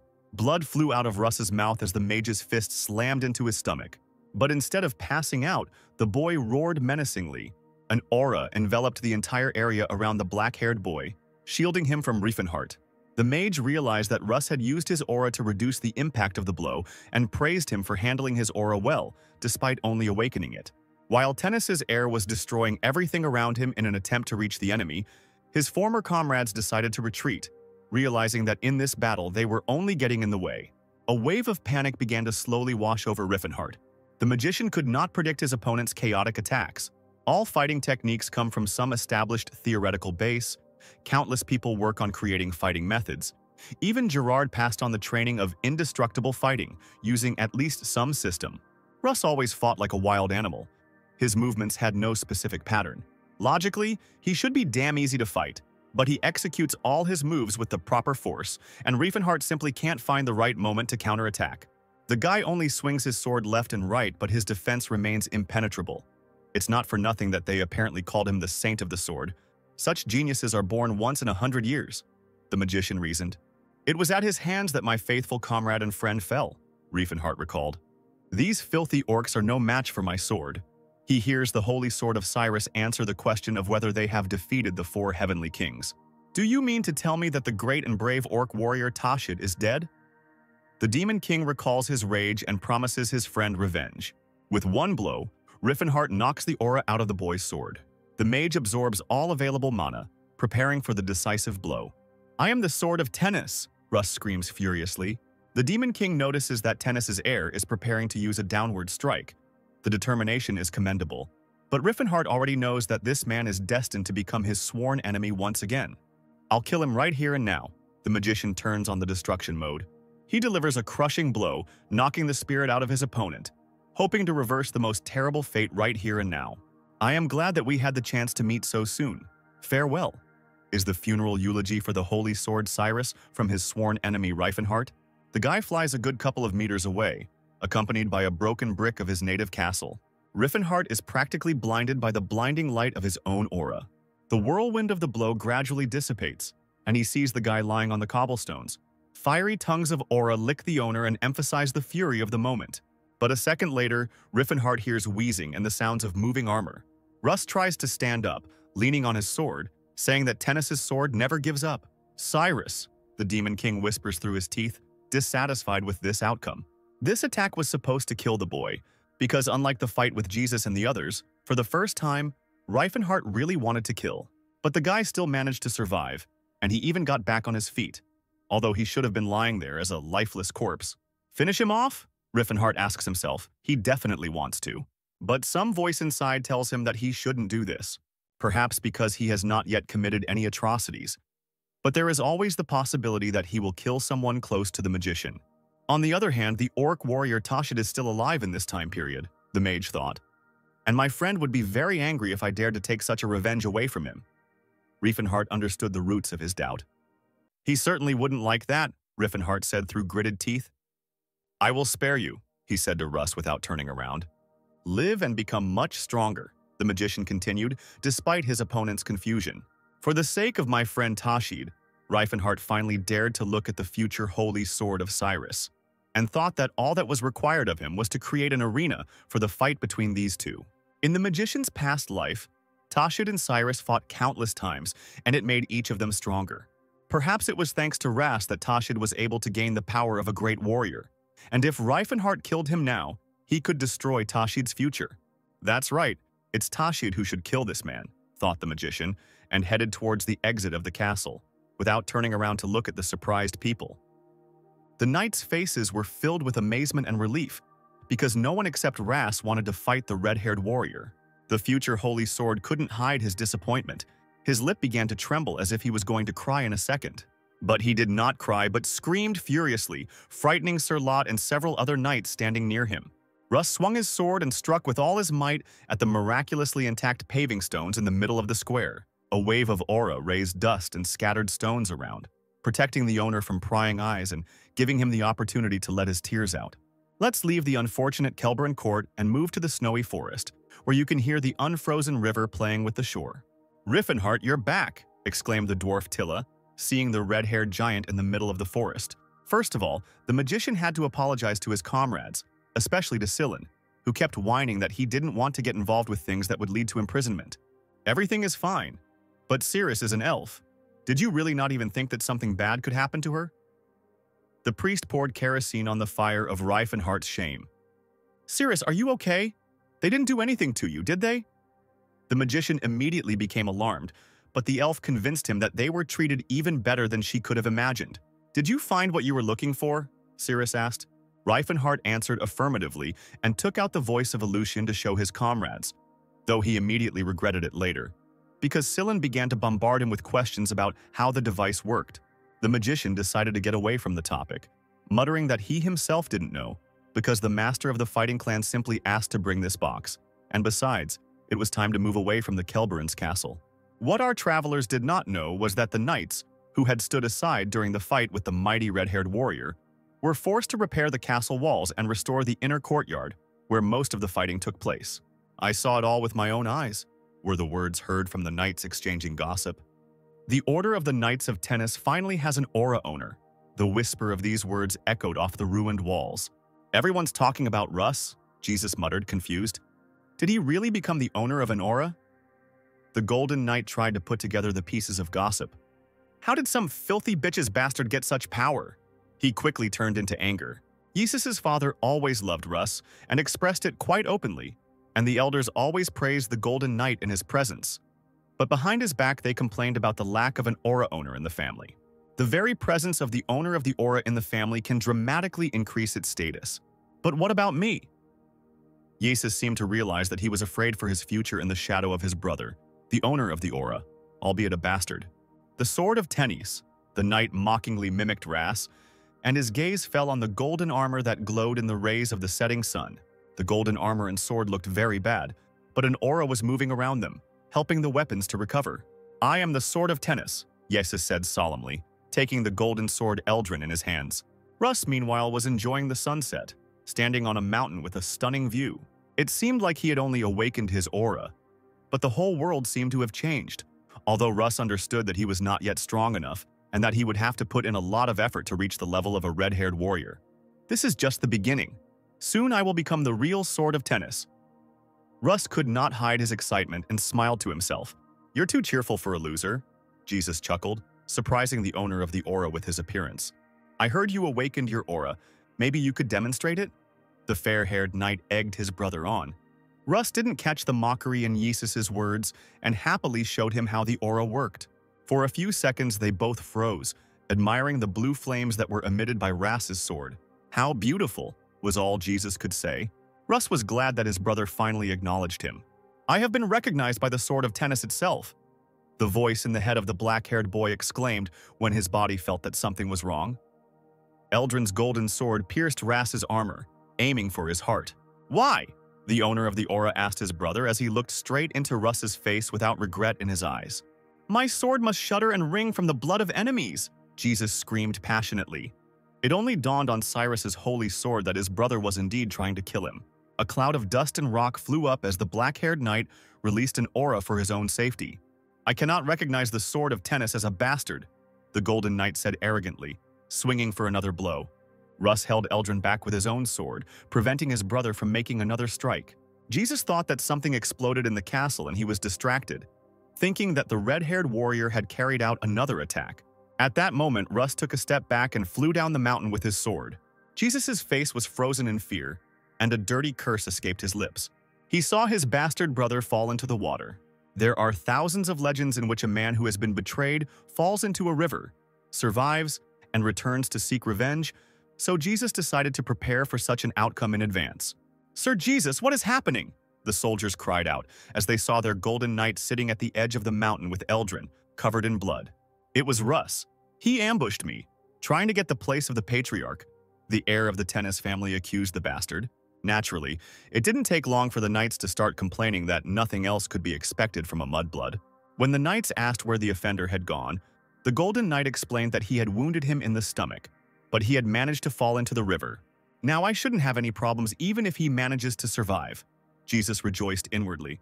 "Find him, he cannot have gone far," commanded Sir Lot, sending out a detachment to search for the offender of the golden sword. "That's why connections matter, brother," Jesus smirked. The sun set and night covered the kingdom of Kelbrin with a dark blanket, as did the snowy mountains nearby. A group of brave travelers walked through the dense forest, with a half-naked Riffenhart at their head.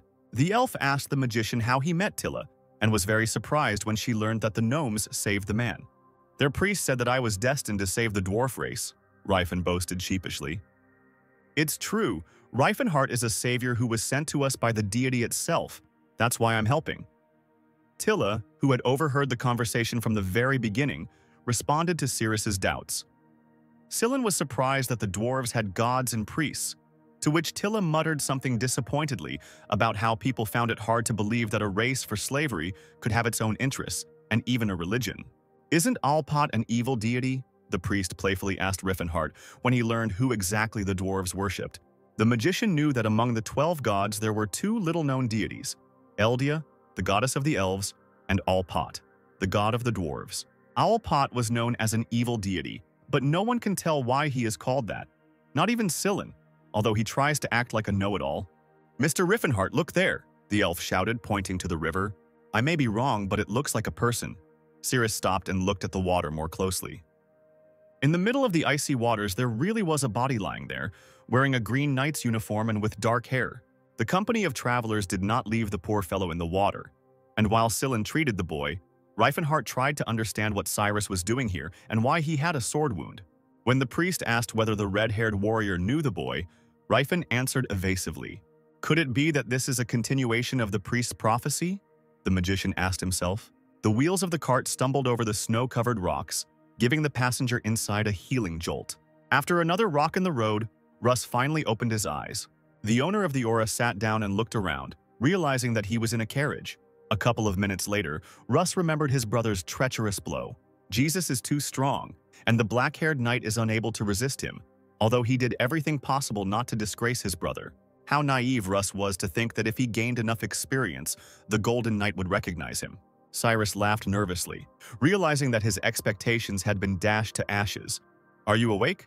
How are you feeling?" Riefenhart asked as the boy stepped out of the wagon and into the scent of the fire. "Did you save me?" Russ asked back, unable to take his eyes off the food being prepared. "Yes. Your body was floating down the river in a half-dead state," the magician admitted. The young man then learned that they were now in the kingdom of Wade and that 3 days had passed since the incident at Kelbrin Castle. "We were originally going to stop at a tavern where a healer could take care of you, but Scylla insisted that the wounds were too deep and you needed professional care," Riefenhart informed the boy. And Scylla added that if Russ didn't have an aura, his help would be powerless. "It seems that it was your aura that helped you avoid a fatal wound," the priest concluded, confirming in Russ's mind the fact that his brother had deliberately wanted to kill him. "I'm not implying anything, but we actually saved you. Can't you force yourself to thank us? We even took a cart for you." Riefenhardt shamed the boy, who immediately showered him with gratitude. But anyway, it wasn't me who paid for the cart, thanks Solana, Riefen immediately translated, without mentioning that he himself didn't have a penny. It will be to our advantage if the future Holy Swordsman ends up in our debt. Even if he becomes our enemy, he definitely won't want to kill his saviors, the magician triumphed. When Ras was asked if he needed money to get back to the castle, it was the knight's turn to tell about what his new comrades had missed. The smoke from the fire rose high into the mountains, diluting the night coolness with its heat. I am more than sure that I have already been exposed as a traitor who attacked the heir. Tennis's bastard concluded his story. In Riefenhardt's past life, Cyrus awakened his aura and held an official duel for the title of heir, meaning history changed its course once again. The red-haired warrior's question about what the exiled knight was going to do left Russ stumped, and he looked to the skies for an answer. If I go back to Tennis County, everyone will think I'm a traitor, he thought sadly. If I won't be a burden, let me join your group, the boy said out loud, causing Riefenhardt to choke on his stew. You are my savior. I must repay you somehow, but my family has disowned me, and the only way I can repay is with my body, Russ continued, while the entire company stared at him with bulging eyes. Riefenhardt tried to brush off his former enemy, saying that he shouldn't take his salvation so seriously, but the boy enthusiastically said that he had awakened his aura only thanks to the red-haired warrior and wanted to become stronger by learning from him. But you don't even know who I am, the mage tried to dissuade him again, but Russ insisted that it was enough for him to know that Riefenhardt had studied with Gerard. In his past life as the Demon King, Cyrus wandered the world in search of other aura users to become stronger, but now, as a traitor, he will not be able to do so. I swear allegiance to you until such time as I deem myself strong enough, Russ said solemnly.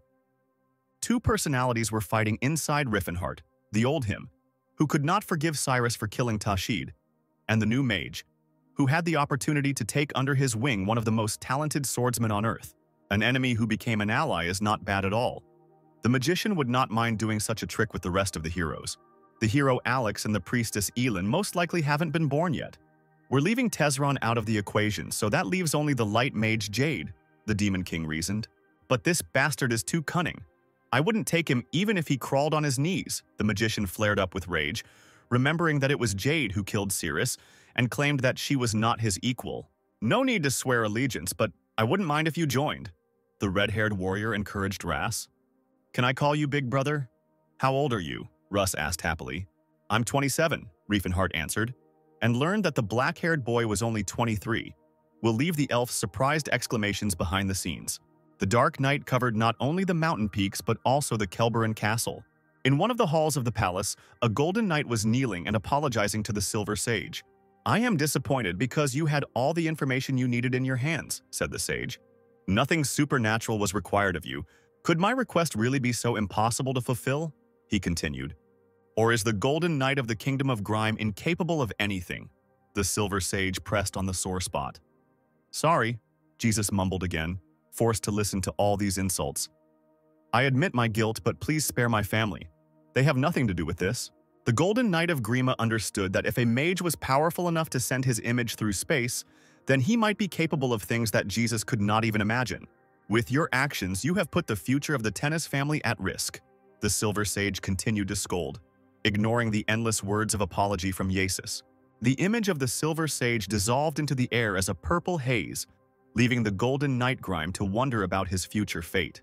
They managed to screw up even with my help. There was no point in relying on an immature sword mage, the mage muttered under his breath while holding the purple sphere in his hands. Duke Illinard wishes to see you. The servants conveyed the message to him as soon as they learned that business was finished. Greetings, Sage Reston, the Duke greeted the magician when he entered his room. I wanted to know for what purpose you used the seal, Illinard asked the sage. You are truly an amazing person, the Duke continued, without waiting for an answer. In all of our history, no one has ever managed to awaken an aura at the age of 20. And on top of that, your gift of prediction has helped in the defense of humanity more than once. That is why, despite your young age, you were recommended to be a Silver Sage, and we approved your candidacy, as we are convinced that you are worthy of this title, Illinard praised Reston.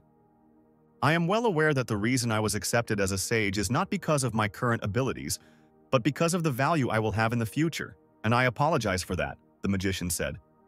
The Duke looked at Reston carefully and assured him that the council would not take disciplinary action for using the seal this time, as it had not led to any serious consequences, but advised him to remember his position.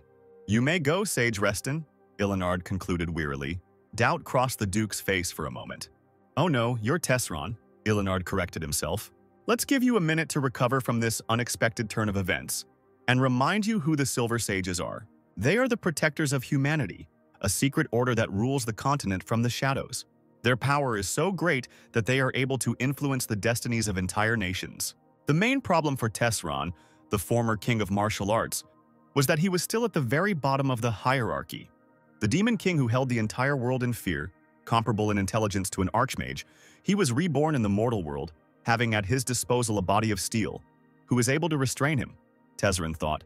Aleutian's voice is a great loss, and now the mage must stop it before Reifenhart regains his powers.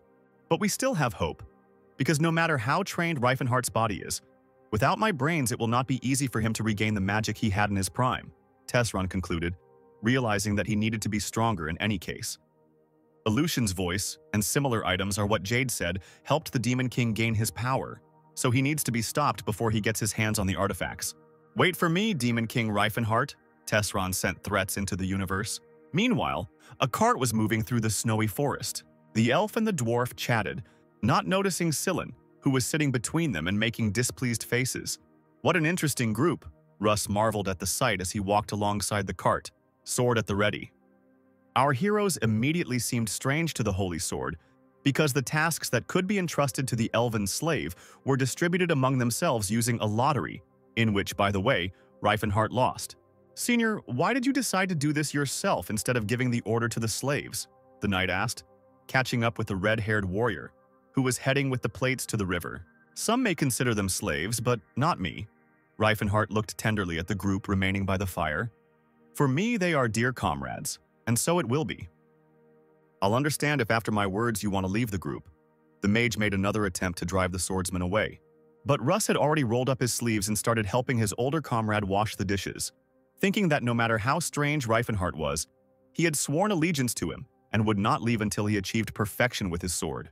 Until then, Russ will pretend that the red-haired warrior is a lord, and that he, as a loyal knight, must carry out the nobleman's orders. "I wonder what he's doing there now," the swordsman thought, looking at the cart. What was happening inside did not resemble meditation for enlightenment.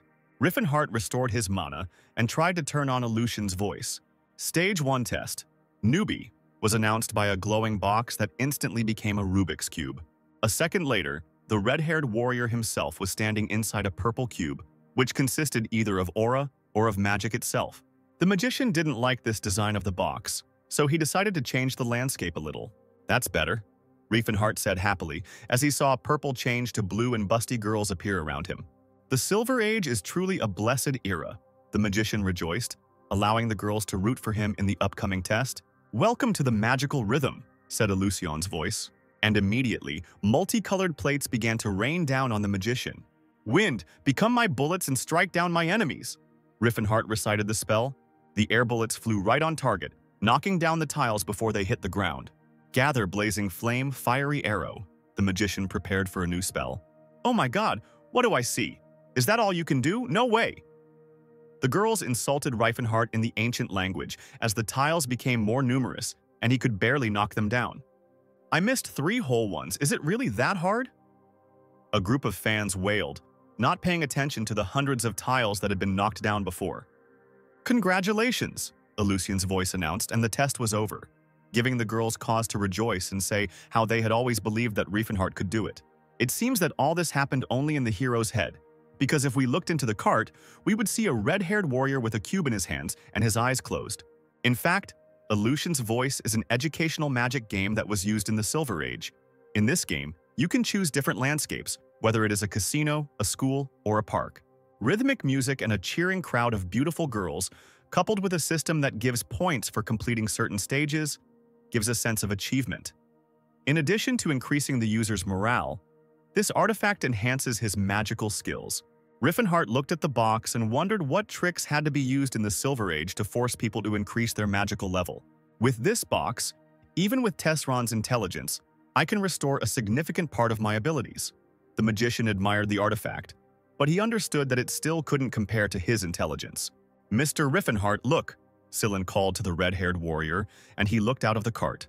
The heroes looked at Strasand, which was visible in the distance. The horses pulled the cart slowly, giving our company the opportunity to admire the surrounding landscape and the magnificent sunset. Strasand is a strategic and commercial center where the northern trade routes converge. Information from the trade union, sign here. A messenger handed Riffenhart papers when the mage decided to visit one of Tauban's branches.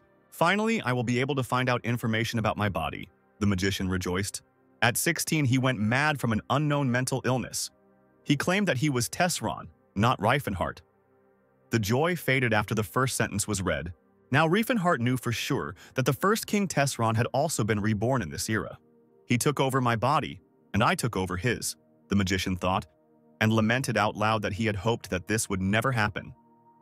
The papers also said that Tesron left the magical Tower of Delphi at the age of 20, after which no one heard anything about him. Riefenhart was surprised because in his past life, he managed to become a magician only at 30, because the top of the tower simply did not allow him to leave it. "Are we leaving Strasand yet?" Russ called out to the red-haired warrior, confused as he headed for the exit. "We need to get ready. We'll leave tomorrow morning," Riefenhart replied, playing with the fire magic in his palm and wondering where he could get a bounty hunter from Tauban to find out more about Tesron. "By the way, maybe it's time to tell them about our true destination," the magician thought, seeing Cyrus's confused face. The travelers stopped at a fine tavern and had heart-to-heart conversations over dinner. "At first I thought Riefen was just a village idiot, but then he took off his shirt and finished off that demon. My God, that was so cool," Sillin said admiringly about the exploits of his senior comrade. "Wow, I expected nothing less from him, hiding his true power in his style so modest," Russ continued admiringly. But the priest immediately cut him off, stating that Riefen had a reason for hiding his powers. "What should I do? Can I take Sillin and Rast to the Great Forge?"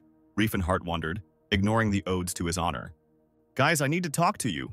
The red-haired warrior interrupted the lively conversation and everyone stared at him. "We're not actually heading for a relic of the Silver Age," the magician said, once again convincing himself that his decision was correct, because these people were his friends. "So we're not going to the Settlard Mountains?" Rast asked, but Riefen replied that they were.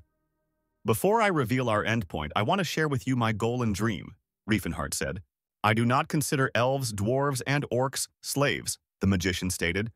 "And I want everyone to share this opinion," he said, not so confidently, looking at the faces of Sillin and Russ, who were perplexed.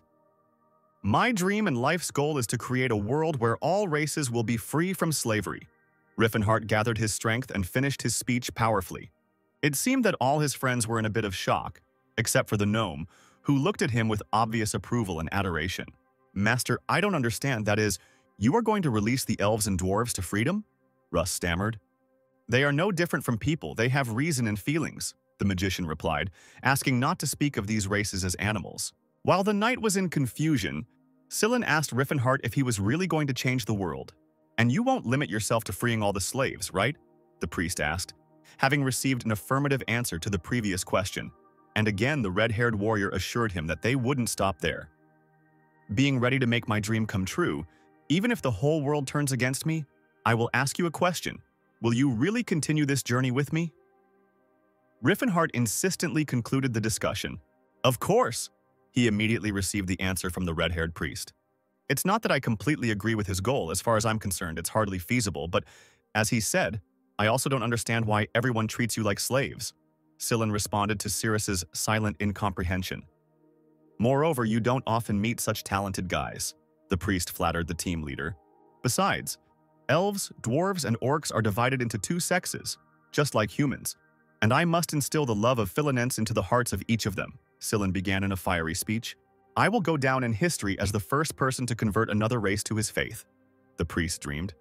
Riefenhart warned Sillin that people might hate him, because for the sake of slaves, it might be necessary to attack noble persons, and this is a crime. But the priest agreed to all necessary measures and to turn a blind eye to the murders if necessary. "Honestly, I don't understand what you're talking about, but I swore allegiance, which means your path is my path." Russ supported Sillin in his desire to join Riefenhart.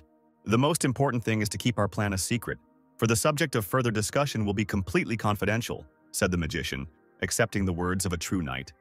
"We are heading to the Great Forge, where the Temple of Alpat is located, the god worshipped by the dwarves. The magician finally revealed his destination. In the Sedlard Mountains, among the ice floes, the wind howled. "Dear Earth, please share your strength with me," the gnome exclaimed, rushing into the attack. The huge, scary monster was bleeding after meeting little Tilla. "How dare a filthy creature raise a hand against a man blessed by Sayer himself?" Ras asked the ogre, striking with a sword shining with aura. Ravenheart looked at his partners and realized that some ogres were definitely no match for this super squad.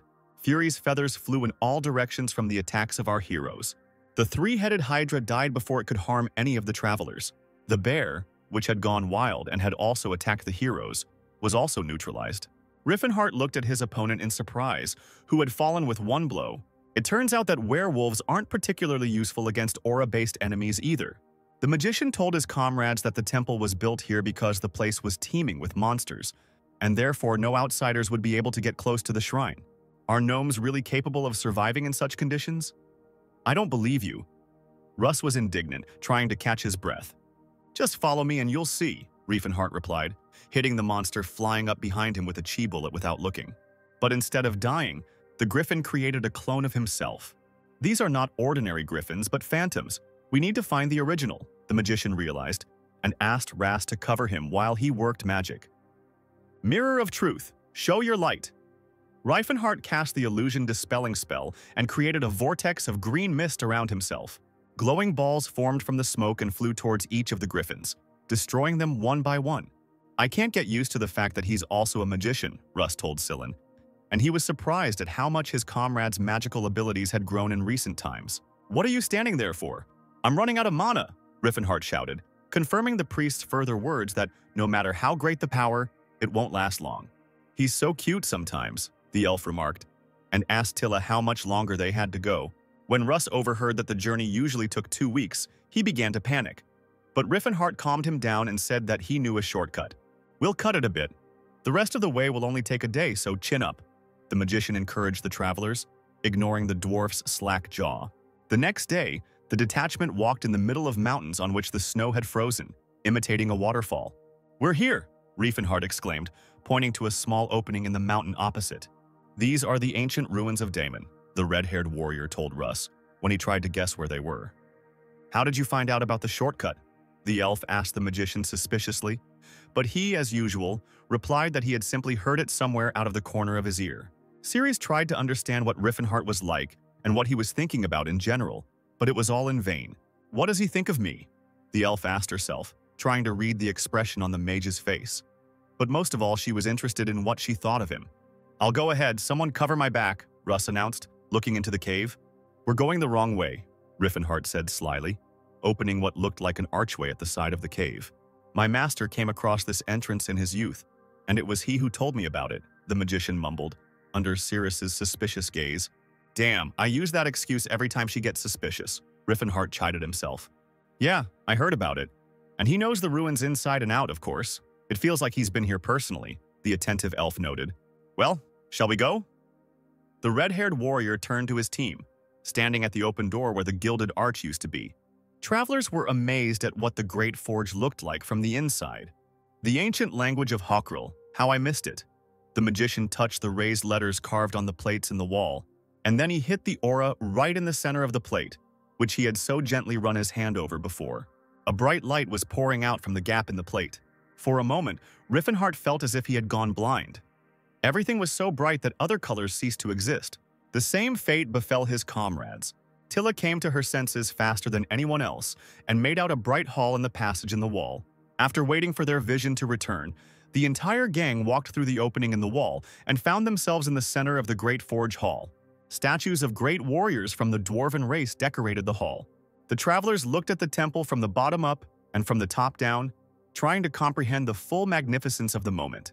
Rivenheart even smiled when he heard Sillin and Russ agree that the creations of the Silver Age were something beyond comprehension. "Rifen, was it us who broke that thing?" Sillin asked innocently, pointing to the plate that the mage had destroyed. "Everything is fine at the altar," the Demon King began, but did not finish, realizing that he had done something bad again. "I came to the Great Forge following memories from a past life," the magician thought, turning pale. That time, part of the temple was damaged, but it didn't cause any problems because at that time Alpat had already announced his prophecy. But what will happen now? Ryfin panicked, not understanding how much of the past and future he had already changed. The temple is destroyed. We are under attack, the temple guardians shouted in the dwarven language, setting their weapons to lethal mode. Considering that Alpat's prophecy has changed dramatically, the dwarves will definitely get it wrong. Riffenhart was horrified as he watched the dwarven soldiers begin to gather on the balconies of the hall. The entire group looked at their leader, each with different emotions, but definitely making the mage sweat and get nervous. "Aim!" the dwarf shouted, giving the order to all the crossbowmen. Why do gnomes always rush to conclusions? They just saw us and are already trying to kill us. Sillin was indignant, hiding behind the fragments of the sacred gnome tile along with the others. "Did you think they would offer us tea? Not only did we invade their home, we also tore down the wall." Riefenhart yelled at Sillin's whining, but when he asked why the wall had to be torn down, the mage had no answer. The gnomes looked terribly furious, but in principle, they could be understood after all, their home was under attack. "Inferior beings, how dare you attack humans?" Cyrus shouted passionately, charging his sword with aura. "Russ, stop!" Riefenhart commanded, and the boy stopped in confusion.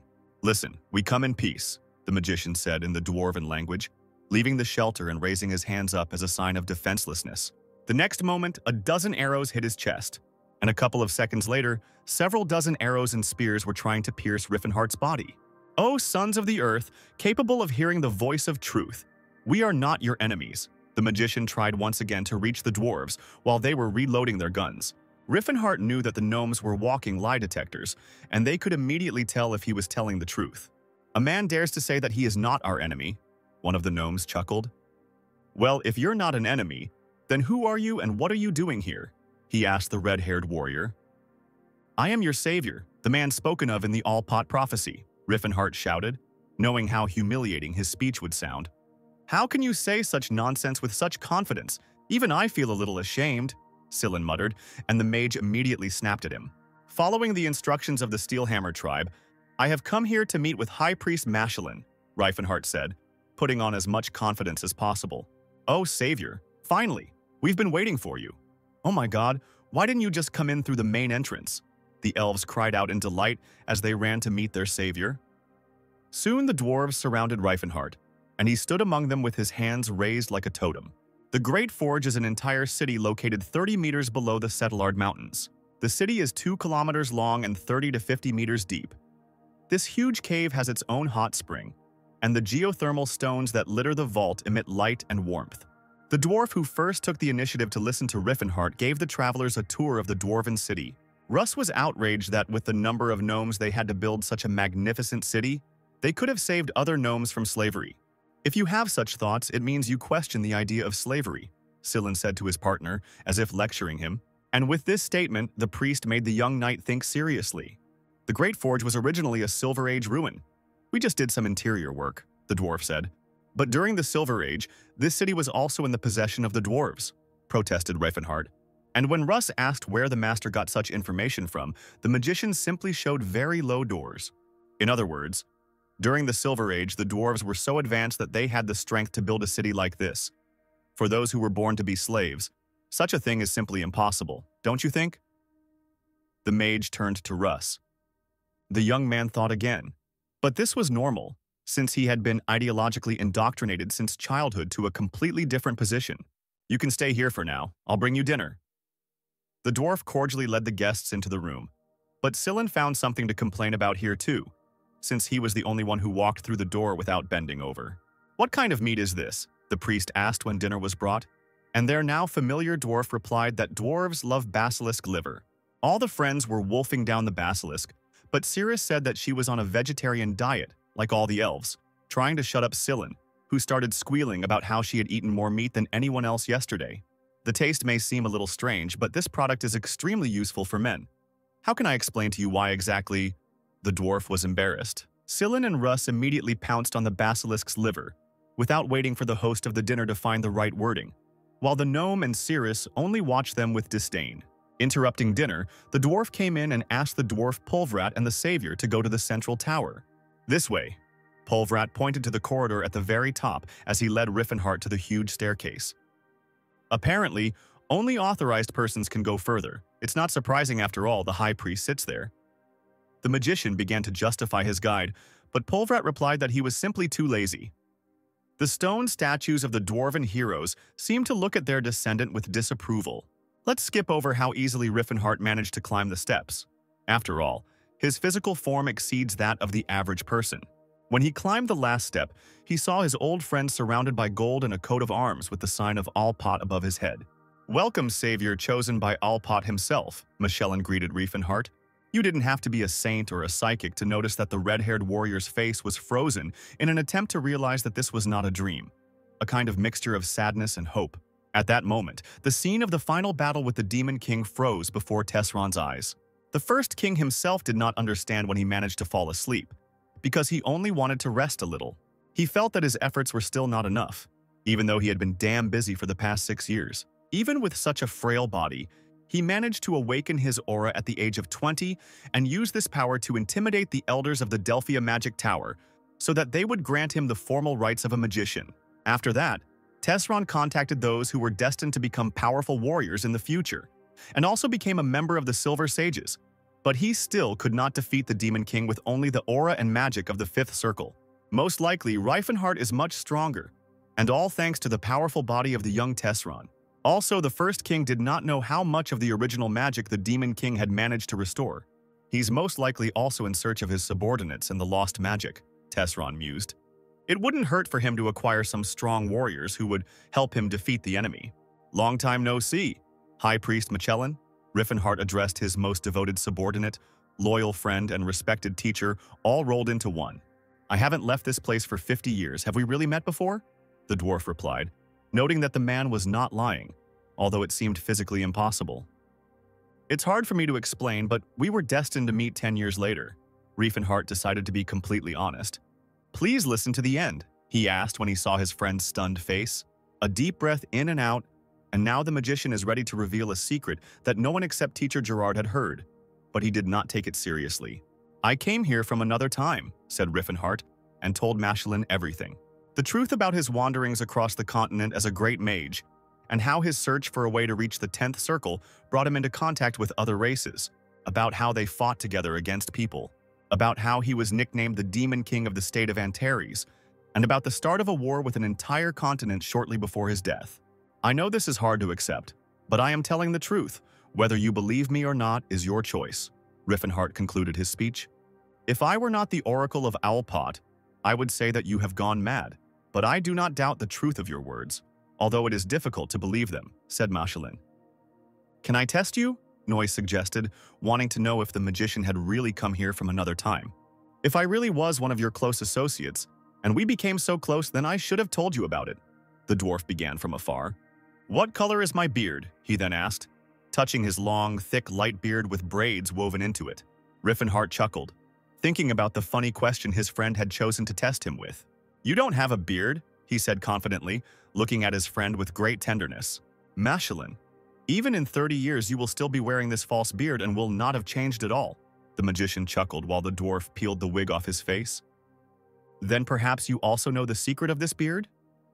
Michelin smiled, and Riefenhart remembered his friend's words about it being blessed by Owlpot himself. The red-haired warrior demonstrated his knowledge of dwarven culture to Michelin, reminding him that a beard is the greatest indicator of masculinity, and if it weren't for the fake face, his friend would not have gained much respect among his race. Even the dwarves can't tell this beard from the real thing. You have earned my trust, the priest of the Great Forge proclaimed. I wanted to meet to give you some advice, but since you already know everything, the beardless dwarf spoke, descending from the steps of his pedestal. On behalf of all dwarves, I, Michelin Fort Hammerline, swear allegiance to you, Riefenhart and Teres. The dwarf swore on one knee. Get up, the magician said sheepishly, and hoped that at least in this world he would be able to repay his friends for their loyalty. You are wrong, Michelin. I need your advice more than ever. Riefenhart smiled at his friend. He had already failed his friends once by trying to solve everything by force, and they ended up becoming enemies of humanity. The Demon King will not make such a mistake again. I took custody of slaves from the kingdom of Chatan and asked them to train them. If all goes according to plan, others will also begin to train their slaves. Riefenhart shared the news with Michelin. The dwarf noted that this was very good, but it would take at least 100 years for noticeable changes to occur. And although elves and dwarves live longer than others, the magician himself would already be a decrepit old man when the world finally changed. Yes, that's the problem, the magician agreed with his friend. Right now, I'm trying to get my magic back. And I've also managed to gain physical strength that I didn't have in my previous life, so changing this empire and becoming a terrifying demon king isn't that hard.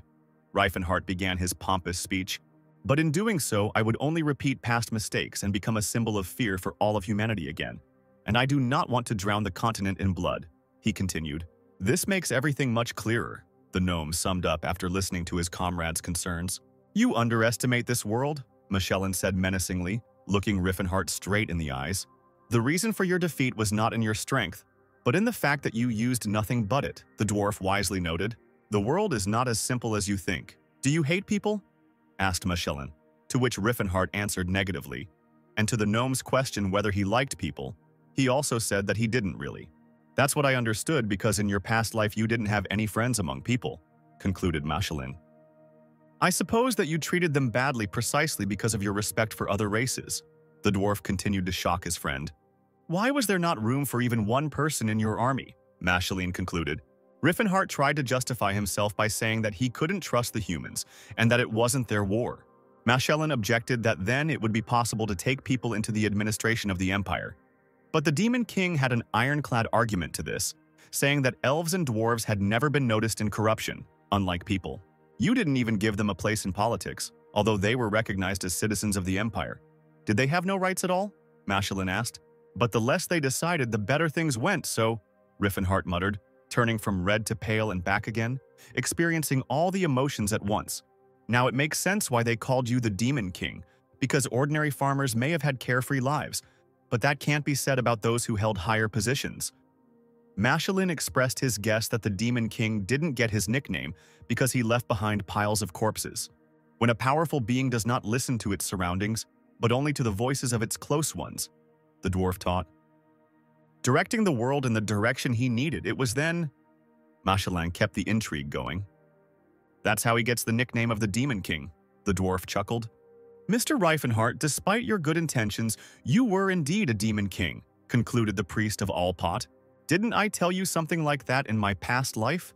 Michelin asked when Reifenhart grabbed his head. But the magician replied that his friend had begun to serve him when people were already exterminating the gnomes. The creation of the Antares Empire is half your merit. Reifenhart decided to slightly shame his all-knowing friend in response. Really? Then who am I to judge? The dwarf was embarrassed, and the magician just smiled and asked what they should do with all this now. Michelin emphasized that the Demon King's biggest mistake in the past was the idea that this was a war between other races against humans, because humans are doing a great job of exterminating each other, and other races don't even need to interfere. Greed never leads to anything good, that's all I can advise. Think carefully about my words, the dwarf asked. A snowstorm raged among the Setlard Mountains. The roar of the ice dragon knocked the snowy tops off the mountains, raising an even bigger blizzard around. A large number of dwarves held the beast on dozens of ropes. 7 blades, Russ shouted, launching boomerangs of aura at the ice monster. Each boomerang hit its target and caused pain to the dragon, but did not knock it off its feet. Russ was not happy. He was trying to copy Riffenhart's air bullet technique, and obviously he was still far from a master. The elf fired from Nihilin at the same ice target, and despite the accuracy and power of the artifact itself, Cirrus still failed to inflict significant damage on the monster. She immediately realized that there was no point in continuing any further, but out of the corner of her ear she heard someone rushing to attack. "Cardamite now!" shouted the massive black-bearded dwarf. The warrior Cardamite made a huge leap and rose above the ground, holding the axe on his shoulder. Russ looked closely at this suicidal man and noticed a faint light gradually embracing Cardamite. The next second, the gnome sparkled like a Christmas tree, engulfed in a fiery aura. In one move, Cardamite cut off the ice dragon's head. "A glorious feast awaits us today," said the hero, smiling. Sillin and Russ looked extremely shocked and tried to comprehend that there were also aura possessors among the dwarves. And among their friends, there were 3 mighty warriors with illumination. I heard that the dwarves are superior in strength to an entire nation. But this… The bastard Tennis tried to gather his fear and surprise into one thought. More than a month has passed since the travelers arrived at the Great Forge. At first, There was a noticeable difference in culture, although the friends adapted well in a short period of time, although there were still some shocking moments. And the snowstorm in the Great Forge only intensified. "I've grown a whole centimeter," Sillin rejoiced. "That's so great, Sillin. Congratulations." Russ and Cirrus congratulated the priest in turn. "And what's so good about being tall? Maybe people prove their strength this way?" The gnomes were surprised, but Tilla told them that it was as cool as growing an inch taller in the shoulders. "Where is the master?" Russ asked, and the priest said that he was probably in the same place as usual. After these words, they both looked at the high tower and still could not imagine what he was doing inside. The massive steel tower at the center of the Great Forge is the power source that feeds the geothermal rocks. This is, one might say, the son of the Great Forge, life itself, Magrim. The Silver Age was truly beautiful, Riffenhart marveled, standing before the son of the forge. It is quite natural that other races, turned into slaves, did not preserve their traditions. Of course, much of the dwarfs' magical knowledge was lost during the slavery period. But the doctrines of All-Pot were passed down from generation to generation in the form of sacred writings in the libraries of the mages. The power of a god depends on the status of his worshippers, and since the authority of the gnomes in this world has fallen, All-Pot can hardly influence this reality. At best, he can awaken Magrim, the magician thought, but came to the conclusion that he could do it too. However, Tezron's body has been devoid of magic for a long time, so no matter how hard Riefenhart tries, his mana reserves do not increase. But with the power of Magrim, he will be able to change this body, making it more prone to magic. In his past life, Riefenhart managed to subjugate Magrim to his will within a year, something only gods are capable of, and then, inspired by this method, he invented the spell of a nuclear explosion of the 10th circle, which he used just once to defeat the kingdom of Vasili in one fell swoop.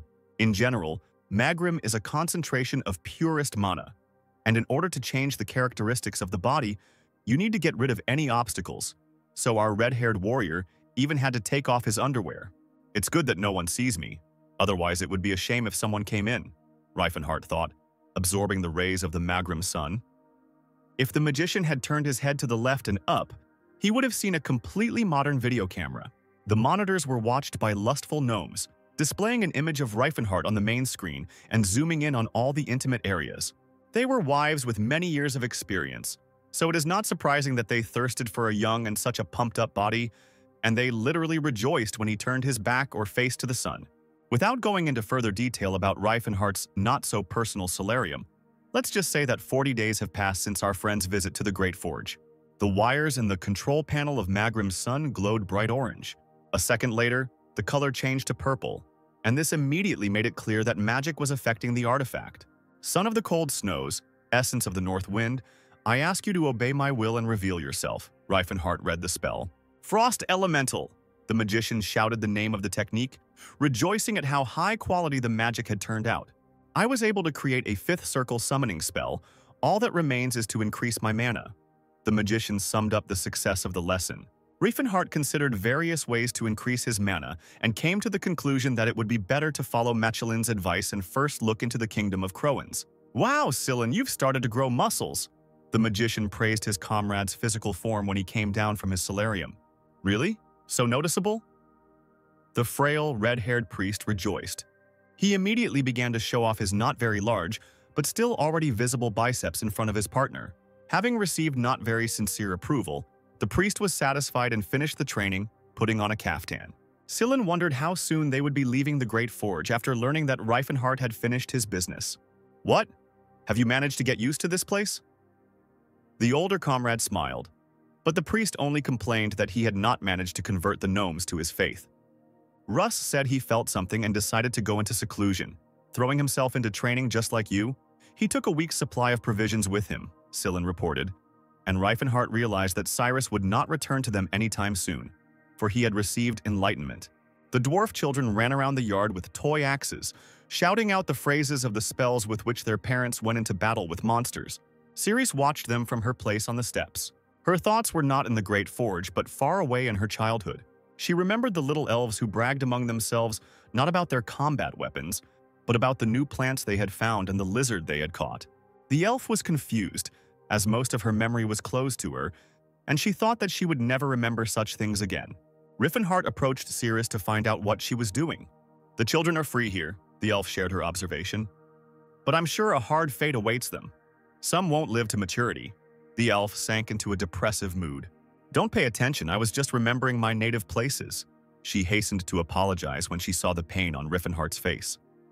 "Her homeland is the Svilat Desert, a remote area to the west of the Kingdom of Graim," the mage recalled. "This is a barren land where no human foot should set foot, where her family lived. The Danheims." Riffenhart thought about his beloved's ancestral home and decided that he needed to visit them. "Cirrus, do you want to visit your hometown?" He winked at the elf. "It will take at least 2 months to get there." Cirrus began to dissuade, confused, but Riffenhart assured her that there were shorter routes.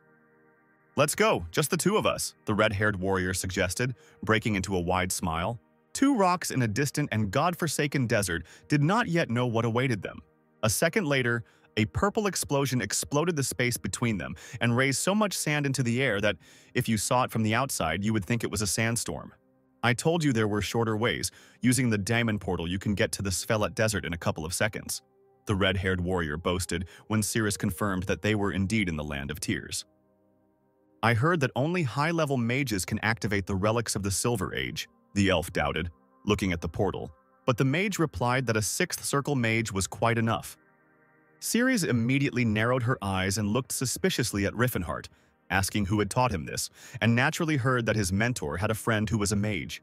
There was something strange in Riffenhart's behavior, but the elf could not understand where he got this knowledge from. Suddenly, out of nowhere, a huge desert monster, resembling a cross between a crocodile and a dinosaur, attacked our heroes. The red-haired warrior prepared for his signature blow. The next minute, the crocodile was knocked out. Looking at the lifeless body of the sand lizard, Riffenhart remembered that they had quite tasty meat. He created a shadow over the crocodile's carcass with magic. Then he created a field of fire to roast him. And then he created a spell with which he was going to separate the water from the blood of the sand lizard for unforeseen situations. "Magic is really useful. I can't believe I haven't done this before," Riffenhart exclaimed as Cirrus silently skinned the lizard with her weapon. "Sir, try it." She handed him a juicy piece of steak on a blade. "Cirrus, how far is your city?" The magician asked for the sake of decency, as if he didn't already know that they had to walk for half a day. The elf expressed great doubt that anyone in her settlement had survived, but Riffenhart continued to encourage his friend. "You never know what to expect from life," the red-haired warrior said cheerfully, and Cirrus was slightly distracted from her sad thoughts, although perhaps this happened because of a very tasty piece of meat. The travelers decided not to set out at nightfall and spent the night in the same place where they had left the portal. The next day, they set out early in the morning, and by midday they were on the threshold of the destroyed city of the elves. The heroes stood still, not daring to enter such a quiet and motionless city. "My daughter, you must grow up and protect our clan," the ruins said in the voice of Cirrus' mother. "Well done, great lunge!" The elf's dad praised her after a successful training session. These voices echoed loudly in Cirrus' head as she walked through the deserted city. "Why did I even come here? Not a single soul!" The elf cursed herself mentally. The memories of her parents' faces, the voices of her friends, the longing for the smell and breath of her brothers and sisters ate away at Cirrus.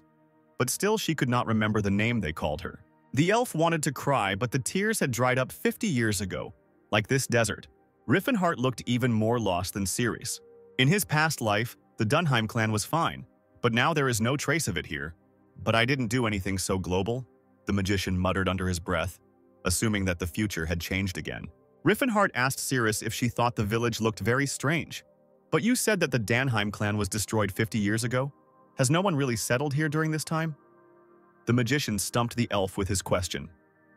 "Judging by the tracks, someone ran this village about 2 weeks ago," Riffenhart concluded, looking around at the pots left on the fire and the washed laundry on the lines. "Oh shoo," Cirrus heard fragments of someone's prayer. "Please," she heard the other elf's voice even more clearly. "Please help me," the adult elf with a long blonde braid mentally begged. A caravan of camels with riders led the elves under escort. "Natina, pull yourself together, don't show them your weakness." Shaylin's older sister prompted the little girl, who was being led on a leash. Mercenary Bright was unhappy that after so much time they found only 3 elves, 2 of whom were just children. All his expenses for this journey exceeded future profits. "We've missed out on so many good opportunities just to come here. This job pays too little," Bright complained to himself, trying to hide from the annoying sun. After meeting a red-haired villager who prevented them from capturing an orc, everything in Bright's life went wrong. "Clonto, do you have any cooling magic?" Bright begged his comrade, but received the answer that magic is not a cure for all diseases. "I paid everything I had, and you turned out to be absolutely useless. Why is everything going so badly no matter how hard I try?" The squad captain scolded Clonto. Another mercenary tried to encourage Bright that they were not returning empty-handed, but had taken 3 elves with them. "You can't get much for the little ones, and besides, one of them is just a boy." The captain continued to complain. Out of the corner of his eye, Bright caught a glimpse of movement in the otherwise peaceful desert. "There's a grown elf approaching us. Get ready to grab her. She's literally a bag of gold." The mercenaries weren't afraid when they saw Cirrus. "Let's leave the hot desert and move to a civilized city." There was a knock on the carved door that adorned the magician's current haven. "Can I come in?" A modest girl with golden pigtails asked Tesron. "Are you studying that work again?" she said, frozen between the half-open doors. "Felina, we agreed. No unnecessary chatter." Tesron rolled his eyes. He invited her in and looked carefully at Felina, his childhood friend, the only person he could trust after being reborn in another body. She was on his side when everyone else decided that the black-haired mage had gone crazy, and if it weren't for Felina's help, he wouldn't have been able to awaken the aura, given all the limitations of the magic tower. "Tesron, when you smile like that, I remember the past." Felina looked at her friend adoringly, not suspecting that she was originally destined to be the Demon King's girlfriend. "About the time when your name was Reifenhart," the girl continued, not hiding her smile. "It's strange that you brought this up. How did the task go?" The first king changed the subject, upset. As expected, the reputation of the Battle King Reifenhart runs ahead of him. Felina handed the mage the scroll, finding it interesting that the names of both heroes were the same. "My name is different now," Tesron reminded her, and disagreed with her further statement that it was an irony of fate. "The Golden Knight suffers a crushing defeat from the new owner of the aura, most likely the work of a certain family envious of the success of Count Tennis," reads the headline of the newspaper The First King, and remains dissatisfied because such news will only make Reifenhart more famous. "Have you seen Sir Jesus?" the magician asked his friend and received an affirmative answer. It turns out that after reading the letter, the Golden Knight immediately agreed to meet. Tesron was pleased with this news, as in the letter he offered Jesus to become his ally in order to defeat Reifenhart, which meant he had gained a powerful ally. "By the way, I managed to find another suitable candidate," Felina recalled. Stefan von Altion, the second son of Marquis Altion of the Kingdom of Vasily. Another ally was introduced by her friend. "The name sounds familiar, but it doesn't matter. If it turns out to be useless, I can always find a proper use for it," Tesron thought. "Great job. Thank you very much." The magician hugged his friend. "Demon King Reifenhart, you took what is mine, and I will take what is yours." The magician hugged Felina and gloated. If her friend had seen the look in his eyes, filled with rage and the desire to take everything that was left from Reifenhart, she would not have stayed in his arms any longer. Meanwhile, one of the mercenaries tried to capture Sirius in the desert.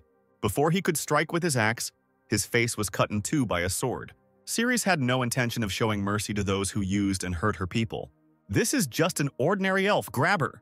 Bright screamed as the squad froze in indecision, looking at the head of Sirius's previous offender, cut open like a watermelon.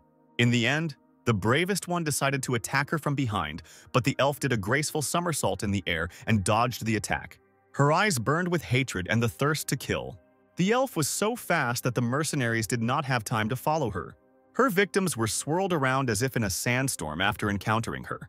And while the mercenaries were trying to figure out whether they were dead or just badly wounded, she was already preparing for the next strike. Where did she come from? Bright was now seriously scared. "Heat, fill your palms with your power. Let it turn into flame and strike down my enemy." Clonto cast a spell, sending a shockwave of fire towards Ceres.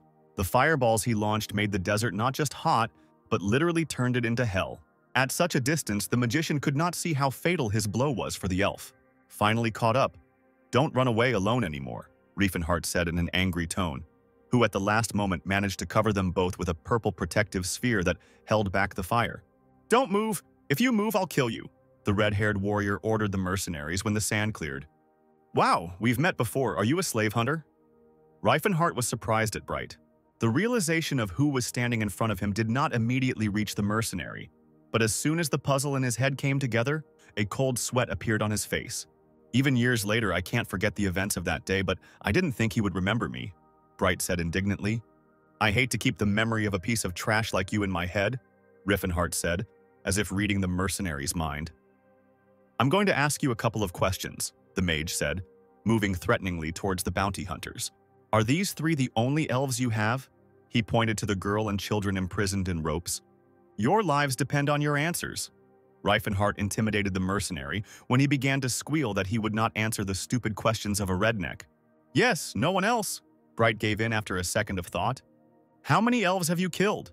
The red-haired warrior asked the next question. Bright's face reflected complete incomprehension of the situation. About 40, he answered after a while, because he never counted how many slaves he killed.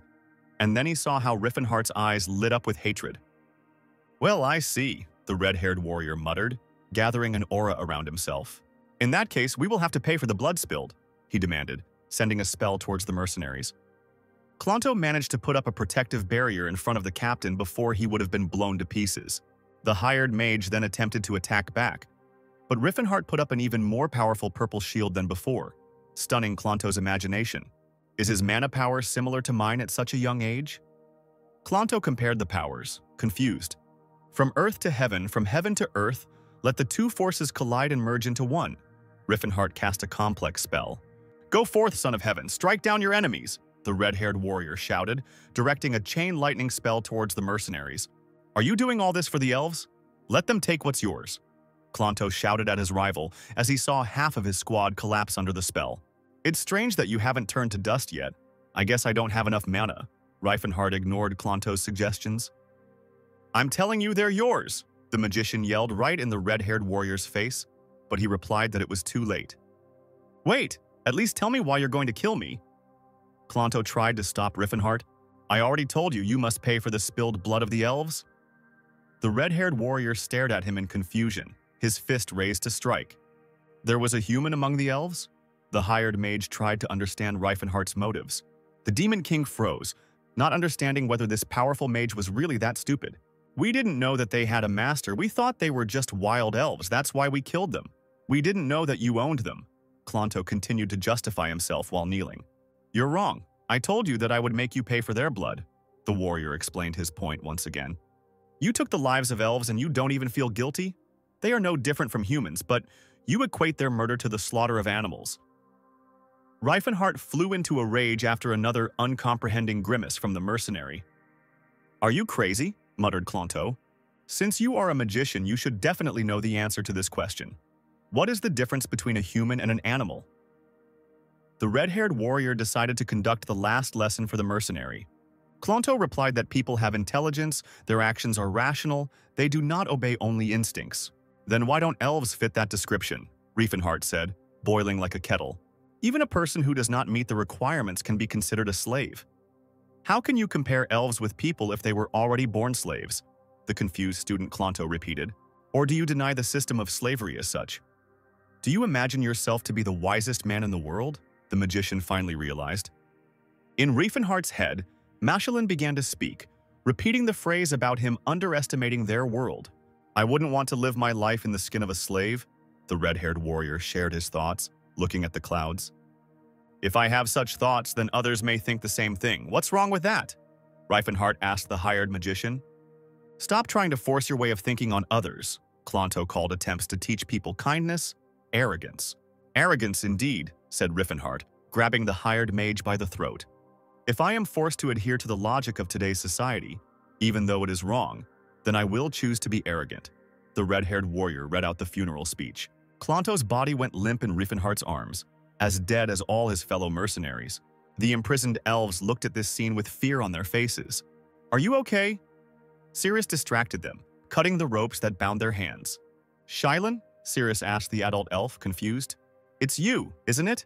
Cirrus hoped as Shaylin tried to shake off the shock, rubbing her now free wrists. Serendi?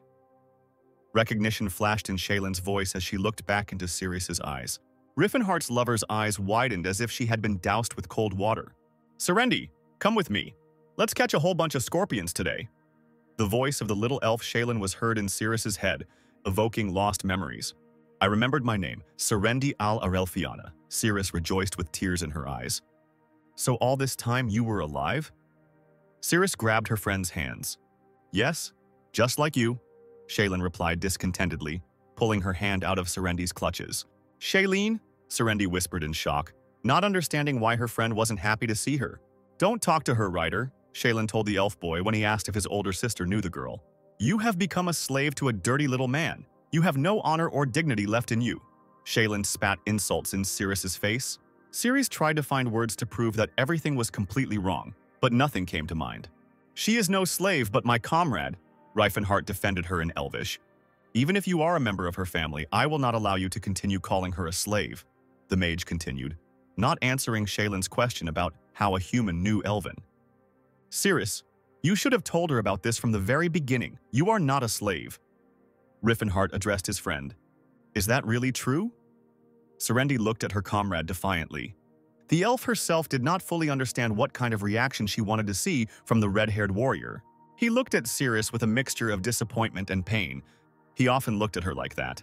Have I ever treated you like a slave? Riffenhart asked, and received a negative answer. Then why do you continue to belittle yourself? The former Demon King exclaimed in confusion. Lord Reifenhart, you never directly stated that I am not your slave, Sirius replied, apparently forgetting how every battle he literally shouts to everyone and anyone that she is not a slave. But let's say. Riffenhart looked confused, glanced sideways at Shaylin and then back at Sirius. You don't belong to me, he said tenderly, looking into the eyes of his beloved.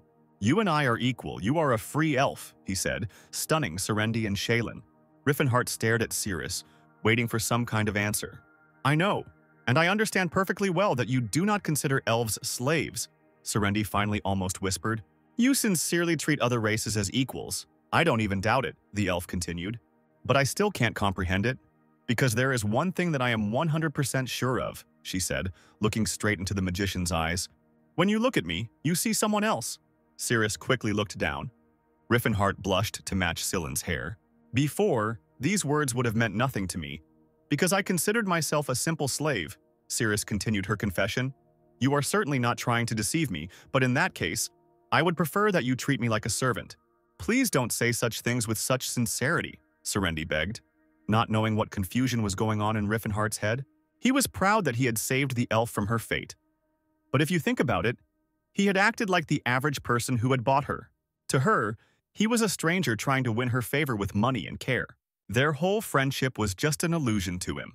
He impressed upon her that she was not a servant, but he gave her no reason to think that she meant anything more to him than a valuable investment. I can't accept sincerity that's meant for someone else, Serendi said sheepishly, breaking the mage out of his self-flagellation. I understand everything. You are free, Riefenhart said seriously. You can do whatever you want, Sirius. The magician gave her his blessing to leave his mission. More precisely, Serendi al-Arelfiana, he corrected himself. I now see a different meaning in my previous words, Riefenhart said, letting the elf know that this was a deliberate decision. You can stay or go, it's up to you. And no matter what you choose, I will respect it, he said, looking into Serendi's eyes. Do you want me to leave you? The elf was upset. I really want you to stay, but I'm not going to limit you anymore, the magician objected. Let me think for a moment, Serendi said, completely confused about her feelings. Will you help her find her family? Riffenhart asked Shaylin. I repeat, she is not my slave, and I will not reveal the location of your village to anyone, the magician convinced the elf while Sirius climbed onto the camel. He was going to wait nearby for Serendi's decision, but Shaylin called him along to repay her savior. You were bound to find our hideout sooner or later, weren't you? Shaylin chuckled when Riffenhart tried to dismiss the idea. That sounds quite rational, he smiled, and the elf supported him, saying that their race was generally a rational people. The caravan of camels, unladen with nothing but 5 horsemen, set off. Shaylin apologized to Serendi for her behavior, explaining that she would have done the same thing if she had been in a similar situation. You've met a good man, Shaylin turned to Riefenhart, who was bringing up the rear of the caravan. Exactly, truly kind, Serendi smiled tenderly. Is that why you told him your real name? Shaylin asked, leaving the elf stunned. He called you by your real name, Shaylin reminded him, seeing Sirius's stunned face. Serendi remembered how the mage had corrected himself and called her elven name.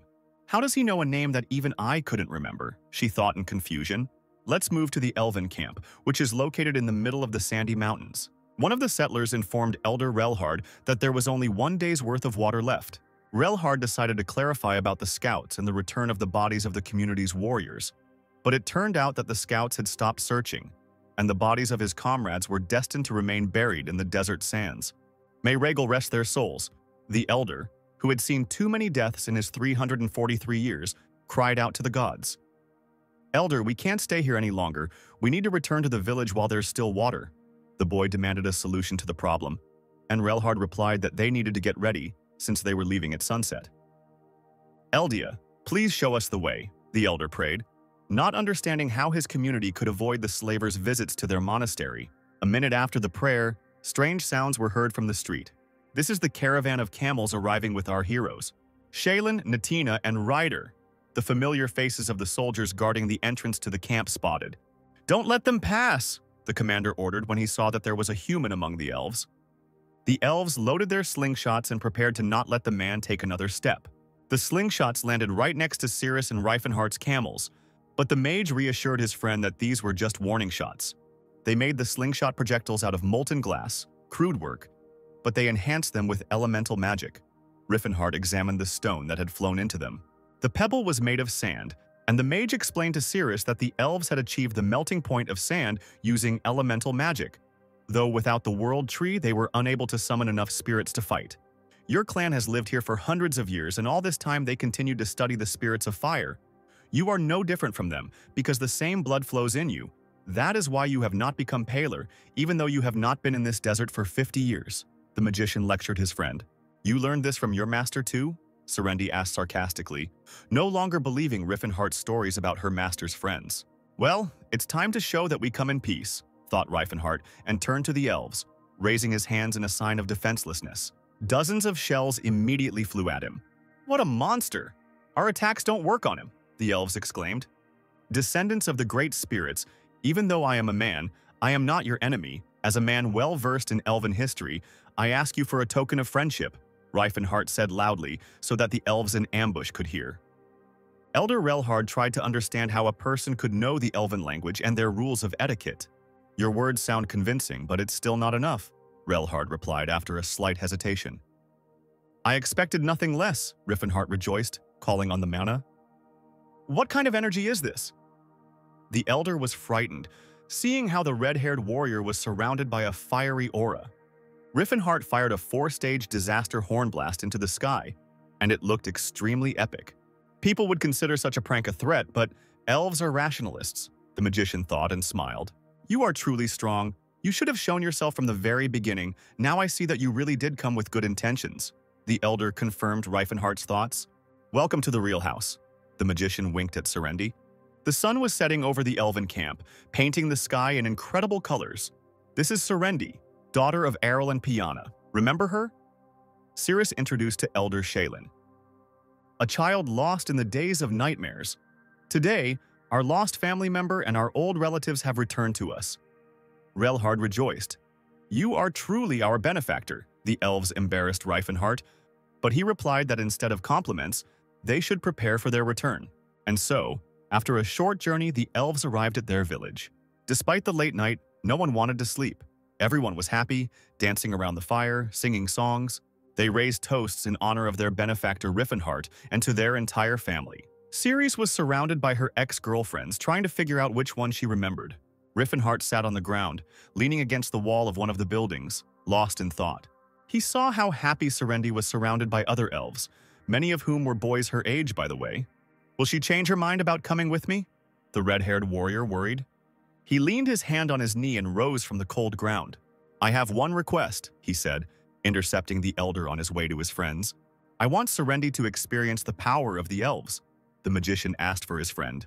"Are you talking about spiritual magic?" Relhard clarified. "I know a couple of spiritual spells myself, but that only concerns summoning, and my abilities are no match for elven magic," the red-haired warrior replied, showing a fiery dragonfly in his hand. "Teaching Serendi spiritual magic is our clan's duty, but after losing the world tree, that's all we can do now." The elder showed the unformed fire in his hand, and it quickly went out. "This kind of magic is barely enough to replace a regular fire, and it's definitely not something you can use in a fight," Relhard complained. "Of course I was going to teach her, but not being able to communicate with spirits as an elf, isn't that sad?" Riffenhart complained in response when Relhard suggested that he teach Cirrus himself. "You really understand us well," the elder smiled sadly. "If she decides to stay here, and you don't want to part with her, then the Dunheim clan has no choice but to consider you one of their own," Relhard said, looking at the cheerful Serendi. "You are our brother now," the elder added, looking into Riffenhart's eyes. After the night party, 4 more days passed, which Riffenhart spent in the elven village, waiting for Serendi's decision.